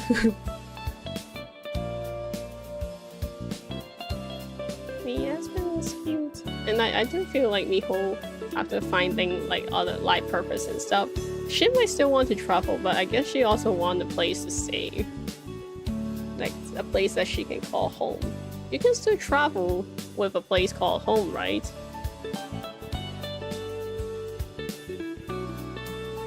I drop what I'm doing to go greet her at the door. The dog does too, and she stoops down to pet him. That's because I wanted it to be a surprise. Also because I wasn't sure I'd be able to get off work in time. But we managed. Ooh, Nice. a surprise? She shakes the box she's holding. Its contents rattle generically. Right. I have a present, but I'm afraid it's not for you. For Juliet? Aspen just smiles in response. She takes my hand and I let her lead me towards the kitchen. The dog follows behind us. Juliet's already there. Ah, Aspen. Good evening. Hello, hello. She sets the box on the table and then takes a seat with a sigh, just like she was showing up for breakfast. This is the first time I've been able to sit down in hours. Thank you for joining us. I'm sure you must be exhausted. It's fine. This is important after all. I'm totally confused by now. Oh yeah, I think it's for the dog, but I also think she doesn't know anything about it. Like if you're going to keep the dog or something. Wait, Juliet knew you were coming? I thought your present was for her. Nope. I just said it wasn't for you. Although you'll still need to open it because it's for him. Ooh. She gestures at the puppy who is on the ground chewing his own fruit. Aspen slides the box across the table towards me, and I lift it up. It isn't very heavy. Both Aspen and Juliet watch me eagerly. Here goes. I slice a hole in the wrapping paper and then rip it all away in one go. Beneath it is a box of brightly colored letters. I tried to sound them out slowly. Deluxe printer ink cartridges. Aspen, who's been leaning forward in anticipation, deflates a little. Not quite. That was the only box I could find. Open it up too. Like ink cartridges. Oh. I used one of my nails to cut the tape on the box and popped it open. Inside are a small collar and a leash. I lift them out gently. It might be a little big for him now, but I thought he'd grow into it soon. Without having him with me, I just had to guess what the right size was. I looked from Aspen to Juliet to the dog and back to Juliet. Does this mean... Indeed. They're gifts for the newest member of our household. Ooh. I've searched and I can't find anyone looking for a lost dog like him. Nor has anyone reached out to me about it either. As he's already house-trained, he clearly lived in a house at one point. But it seems that was a long time ago. I don't believe he'll be going back. And besides, he seems happy to be here. He's already found himself a home with you. Ooh. The dog himself gets up and comes to sniff the accessories in my hands. While I'm sure I know the answer already, I feel I should ask all the same. Would you like to keep him? I look down at the animal beside me. If someone had tried to put a collar on me, if someone had tried to keep me, I would have done everything in my power to avoid it. Kicked, bitten, ran, whatever. There is no way I'd have allowed someone to control me like that. But he's not me. Already, the dog is looking healthier than when I first found him. He's filled out a bit and his ribs don't poke out as much. He's been better behaved than I would have been too. Juliet even said he must have lived in the house before. I've seen that he doesn't always know how to take care of himself either. If I hadn't taken him from the park that day, it could have been a matter of time before he got hurt, like when he almost got hit by a car. I grew up in the wild, always looking after myself, but he needs a little help. When I look back up at my friends, their faces are slightly concerned. They probably expect me to answer yes right away. I want to keep him. But what if he doesn't want to stay? He's been comfy here so far, but what if that changes? Why not ask him? He doesn't know any words like Percy and Byron.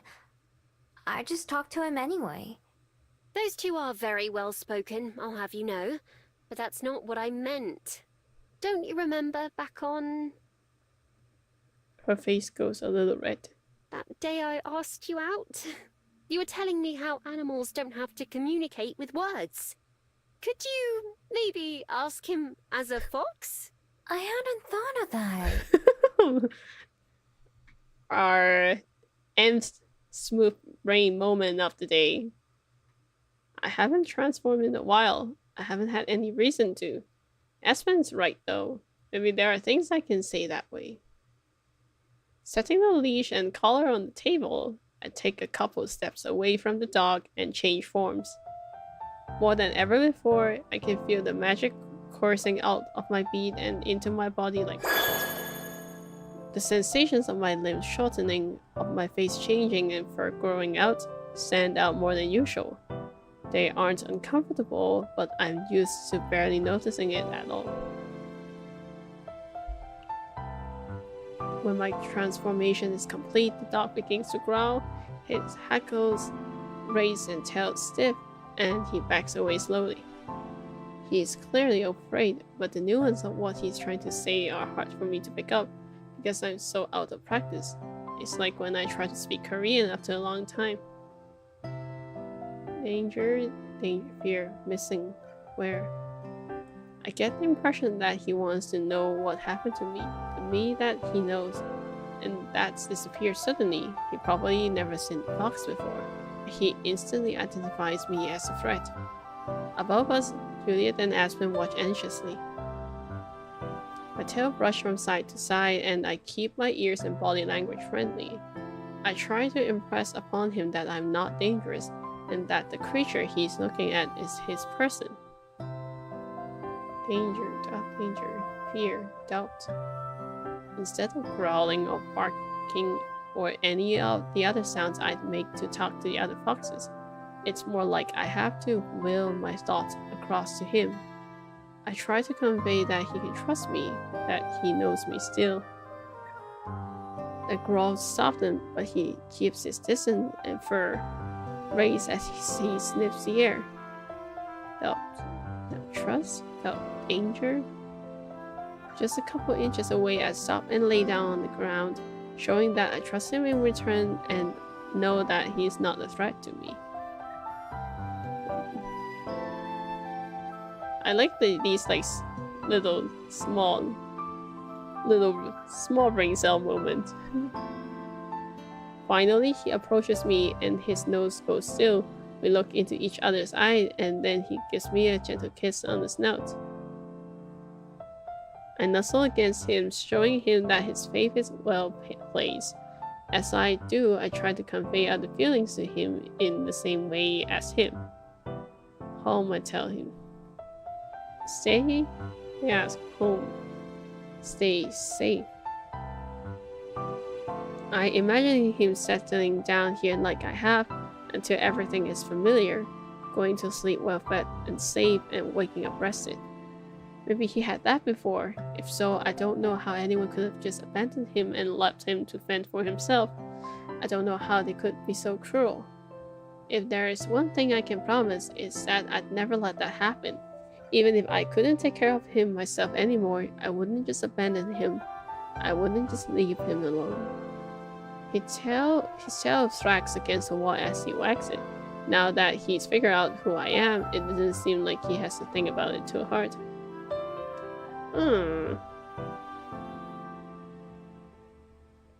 I transform back into my other form.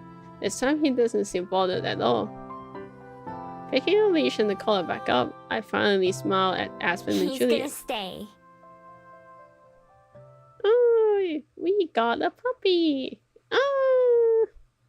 Aspen helps me put the collar onto the dog, and then we head out into the backyard with him. I'm glad it fits all right. He doesn't seem to mind too much either. Yeah, that was pretty easy. Maybe he's used to it. Or maybe he knew you were doing something good for him. Aspen and I sit down on the steps while the dog runs around. He finds a ball that he left out here earlier and brings it over to me to throw. I toss it, but not too far, and he hurries off to get it. Have you thought about what you're going to name him? No, not really. I guess he needs one though, huh? It's Puppy. better than just calling him the dog all the time. Right. Well, if I was gonna be consistent, then I should probably call him Og or Uppy. Perfect. I know who to ask if I'm ever struggling to name a character someday. Oh yeah, that reminds me. Before she left today, Silver told me she'd picked a name for herself too. She chose Umbi. It means silver rain in Korean. That's gorgeous. I like that she kept Silver as part of it. I suppose that means you helped name her too. You're right. I wonder if she thought about it that way. I'll bet she'd change it on the spot if I ever asked her. I wish you could have talked to her more. I wish I could have too. I'd have liked to know her better as well. For her story? That's part of it. But it's not the only reason. From what you've told me about her, she seems like a good person deep down, who hasn't had the opportunity to express that much. She seems like someone who could have come to be an important part of our lives. Not to say that she isn't already important to you. Like him. Not too far away, the dog rolls around in the grass, kicking his feet in the air. My dog. Yes, exactly. You said it yourself about Unbi. The two of you are like family. And now, this fellow is part of the family too. I pat my legs, and the dog instantly sits up to walk over to us, greeting each of us with a lick on the hand. I think about what Juliet said a few minutes ago, when she was telling me he could stay. Suddenly, it comes to me. Happy.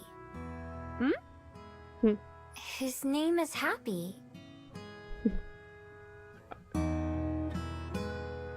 Happy. This reminds me of Nintendo dogs. If I remember correctly, like when you're trying to name your dog, then there will be like a voice navigation telling you how you can name them, and they tell you can voice it out loud, and then the navigation goes like Happy, Maxwell, Daisy, and then it just loops like that. Well, but then it wouldn't be awkward. And the title of this thing is "Please Be Happy," and Happy is now a dog. I mean, it's not bad to be this dog.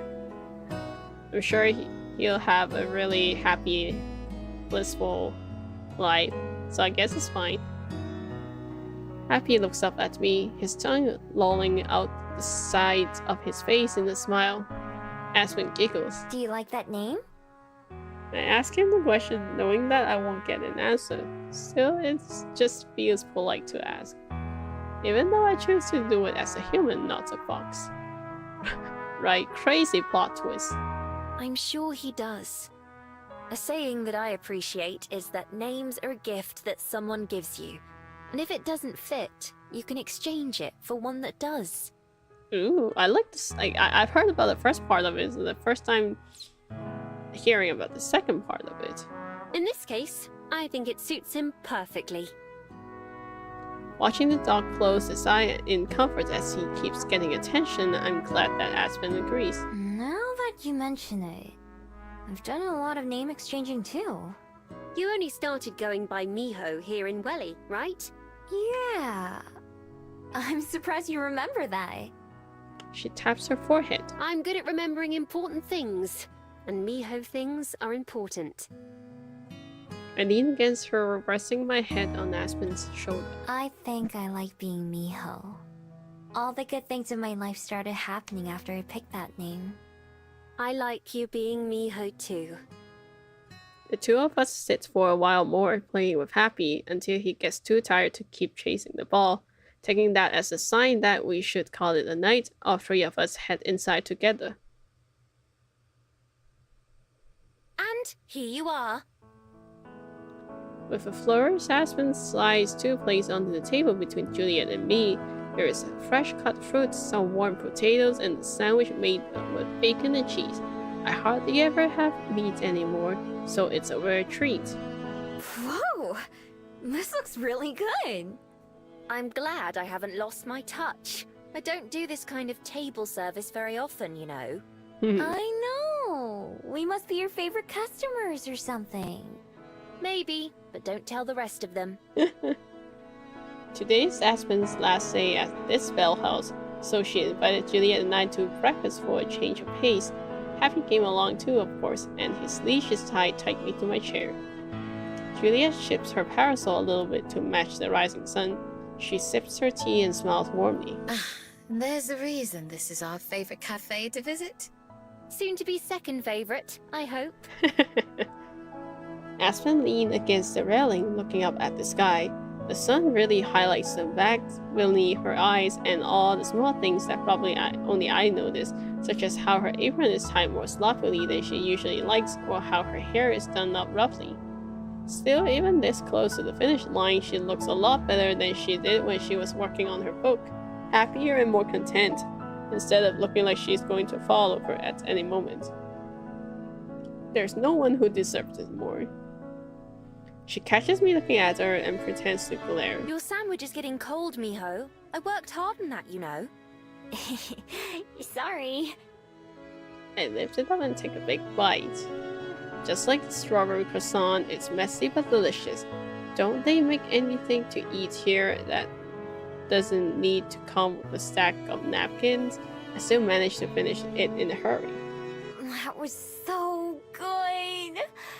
I didn't even know you had them on the menu. Or I'd have ordered one before. It's not on the menu. It's just something I put together myself. I had to mark out a lot of different items to make it. But if you think so highly of it, then maybe I'll think about adding it to my store. You should! I'll eat one every day. Every day is an awfully long time. It was that good. I saved a little bite for Happy, who is currently protecting us from everyone who passes by. He doesn't bark or growl, but he keeps pace with them, walking as far as his leash will let him before going back to the start. He never tries to go too far though. Happy! He tilts his head and then comes running. I hold out the treat on the palm of my hand. Being as careful not to bite me as he can, he pulls it away with his tongue and munches, well, happily. Perhaps you should consider a dog-sized version on the menu too. That would be the most adorable thing my team ever hated me for. I should make sure to keep some dog biscuits though. I'll have to write that down. From one of the pockets on her apron, Aspen retrieves something I haven't seen in a while. a small notebook and a pen. She starts to write something down and then freezes. Oh, Juliet, I just remembered. Setting the book on the table, Aspen hurries into the cafe. Juliet and I both watch her go. Even Juliet seems a little surprised. But 10 seconds later, the door flies open again and Aspen is back, carrying a different piece of paper. Regina approved my idea to put a reading corner in the new Ooh. store. I was wondering if you would let me borrow a few books to stock it. Maybe it could even be an extension of the library. She holds up the paper, showing us a sketch of what it will look like. Several wooden shelves line one wall, and on the other side is a tall bookshelf that separates the reading spot from the counter and kitchen. It hasn't been set up yet, but they'll be installing it tomorrow. So on opening day, all that will be left to do is fill the shelves. Ooh, Juliet claps with delight. I love that idea. It would be my pleasure to share our collections. Aspen beams, and I can't help but smile too, for both of them. I know that in a sense, this is another dream come true for Aspen. Why don't you come by tomorrow and pick out a few, and we can bring them to you at the opening? That sounds great. I already have a list somewhere. I started daydreaming a little bit when I first came up with the idea. I sit back and listen to the two of them chat about books for a while. It's not nostalgic. All the names and titles go over my head as unknown to me as they were months ago. This time though, I don't mind. I don't feel left out. I wait for the conversation to reach a lull before clearing my throat. There is something that I want to talk about too. Something I've only become more sure of since yesterday. Hey, speaking of new jobs and stuff, I've been thinking about maybe trying something new instead of working at the library. If Juliet doesn't mind. Of course not. Please, follow your heart, and I'll always support you. Is there something in particular you want to try?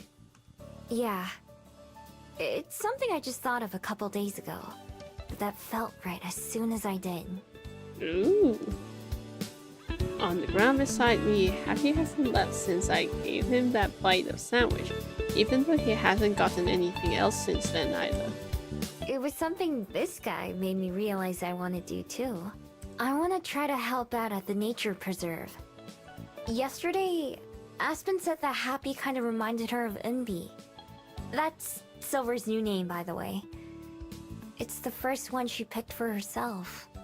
Anyway, not just them, but also that bird. The one I found in the woods that we weren't able to save. I think about it a lot. I want to try helping others like that. Other birds and dogs and whatever they have there. Like how someone helped me before too. Ooh, that's nice. Lots of someones, I mean. Oh, Miho, that's wonderful! How perfect for you! I'd be glad to give you a recommendation to Amaya. Amaya. I need to remember this pronunciation. Amaya. I believe they're always looking for volunteers. After a while, you could even apply to work there, like Amaya does. But listen to me getting ahead of myself. I'm already so excited for you. Yeah. Thanks. Aspen looks a little more concerned. I agree. That does sound like something that would be just right. But what about your magic? With the library, it's not a big deal since you live with Juliet. You couldn't see all your co-workers every day, though. Yeah. I thought about that. I think I have an idea, but I'm not too sure about it yet. Really? What were you thinking? I don't want to say right now. I'm still thinking about it. I'll make up my mind soon, though. I can tell Aspen wants to know more, but she forces herself to stiffly nod all the same. All right. You can tell us when you're ready. Thank you. It won't be long, promise. It's not that I don't want to tell her. It's just that I don't want to get her hopes up. I'm kind of afraid to get my own hopes up. I take a breath, feeling my beat rise and fall with my chest. Maybe I'm just afraid in general. Still, I swallow that fear, pushing it to the back of my mind. I can brood and ponder later.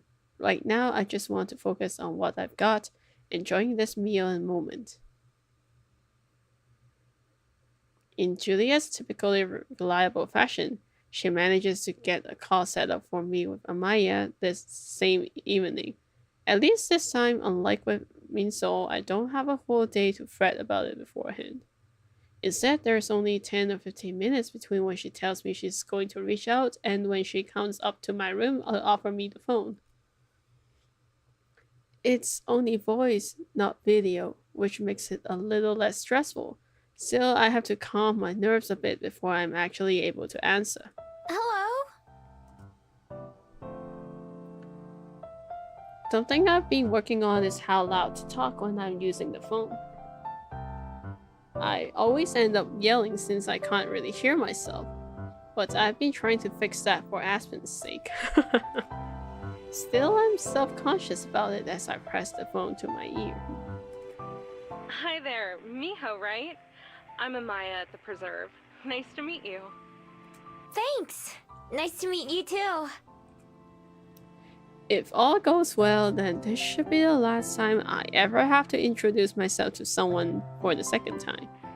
Julia tells me you're interested in helping out around here and that you have a pretty extensive history with animals. Is that right? Technically correct, but Juliet, you sure you are not overselling me? Yeah, you could say that.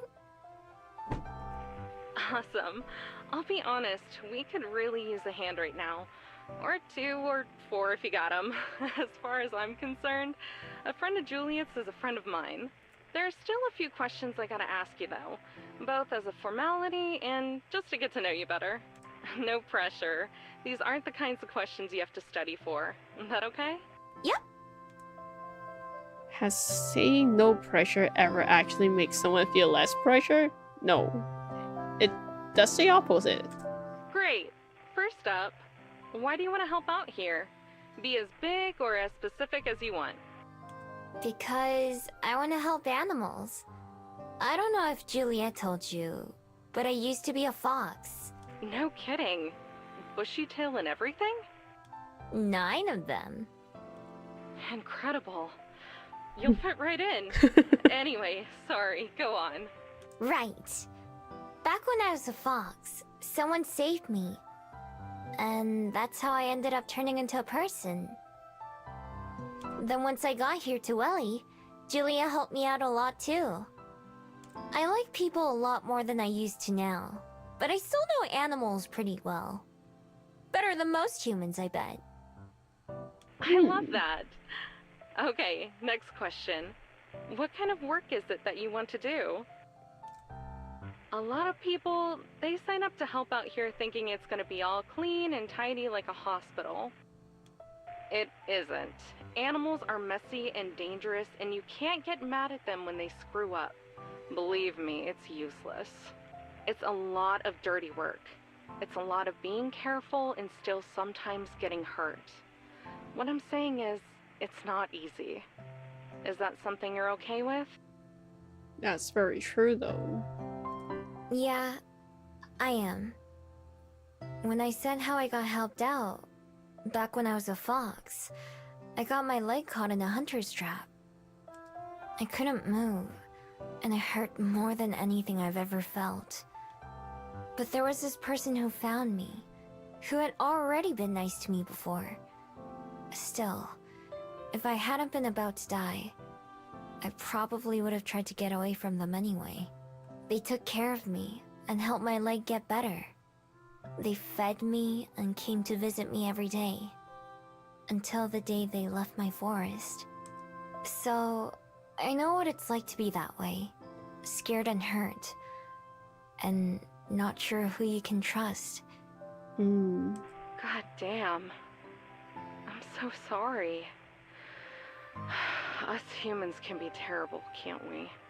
Sometimes, but that's only some humans, not all of them. That's something it took me a long time to learn.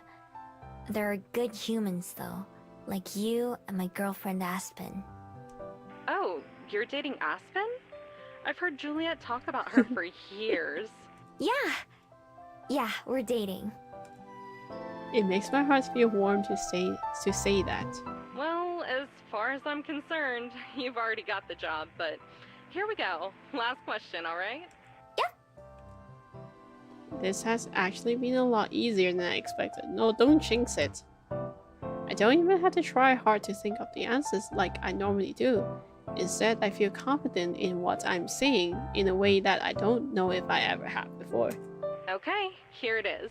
Miho, do you believe in fate? What? I asked her that last time. You remember that? So that was you. That was gonna be my secret final question. I remembered having that conversation with someone, but for the life of me, I couldn't think of who. I thought someone must have tampered with my mind with magic or something. And to tell you the truth, I still can't picture what you look like.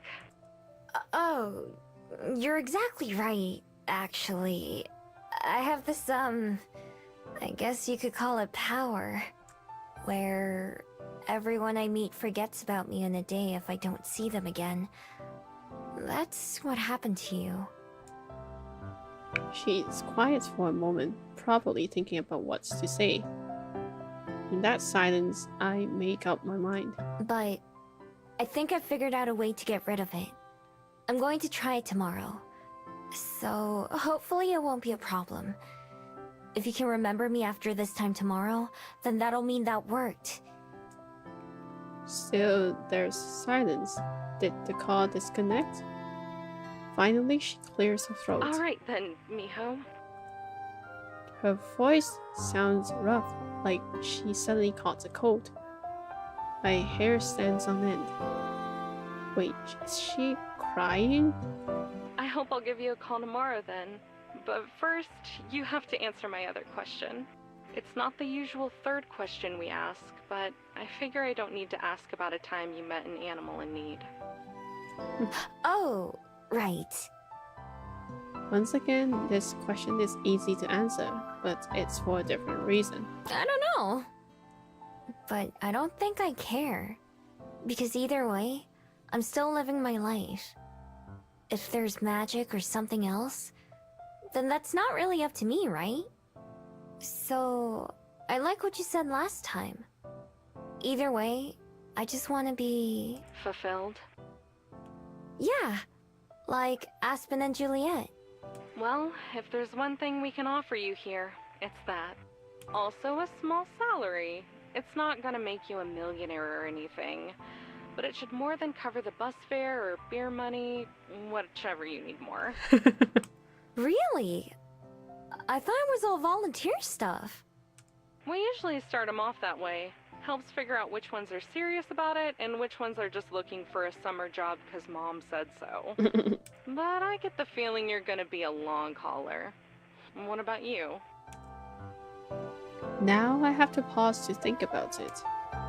Working at the library is the longest I've ever stuck with something, and that's only been a few months. What Amaya's talking about is a lot longer than that. After spending most of my life not thinking beyond the next 24 hours and spending my time here taking my daily life for granted, I haven't had to think long term too much. Paid job? Whoa, that's crazy. Other than making sure Aspen, Happy, and Juliet are part of it, the future hasn't been that important to me. I need to start changing that though, especially after tomorrow. So maybe this is a chance to start the new year off with something else that's different for me. My New Year resolution, Aspen called it. Yeah, I'd like to be. Super awesome, great. I haven't been this excited about a new hire in a long time. Thanks. I'm glad we're not on the video call so she can't see me blush. I'll have to file some paperwork to make it official, and get the okay for the expenses, all that boring stuff. I'll try to get back to you tomorrow, end of the week at the latest. Sound good? Yep. Good. You better get that magic thing taken care of, Miho. I'm gonna write myself a note to be sad if I forget about you. You got it. Good. Talk to you soon then. See you later. The call ends and I immediately sigh once again. Of course I can't blame her, but she makes getting rid of my magic sound so casual. In reality, that would be the biggest change of my entire life, maybe even more than becoming a gumiho in the first place. It's the change that I need at this point in my life though. As both Aspen and Juliet love to remind me, it was my path through life that made me who I am today. However, that person isn't the same as before. The things that matter to me now meant nothing back then. So it seems logical to me that my need to transform, steal, and be forgotten has changed too. I am grateful for everything my magic and my bead have done for me. But they are the final step from that path that I need to move past. Plus, if if Yumi's right, then they're not separate things that I'll lose. They're just parts of me that change too. That feels a lot more comforting, I think. Since Happy left Juliet when she bought me the phone, I have a rare moment to myself. I remove my necklace and hold it in my hands, something I do quite a lot these days. Even more cracks have appeared on the bead. It's broken in as many places as it is whole. Lights leak out, shining on my palms. The bead looked like it could fall apart at any time. Fragile, like a human. Something would happen if I broke it. I'm sure of that. Something will happen when I break it. Tomorrow, I've already given myself that deadline by telling Amaya. It's short, but it's less time to dread it and change my mind. Enough time to tell Aspen and Juliet though. I want them to be there when I do it too. I don't know what will happen. If I were to let myself think of all the possibilities, I'm sure I would end up talking myself out of it. Instead, I choose to believe what Yumi said, and what makes the most sense to me, that it would never make me into something I don't want to be. I'll choose my own destiny instead, my own fate, whatever it may be. After months of practicing, the day of the play finally this suddenly happens. The other side quest that we're going after. The performance starts in the evening, but I have to be there a couple hours early. Aspen promised that she'll be in the audience to support both me and Lena. Juliet will be taking care of Happy, so she won't be able to make it.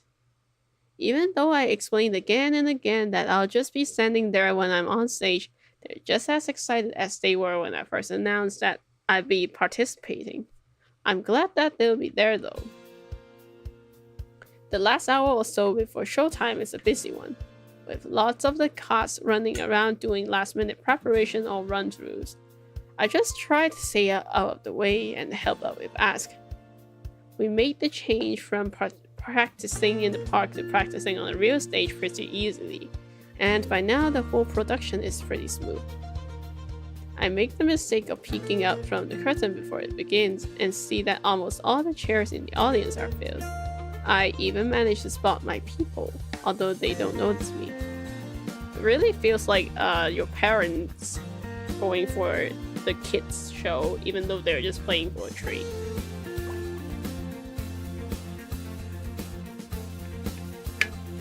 I head to a corner backstage, doing my best to stay out of everyone's way. Cyrus has been walking around, checking in with each cast and crew member in turn. He still hasn't gotten to me when Lena hurries over. Miho! Ready to go? Nervous? So far, so good. What about you? Shouldn't you be in your costume? I'm gonna go get changed soon. I was just, talking with my parents. Are they here in the audience? Yep, front row. I think they were more excited for me to be in this play than I was. I know exactly what you mean. I'm glad I did it, though. Yeah, me too. Nice. They said they're glad I found something I like. Although I know they still wish it was ballet. I guess me being up on stage is still good enough for them. You're okay with that? Yeah, I think I am. I mean, it was my decision. I probably won't be in any other plays anytime soon, though. That's too bad. You're really good at it. I know, but I want to keep trying new things. Maybe someday I'll go back to ballet or something, but only if I decide that I want to, not someone else. That's the spirit. Cyrus wraps up the conversation with a nearby cast member and then joins us in a corner. Hey, you two. All set for your big debut, Miho? I think I've got all my lines down.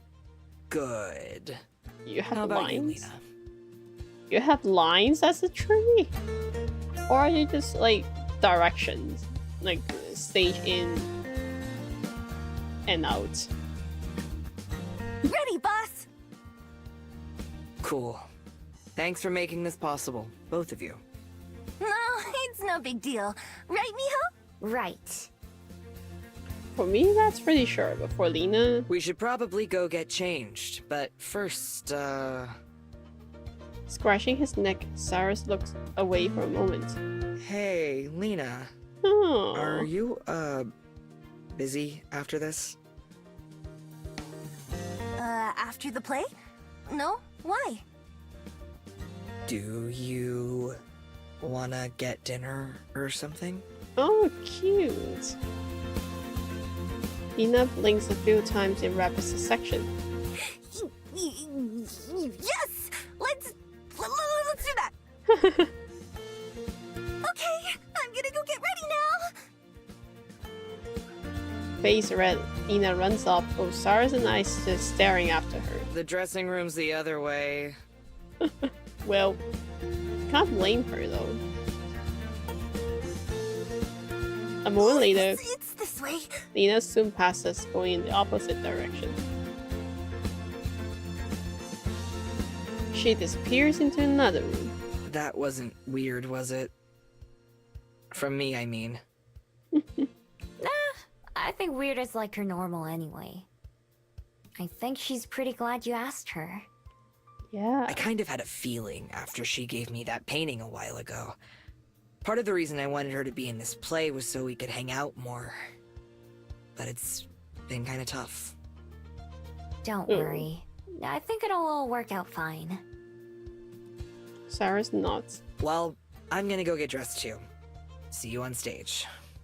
See you. Cyrus leaves and I spend my last couple minutes alone. It's taken a while to get here, but it seems like everything's turned out alright. Aww.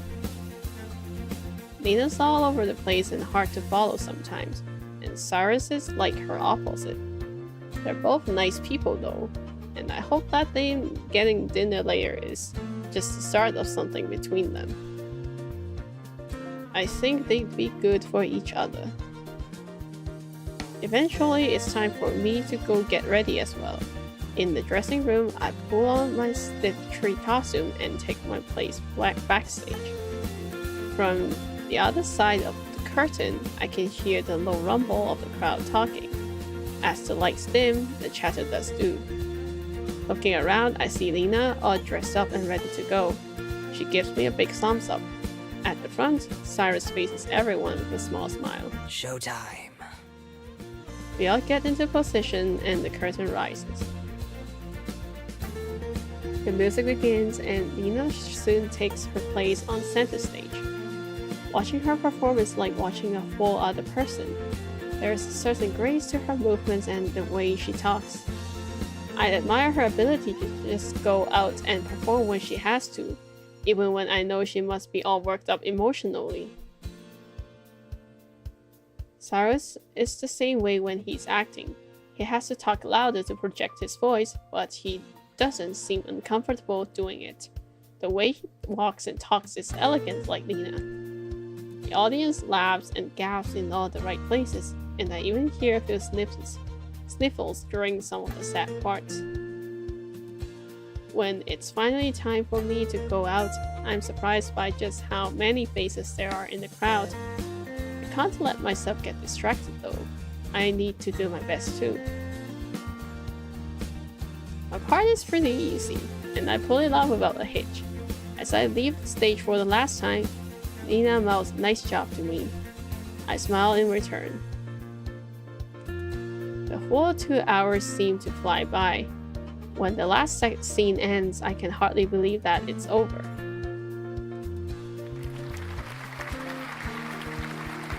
One by one, we all go back out to take a bow. The applause from the audience is like thunder rolling through the theater. The last one to return are the 3 main characters, including Nina and Cyrus. As they take their place, the applause somehow gets louder, with everyone rising out their seats to clap. Is this supposed to be me? I'm not the tree? Confetti falls from the rafter as they look around, basking in the celebration. Nina's smile is huge, while Cyrus seems a little stunned by the reaction. The 3 of them link hands to take a bow, and then the rest of us join them one last time for a final bow all together. Throughout it, Lena and Cyrus never let go of each other. When everything is over and everyone goes backstage to clean up and congratulate each other, I say goodbye to pretty much everyone, except those 2. I look around to try to find them, but can't. Finally, the sound of a door opening catches my ear. I peek around the corner of a hallway to see Lena and Cyrus standing at the door to the outside, about to step up together. I'd say they've earned the right to leave early and skip out on the cleaning. As the door shut behind them, I smile to myself. I think they're gonna be just fine. Cute.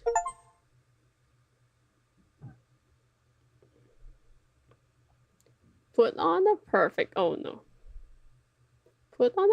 performance with Lena. Another trophy. Yay.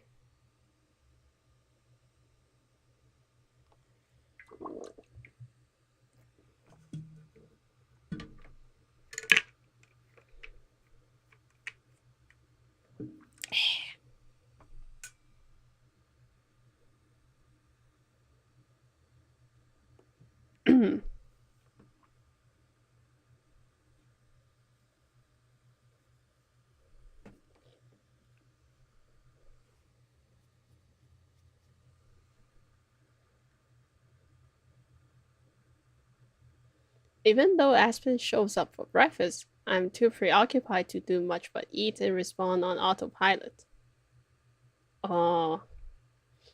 After a predictably sleepless night, I can barely stay focused enough to chew. I'm so out of it that Aspen has to wave her hand in my face to get my attention. Miho! Yeah? I was going to ask if you're okay, but I think I need to ask what's wrong instead. What do you mean? You've been chewing on an empty fork for a little bit now. Oh. I look at the utensil in my hand. Oops. Aspen gently sets my brutalized fork onto the table. My plate is so full. I'm not sure if I actually had any food or not. Is this about your secret idea from yesterday? I nod. You're good. I like to think I know you pretty well. Is it something you can talk to us about yet?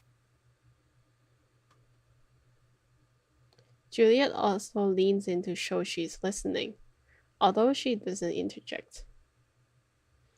I can feel my pulse rise in response to the sudden attention. Even Happy is watching me. This is the whole reason I decided so quickly. I should just get it over with. I'm going to smash my bean. Both Aspen and Juliet look at me in stunned silence. I'm not surprised. I don't know for sure, but if I do that, I think my magic will go away. The problem is, I don't know what else will happen to me. But I think I'll be okay. Unbi thinks so too. While Juliet continues to look shocked, Aspen's face flipped through emotions like I'm changing channels on TV. Smash it! Are you sure? That's awfully permanent. And what do you mean, what else? What do you mean, you think? Have you thought? Aspen. I mean, my girlfriend crashing out is very legit. I'm sorry. I'm sure you've thought about it. And I accidentally skipped it. All Aspen has to do is look at Juliet and she cuts herself off.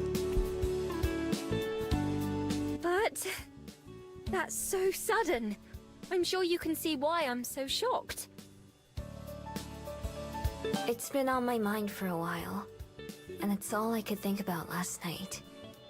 It's what I want to do, though. I told Amaya I would, for one thing. And I'd feel a lot better if I didn't have to worry about either of you forgetting about me. Me too. God, me too. Your magic is more than just being forgotten, though. That, plus your ability to transform, plus, I would imagine, your immortality. Yeah. Miho! I know. I thought about that too, and I'm okay with that. I want to feel more. I want things to mean more to me. I don't think that can happen unless I know I'm going to lose them someday. That's something both of you helped me realize. I meet Juliet's gaze. You too, and Cosette. Her eyes go wide, then settle into motherly contentment. Closing her eyes, she nods in acknowledgement of what I said. Aspen grabs my hands, one in each of hers, holding them to her heart as she faces me. Miho, I don't know what to say. There's so much that I don't know if I could get through it all. So, I'll just trust you. I'll trust that you know what's right for you, and I'll support you in that. Always. Aspen has barely finished talking when there's a sudden flash of light from my necklace, causing both Aspen and Juliet to recoil in shock. Happy yelps in surprise too. What the? I instantly cupped my hands around my bead, which contains a lot of the light but not all of it. Aspen still has to use one arm to shield her eyes. Somehow, despite the brightness, I'm able to see through it unbothered. The bead seems to be shaking, and I don't think it's because of my hands. It's still whole, but just barely. It has its feel of whatever it was looking for. I can feel it. It's needy. The magic within it wants to burst free and escape. All three of us exchange a look, knowing that it's pointless to say anything else but about the issue. Whether it's instinct or just my own inner strength, I grit my teeth and stand up. It's time.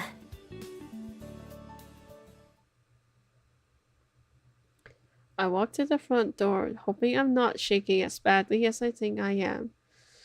Aspen, Juliet, and Happy are right behind me, but I don't look back until I'm out the door standing in the sunlight. Why are you playing this music? Scary. Aspen comes to my side, gripping my arm as she leans in for a kiss. Closing my eyes and focusing on the feeling of her against my side, I feel the storm in my belly calm down a little bit. Little claws stick into me as Happy stands up on his hind legs, pressing his paws into me as well. Juliet remains on the doorway, just out of reach of the sunlight, but I know she's watching anxiously too. My hands are trembling as I reach for my necklace.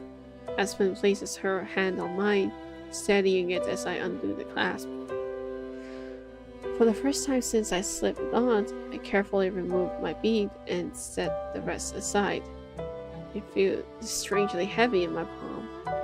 Maybe I shouldn't call it strange. It's carrying a lot of memories in it.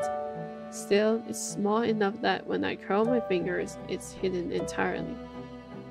Closing my eyes, I take a deep breath, and then another, preparing myself for what I'm about to do. Wait! My eyes should back open. Before you do, there's something I have to ask. I'd regret it forever if I don't. What is it? You can ask me anything. She looks conflicted. I have no idea what her question could even be.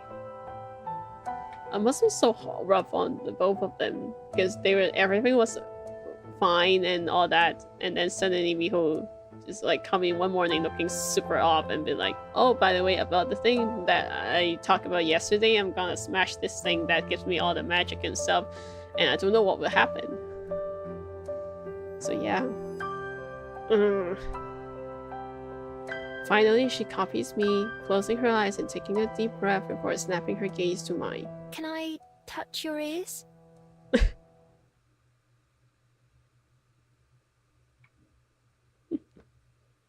Huh? I've just... For as long as I've known you, I've wanted to ask. But it seems so rude, so I kept putting it off. I can't put it off anymore, though.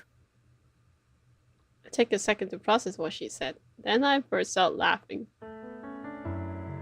Of everything she could have said, that definitely wouldn't have been one of my guesses. She looks so guilty about asking that it makes me laugh even harder, until I'm doubled over and unable to stand up straight. Tears start to stream from my eyes, taking a lot of my attention with them. I can only nod in response, unable to actually answer Aspen's question with words. I mean, yeah, it looks very fluffy, and but like, you guys kiss and you haven't touched her ears yet? Or maybe that's cute. After a couple seconds, she can't keep from laughing either, even as she approaches me. I force myself upright at least a little bit more and tilt my head for her. Her fingers hesitantly settle on my ears, and she scratches a few times the same way she pets Happy. I see why he likes it so much. Aspen doesn't spend too long before moving away from me. She looks a lot more relieved too. I've gotten that out of my system. Why don't you?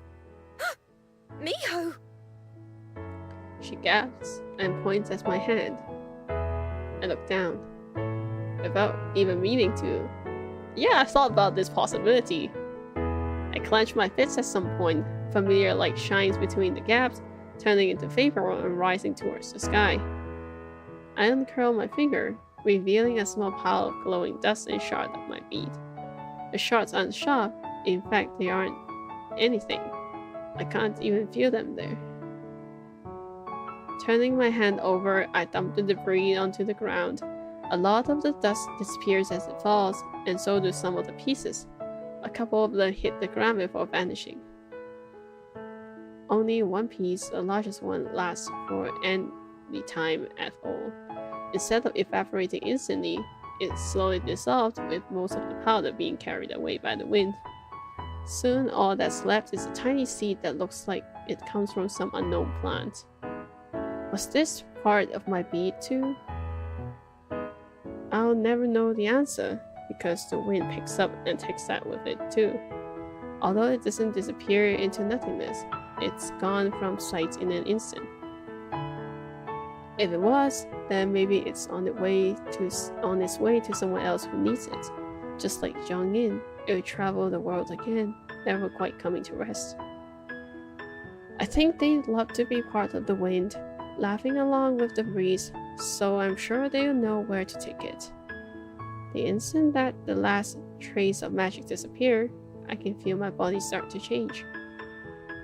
It's similar to changing into a fox, but still different. My ears shrink down and my tails retract, but the rest of me stays the same. My hair brushes against my shoulders as new, different ears take the place of my fox ones. It feels like stretching after being crammed up for a long time. Human for Miho! Like always, the transformation is quick. only a few seconds from start to finish. Except, it's not always anymore.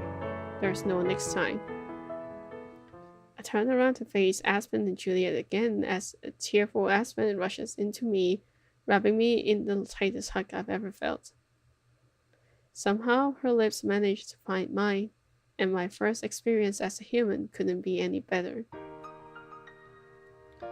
Happy doesn't wait long before demanding to be noticed too, so I step away from Aspen in order to kneel down and pet him. He seems to handle this change a lot better than me turning into a fox, since he doesn't growl or act any differently at all. I wonder if he even notices that change. Finally, there's Juliet, who has tears of her own in her eyes. As I climb the stairs, she steps forward and pulls me into an embrace of her own. Congratulations, Miho. Thank you. For everything. Juliet lets go of me and then steps further back into the house and away from the sunlight. The rest of us go inside too. I feel strangely normal.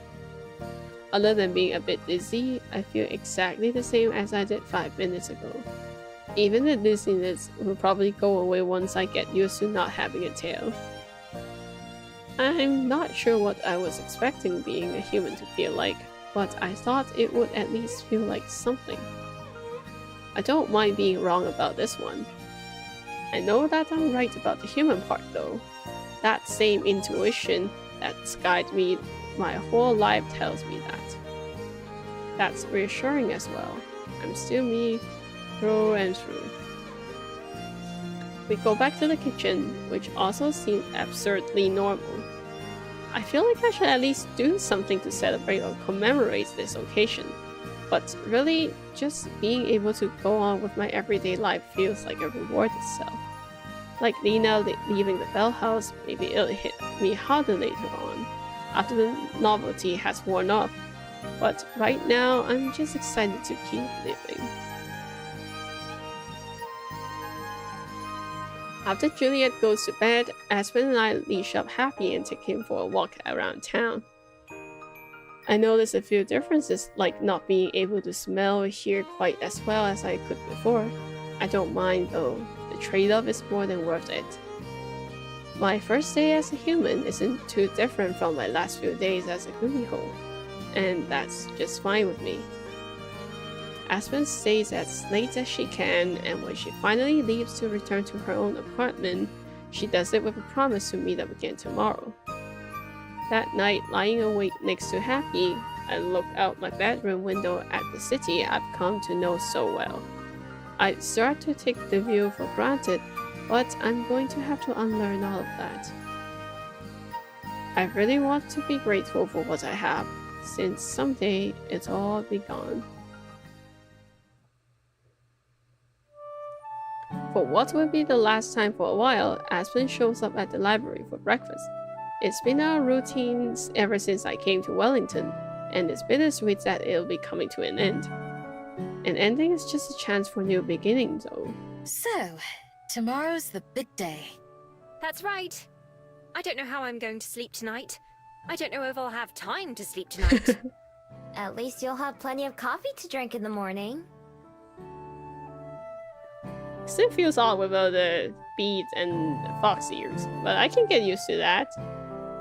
Human Miho is very cute.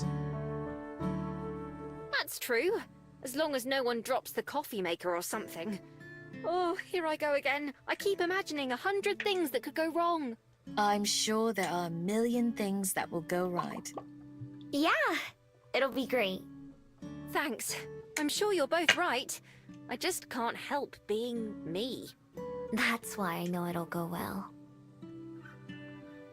Happy and I hang out in the kitchen while Aspen and Juliet browse around to find books for Aspen's reading corner. Once she has a few picked out, Juliet heads to bed and Aspen rejoins the dog and me. She picks up her purse where she left it on the counter earlier and sits down. So, after your bead broke yesterday, it gave me an idea for a secret ritual of my own.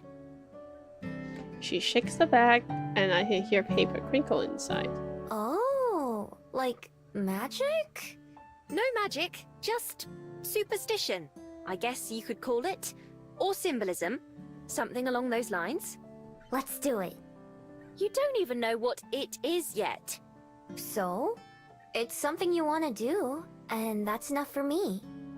I hope you're up for a bit of a walk then, because I'd like to go up Mount Victoria. I'll go get Happy's leash. On the way up to the top of the mountain, we talk about everything except why we're there. At the summit, we stop and Aspen looks around. I see why you come up here so often. I'm glad the new store is closer. I could do with a few more chances to clear my head. Top of the mountain is always nice, especially when you have like a view of the city below. I'm glad you like it up here too. I know it's not a secret or anything, but it feels like my place. I know what you mean. That used to be the library for me. Used to? It's special in a different way now. A wonderful way, to be sure. But not the same as when I was just a regular patron browsing the shelves. But up here, I feel calm in the same way when I sit down with a good book. Not just a good one, but a favorite. One that I know I can go back to again and again and enjoy just as much as the first time I read it. She unslings her purse from her shoulder and reaches in. Happy gets his hope up, probably thinking that's just where sandwiches grow, but he'll have to be disappointed this time. Instead, what Aspen takes out is a small stack of paper, like her previous manuscript. At first, I'm afraid it's Fox and the Grove, which is silly because I keep that safely in my room with my scroll. On closer inspection, I recognize the fancy logo at the top. That's from the book company, right? The one you almost signed with? Yes. Oh, This was the contract they offered me. I held on to it to think about, and then afterwards held on to it as a reminder. I think I need to move on from it too, now. Just like you were saying about your bead. For a long time, I thought of my self-worth purely in terms of what I could make or give to the world. In other words, how good my writing was. That sure turned out to be a mistake. I always knew it was, of course. Still, once you're that far into the hole, it can be tough to dig yourself back out. I have you to thank in part for that. For helping me find my own strength that I needed. That's why I don't need this anymore. Not as a reminder or a motivator.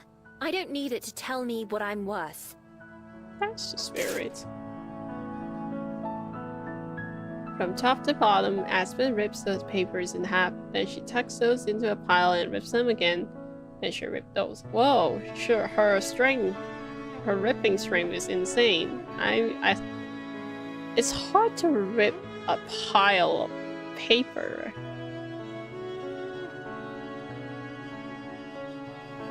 She holds out her handful of shredded paper like I held up my shattered bead.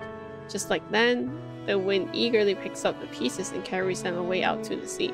No littering, like, excuse me, ma'am. Please do not litter. But, well, this scene looks beautiful, so I forgive you this time.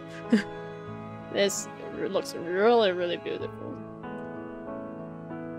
They toss and flutter in the wind, scattering directions before they are even past the edge of the mountain. Aspen watches them go, hands still outstretched, not bringing them back, but to keep them away. In just seconds, they're gone from sight. I tore up the rejection letters too. The ones I'd been keeping in my box. Envelopes and all. I saved a copy of my manuscript instead. That's what I really want to look back on someday, and smile about. That's true. That's your work, though. Not to forget the bad, but to remember the good, too. I'll always associate it with these days here with you. And with the new store, and everything else. Yeah, those are stuffs from other, but the manuscript is something yours. I think those will be much happier memories to keep. Don't you? I do. I never want to forget how I feel right now either. Or any of my time here. I don't think we will. I'm not sure how we could. And even though the future is scary at times, scares me right now when I think of opening the store tomorrow. I'm excited. I'm excited to face it with you and with Juliet. And with Happy, of course. Of course. The three of us stand quietly together, facing the horizon and the future. Aspen's right, it's intimidating, but that's exciting in its own way. If there's one lesson that I've learned, one most important thing is that I can't just wait for the future to come to me. I have to reach out and grab it for myself. Arriving at the new Bell House, it's immediately obvious that Aspen didn't need to worry about no one showing up. Julian and I are there an hour early, but we're not even the first to arrive. There's already a small line of people waiting when we get there, box of Aspen's requested books in tow. Some of the staff are running around outside looking stressed. Others are indoors setting up the display cases and brewing coffee. They also look pretty stressed.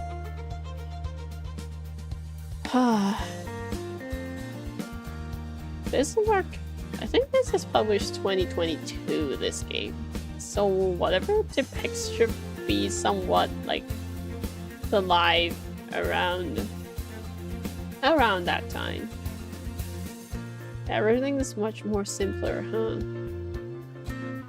I recognize one or two of the employees from the other Bell House, but I don't know their names. Most of them I've never seen before. It's just the apron that gives them away. But on the side note, COVID times actually gave me a lot. Like, the COVID times is probably the most important period of my life.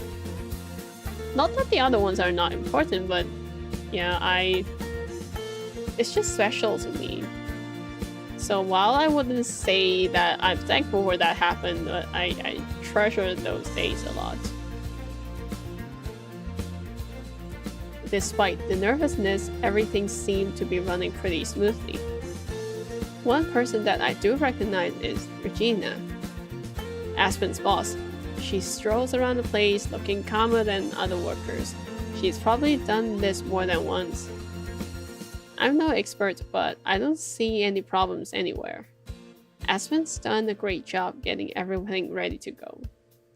But again, I'm also suffering in this post-COVID society, just like everyone else.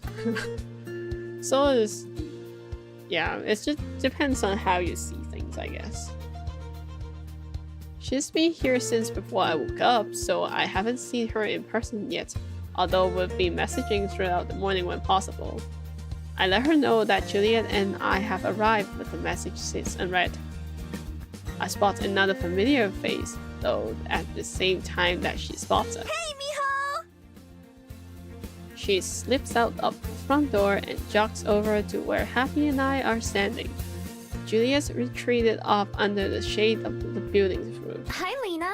How's it going? Oh, you know, pretty normal day. Hang on a sec, though. Something's different about you. Yeah. Did you get a haircut? Wait, no, I see it. Don't tell me they gave you an haircut too! Nope. They went away on their own. Ear cut. I broke the bead that gave me my magic, and so now I'm just a regular human. Yeah, the brain smooth. They both have super smooth brain. The brain smooth pair. Her face goes pale. And I thought it was bad that I dropped the coffee machine this morning! Oh, nah. I did it on purpose. I wanted this to happen. Seriously? Why would you do that?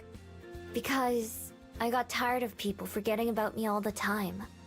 I want to be able to live a normal life, even if it's one that has an end. I'm starting a new job soon too. One that I couldn't do if nobody remembered me.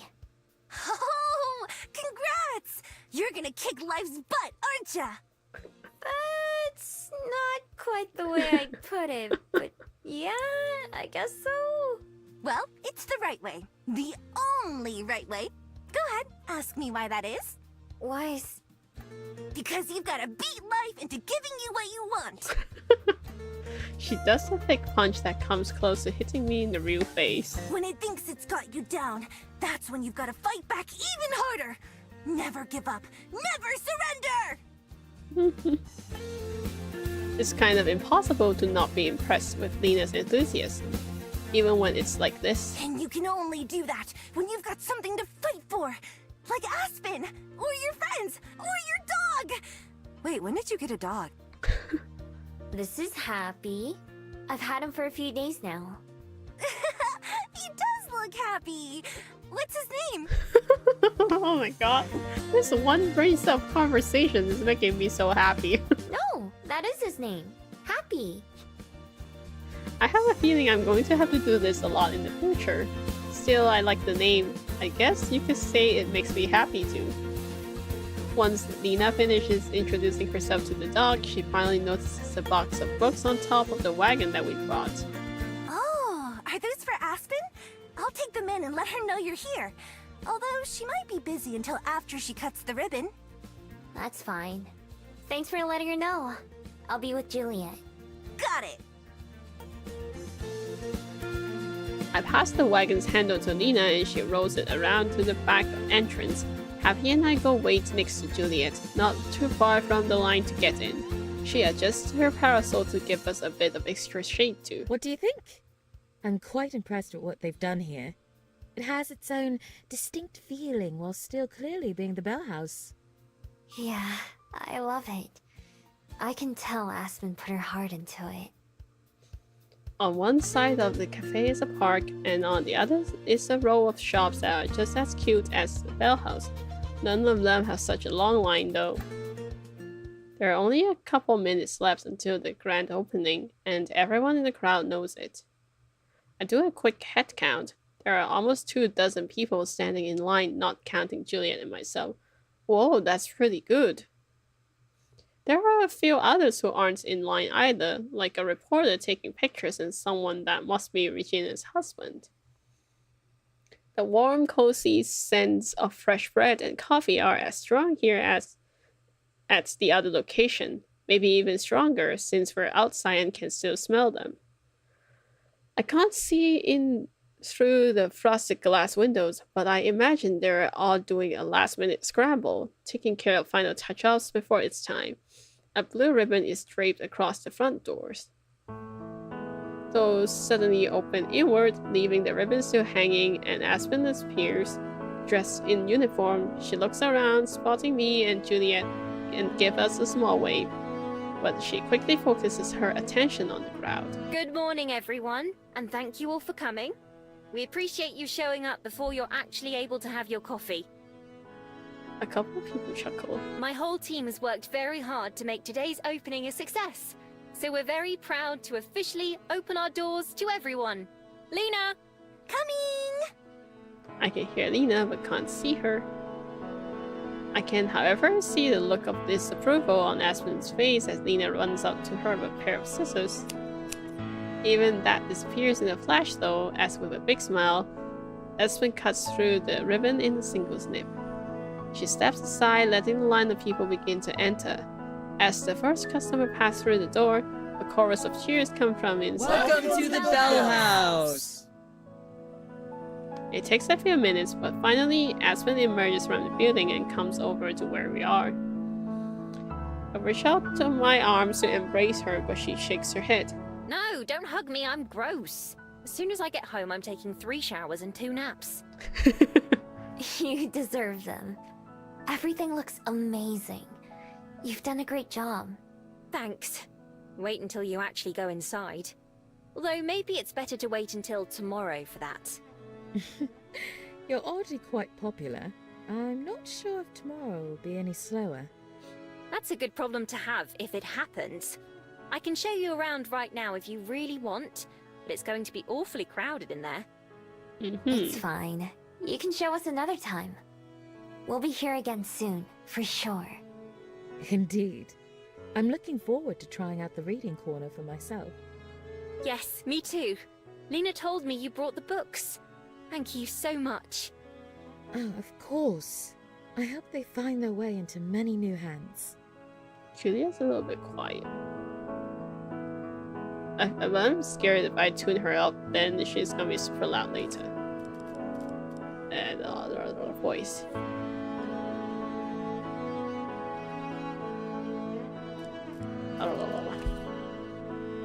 I'll make sure they do. I want to do some kind of discount for people who are working or reading here. Wow, that's super nice of you. A lot of the cafes actually hate when they work or read in there. I'm not sure what it'll be yet, but I want to help out students and artists, even if it's just a free cup of coffee. Like, some of them are really nice and lets you stay forever. Some of them are like, you stay there for an hour, and then after this, it starts to hate you. I'm like, I thought I can stay here for longer. Like, of course, if you're staying there for like, I don't know, like a whole afternoon or something, sometimes I will like buy another cup of drink or like some snacks. I won't be so rude as to just like buy one cup of the cheapest drink and sit there for 6 hours. I mean, technically you can, but usually I try to just pay for enough when I actually stay and work there. But some cafes just really hate you when you stay there, which kind of goes against my concept of a cafe, of like this kind of cafe. So you're so nice. I guess it's because you're a writer. I'm already getting ahead of myself though. We've been open for all of 10 minutes and I'm planning what to do next. You make that sound like it's a bad thing. But this place only exists because you dreamed about it, right? Well, yes. I suppose so. I need my feet on the ground right now though. I could let my head off into the clouds when my shift is over. Which, unfortunately, is still several more hours from now. I'm going to have a few words with whoever it was that put together this schedule. Was it you? Mm-hmm. It absolutely was. Yep, go get her, Aspen. Go get Aspen's. After my naps and showers, I'll come by to visit this evening. Do you have any plans for how you want to spend your last couple days before your own new adventure, Miho? Other than with you? Nah, not really. I think I might go for a walk. It's been a while since I just wandered around. You've come so far since then, both literally and figuratively. Yeah, I miss it a little bit. Go wander then, and I'll see you at dinner? Definitely. Goodbye, Aspen, and good luck with the rest of the day. We'll see you tonight. With a final wave, Aspen disappears back into the cafe. I think I'll be returning home myself. If you're going to be out for a while, then would you like me to take Happy back with me? Yeah, please. I think I'll be out for a bit. I pass the leash to Juliet. Happy doesn't fight against leaving me anymore. He knows that I'll come back to him. I watch as those two head off back the way we came, the opposite direction of the bell house. One other direction leads into town, but it's the fourth and most familiar path that I follow. For the second day in a row, I find myself atop Mount Victoria. Although I passed others going both up and down the mountain, I'm alone at the summit for the moment, just me and the breeze. Leaning against the railing, I take in the sights again. The bustling cities, the swaying trees, the cerulean ocean. All over, everywhere I look, it's alive. Every person, every leaf, every single creature. We're not so different after all. We're all just doing what we can to survive, to keep going, and to hopefully make tomorrow a little better than today. I can't count how many times I've been up here, enjoying this view, and I can't even begin to guess how many more times I'll come here in my lifetime. And yet, that's what makes it so precious today. Because someday I won't be able to come here anymore. All I will be able to do is think back and remember how it made me feel. so I had better feel as much as I can while I can. Even now, I can spot things that are different from yesterday. I passed different people on the way up here. Different boat dots, the glittering horizon. Different airships come and go. As much as it feels like it sometimes, and as much as I used to believe it was true, nothing ever really stays the same, from the streets to the sea and even myself. Like clouds, we grow and change until someday we disappear. There is a noticeable absence where my necklace hangs, but it isn't the aching kind of loss that feels like something's gone when it shouldn't be. Instead, it's more like nostalgia, missing something but knowing I can't go back into it. That the world and existence I'm thinking of doesn't even exist anymore. Maybe it never did. I've been to so much of the world without really seeing any of it. After all, there is plenty of time to fix that, though years and years to enjoy the fullest. At the end, I hope to feel the same way Youngin did, surrounded by the people they loved, and content with the life they had lived. Maybe, like them, I'll continue to exist in some way still, in the thoughts and stories of everyone that I care about, and that cared about me. For someone who's not used to being remembered, a legacy like that doesn't sound too bad. Maybe someone someday will stand up here like me, looking out at the world and seeing proof that I once lived and existed. It's okay if they don't know me or my name, that doesn't bother me. But if there's one more bird singing its song than there would have been had I never existed, then that's enough. A sudden gust sweeps across the mountain, down through the forest and out towards the sea. It ripples through my hair the same way it ripples through the trees. As the leaves rustle together in breeze, it sounds like warm laughter. Little fox, where is your home? The wind whispers. Closing my eyes, I relax and surrender myself to it all. Right here.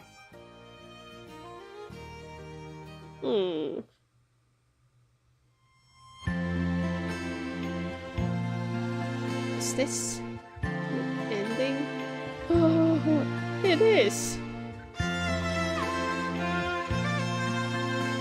Such a nice music. Such a nice ending. As I open to another page, I wonder if I'll always stay the same. Yeah, Silver's same. Or be someone someday. Silver's same voice as Miho. That's correct.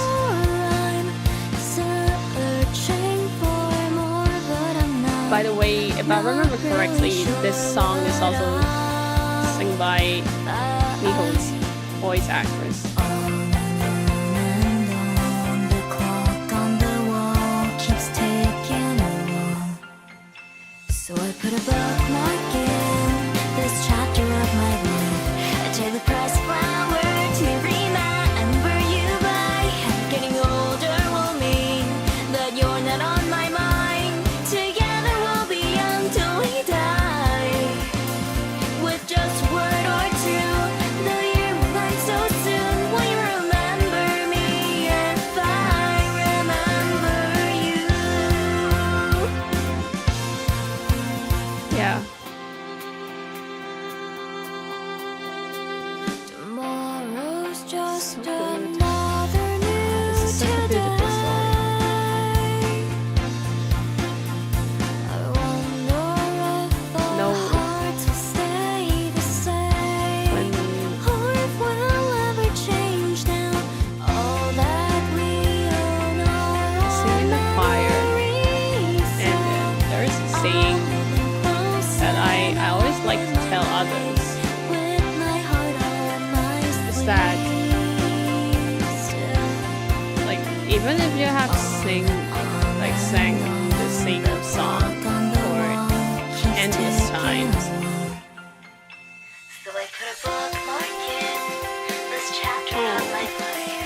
Taylor press forward to remember you by. And if getting older Guys, won't like, you mean should sing that it you're not on my as mind. Together we'll be young till we good die. or Maybe I'll as forget a bit of you. well as Maybe you'll like, put forget as me much too. But I'll treasure heart every and effort into second, singing and I know as that if it's you the first time. Because there might be someone's first time listening to that song, and it might also be someone's last time listening to the song. Because you never know when like the first and last time that something's happening to someone. You should always treasure every time, like every chance, every moment. Like they're the first and also like they're the last. Thank you. Thank you for such a nice story, such a nice experience. Even with the shuttle ride and walk back, I get home before Aspen does. Happy's waiting for me at the door like he does every day, to lick my hand and then flop on the floor for a belly rub as soon as I come in. The cats crowd around to say hello too, although they keep their distance from Happy as much as they can. 5 years, and they still haven't warmed up to him too much. They don't mind me like they used to, though. 5 years. I start a pot of coffee brewing for when Aspen gets back, and change out of my work clothes. It's my turn to cook dinner tonight, so I also grab some ingredients from the fridge and leave them on the computer to finish thawing. Then I go to our bedroom and wash up. Working at the preserve has gotten easier, but it never gets boring. I always come home covered in dirt and more, but with the satisfaction of knowing that I did something meaningful. This week I've been tending to a nest of, I'm going to butcher this, Takahi chicks who lost their mother. Baby birds are kind of gross. I've learned the hard way that pretty much all baby animals are. But seeing the improvement they've made over the past few days has been all the reward I need. From the kitchen, I can hear Happy's collar sliding across the tile as he stands up, a sure sign that Aspen's home. I go out to greet her just as the front door opens. Hey, you. Hello, love. I wait for the animals to all have their turn saying hello before I walk over to Aspen, putting my arms around her. How was your day? Oh, the usual. I'm almost done reading this manuscript that came in a few weeks ago. It's a little rough around the edges, but I'd like to see more.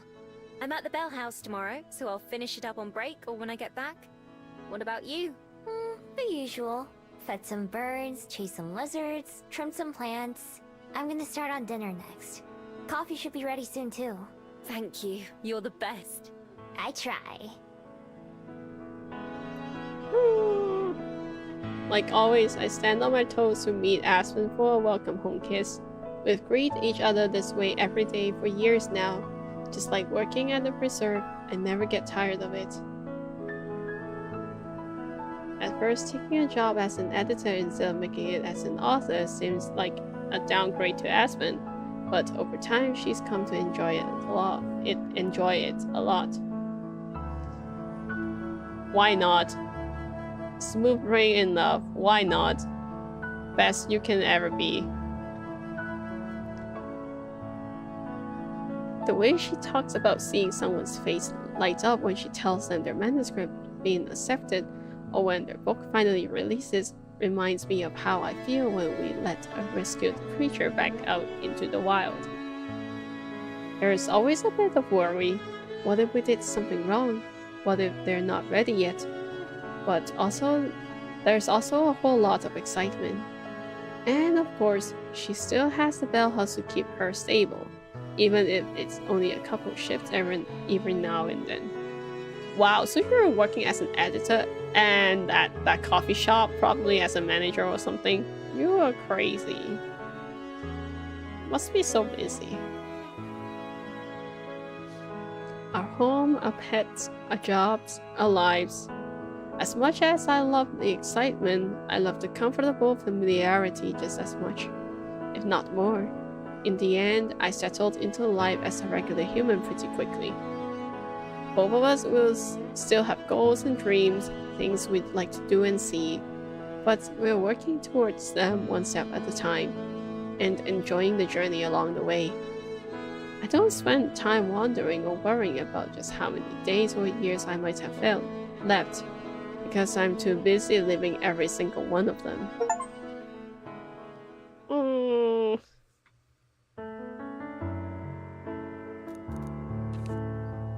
Oh, thank goodness. A moment to relax. Nice.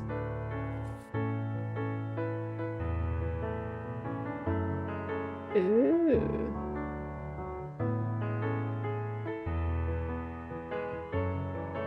Ooh. Ooh. Ooh. Ooh. Yeah, I think these are probably from the one other side story, that little boy quest.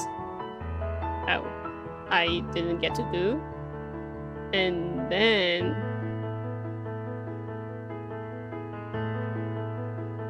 this is probably the wild ending. And these are Juliet's ending.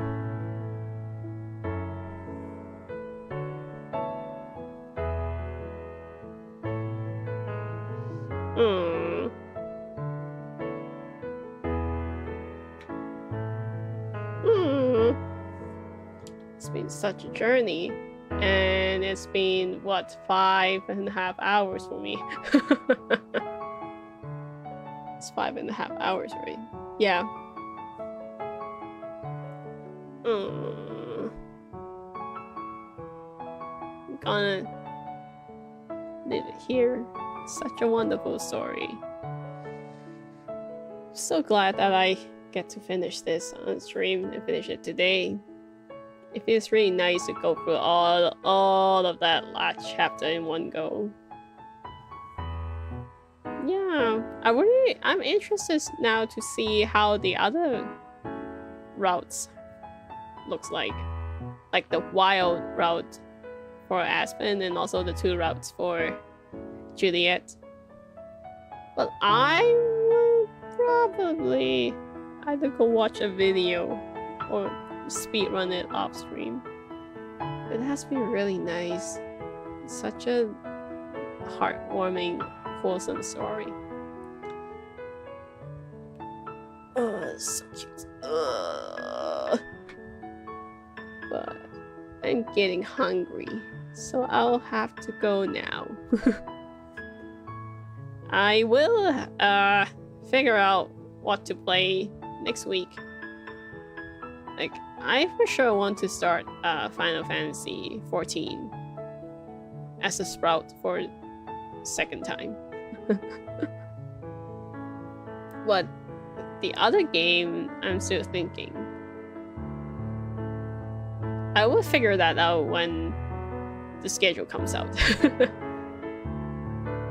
Yeah, I might like tweak the time a little bit. That's a later problem. Now I'm hungry. I'm just glad that they are having a good life, that they are happy. Yeah, thank you. Thanks for sharing this journey with me. And with that, I shall go grab something to eat. I'll see you next time.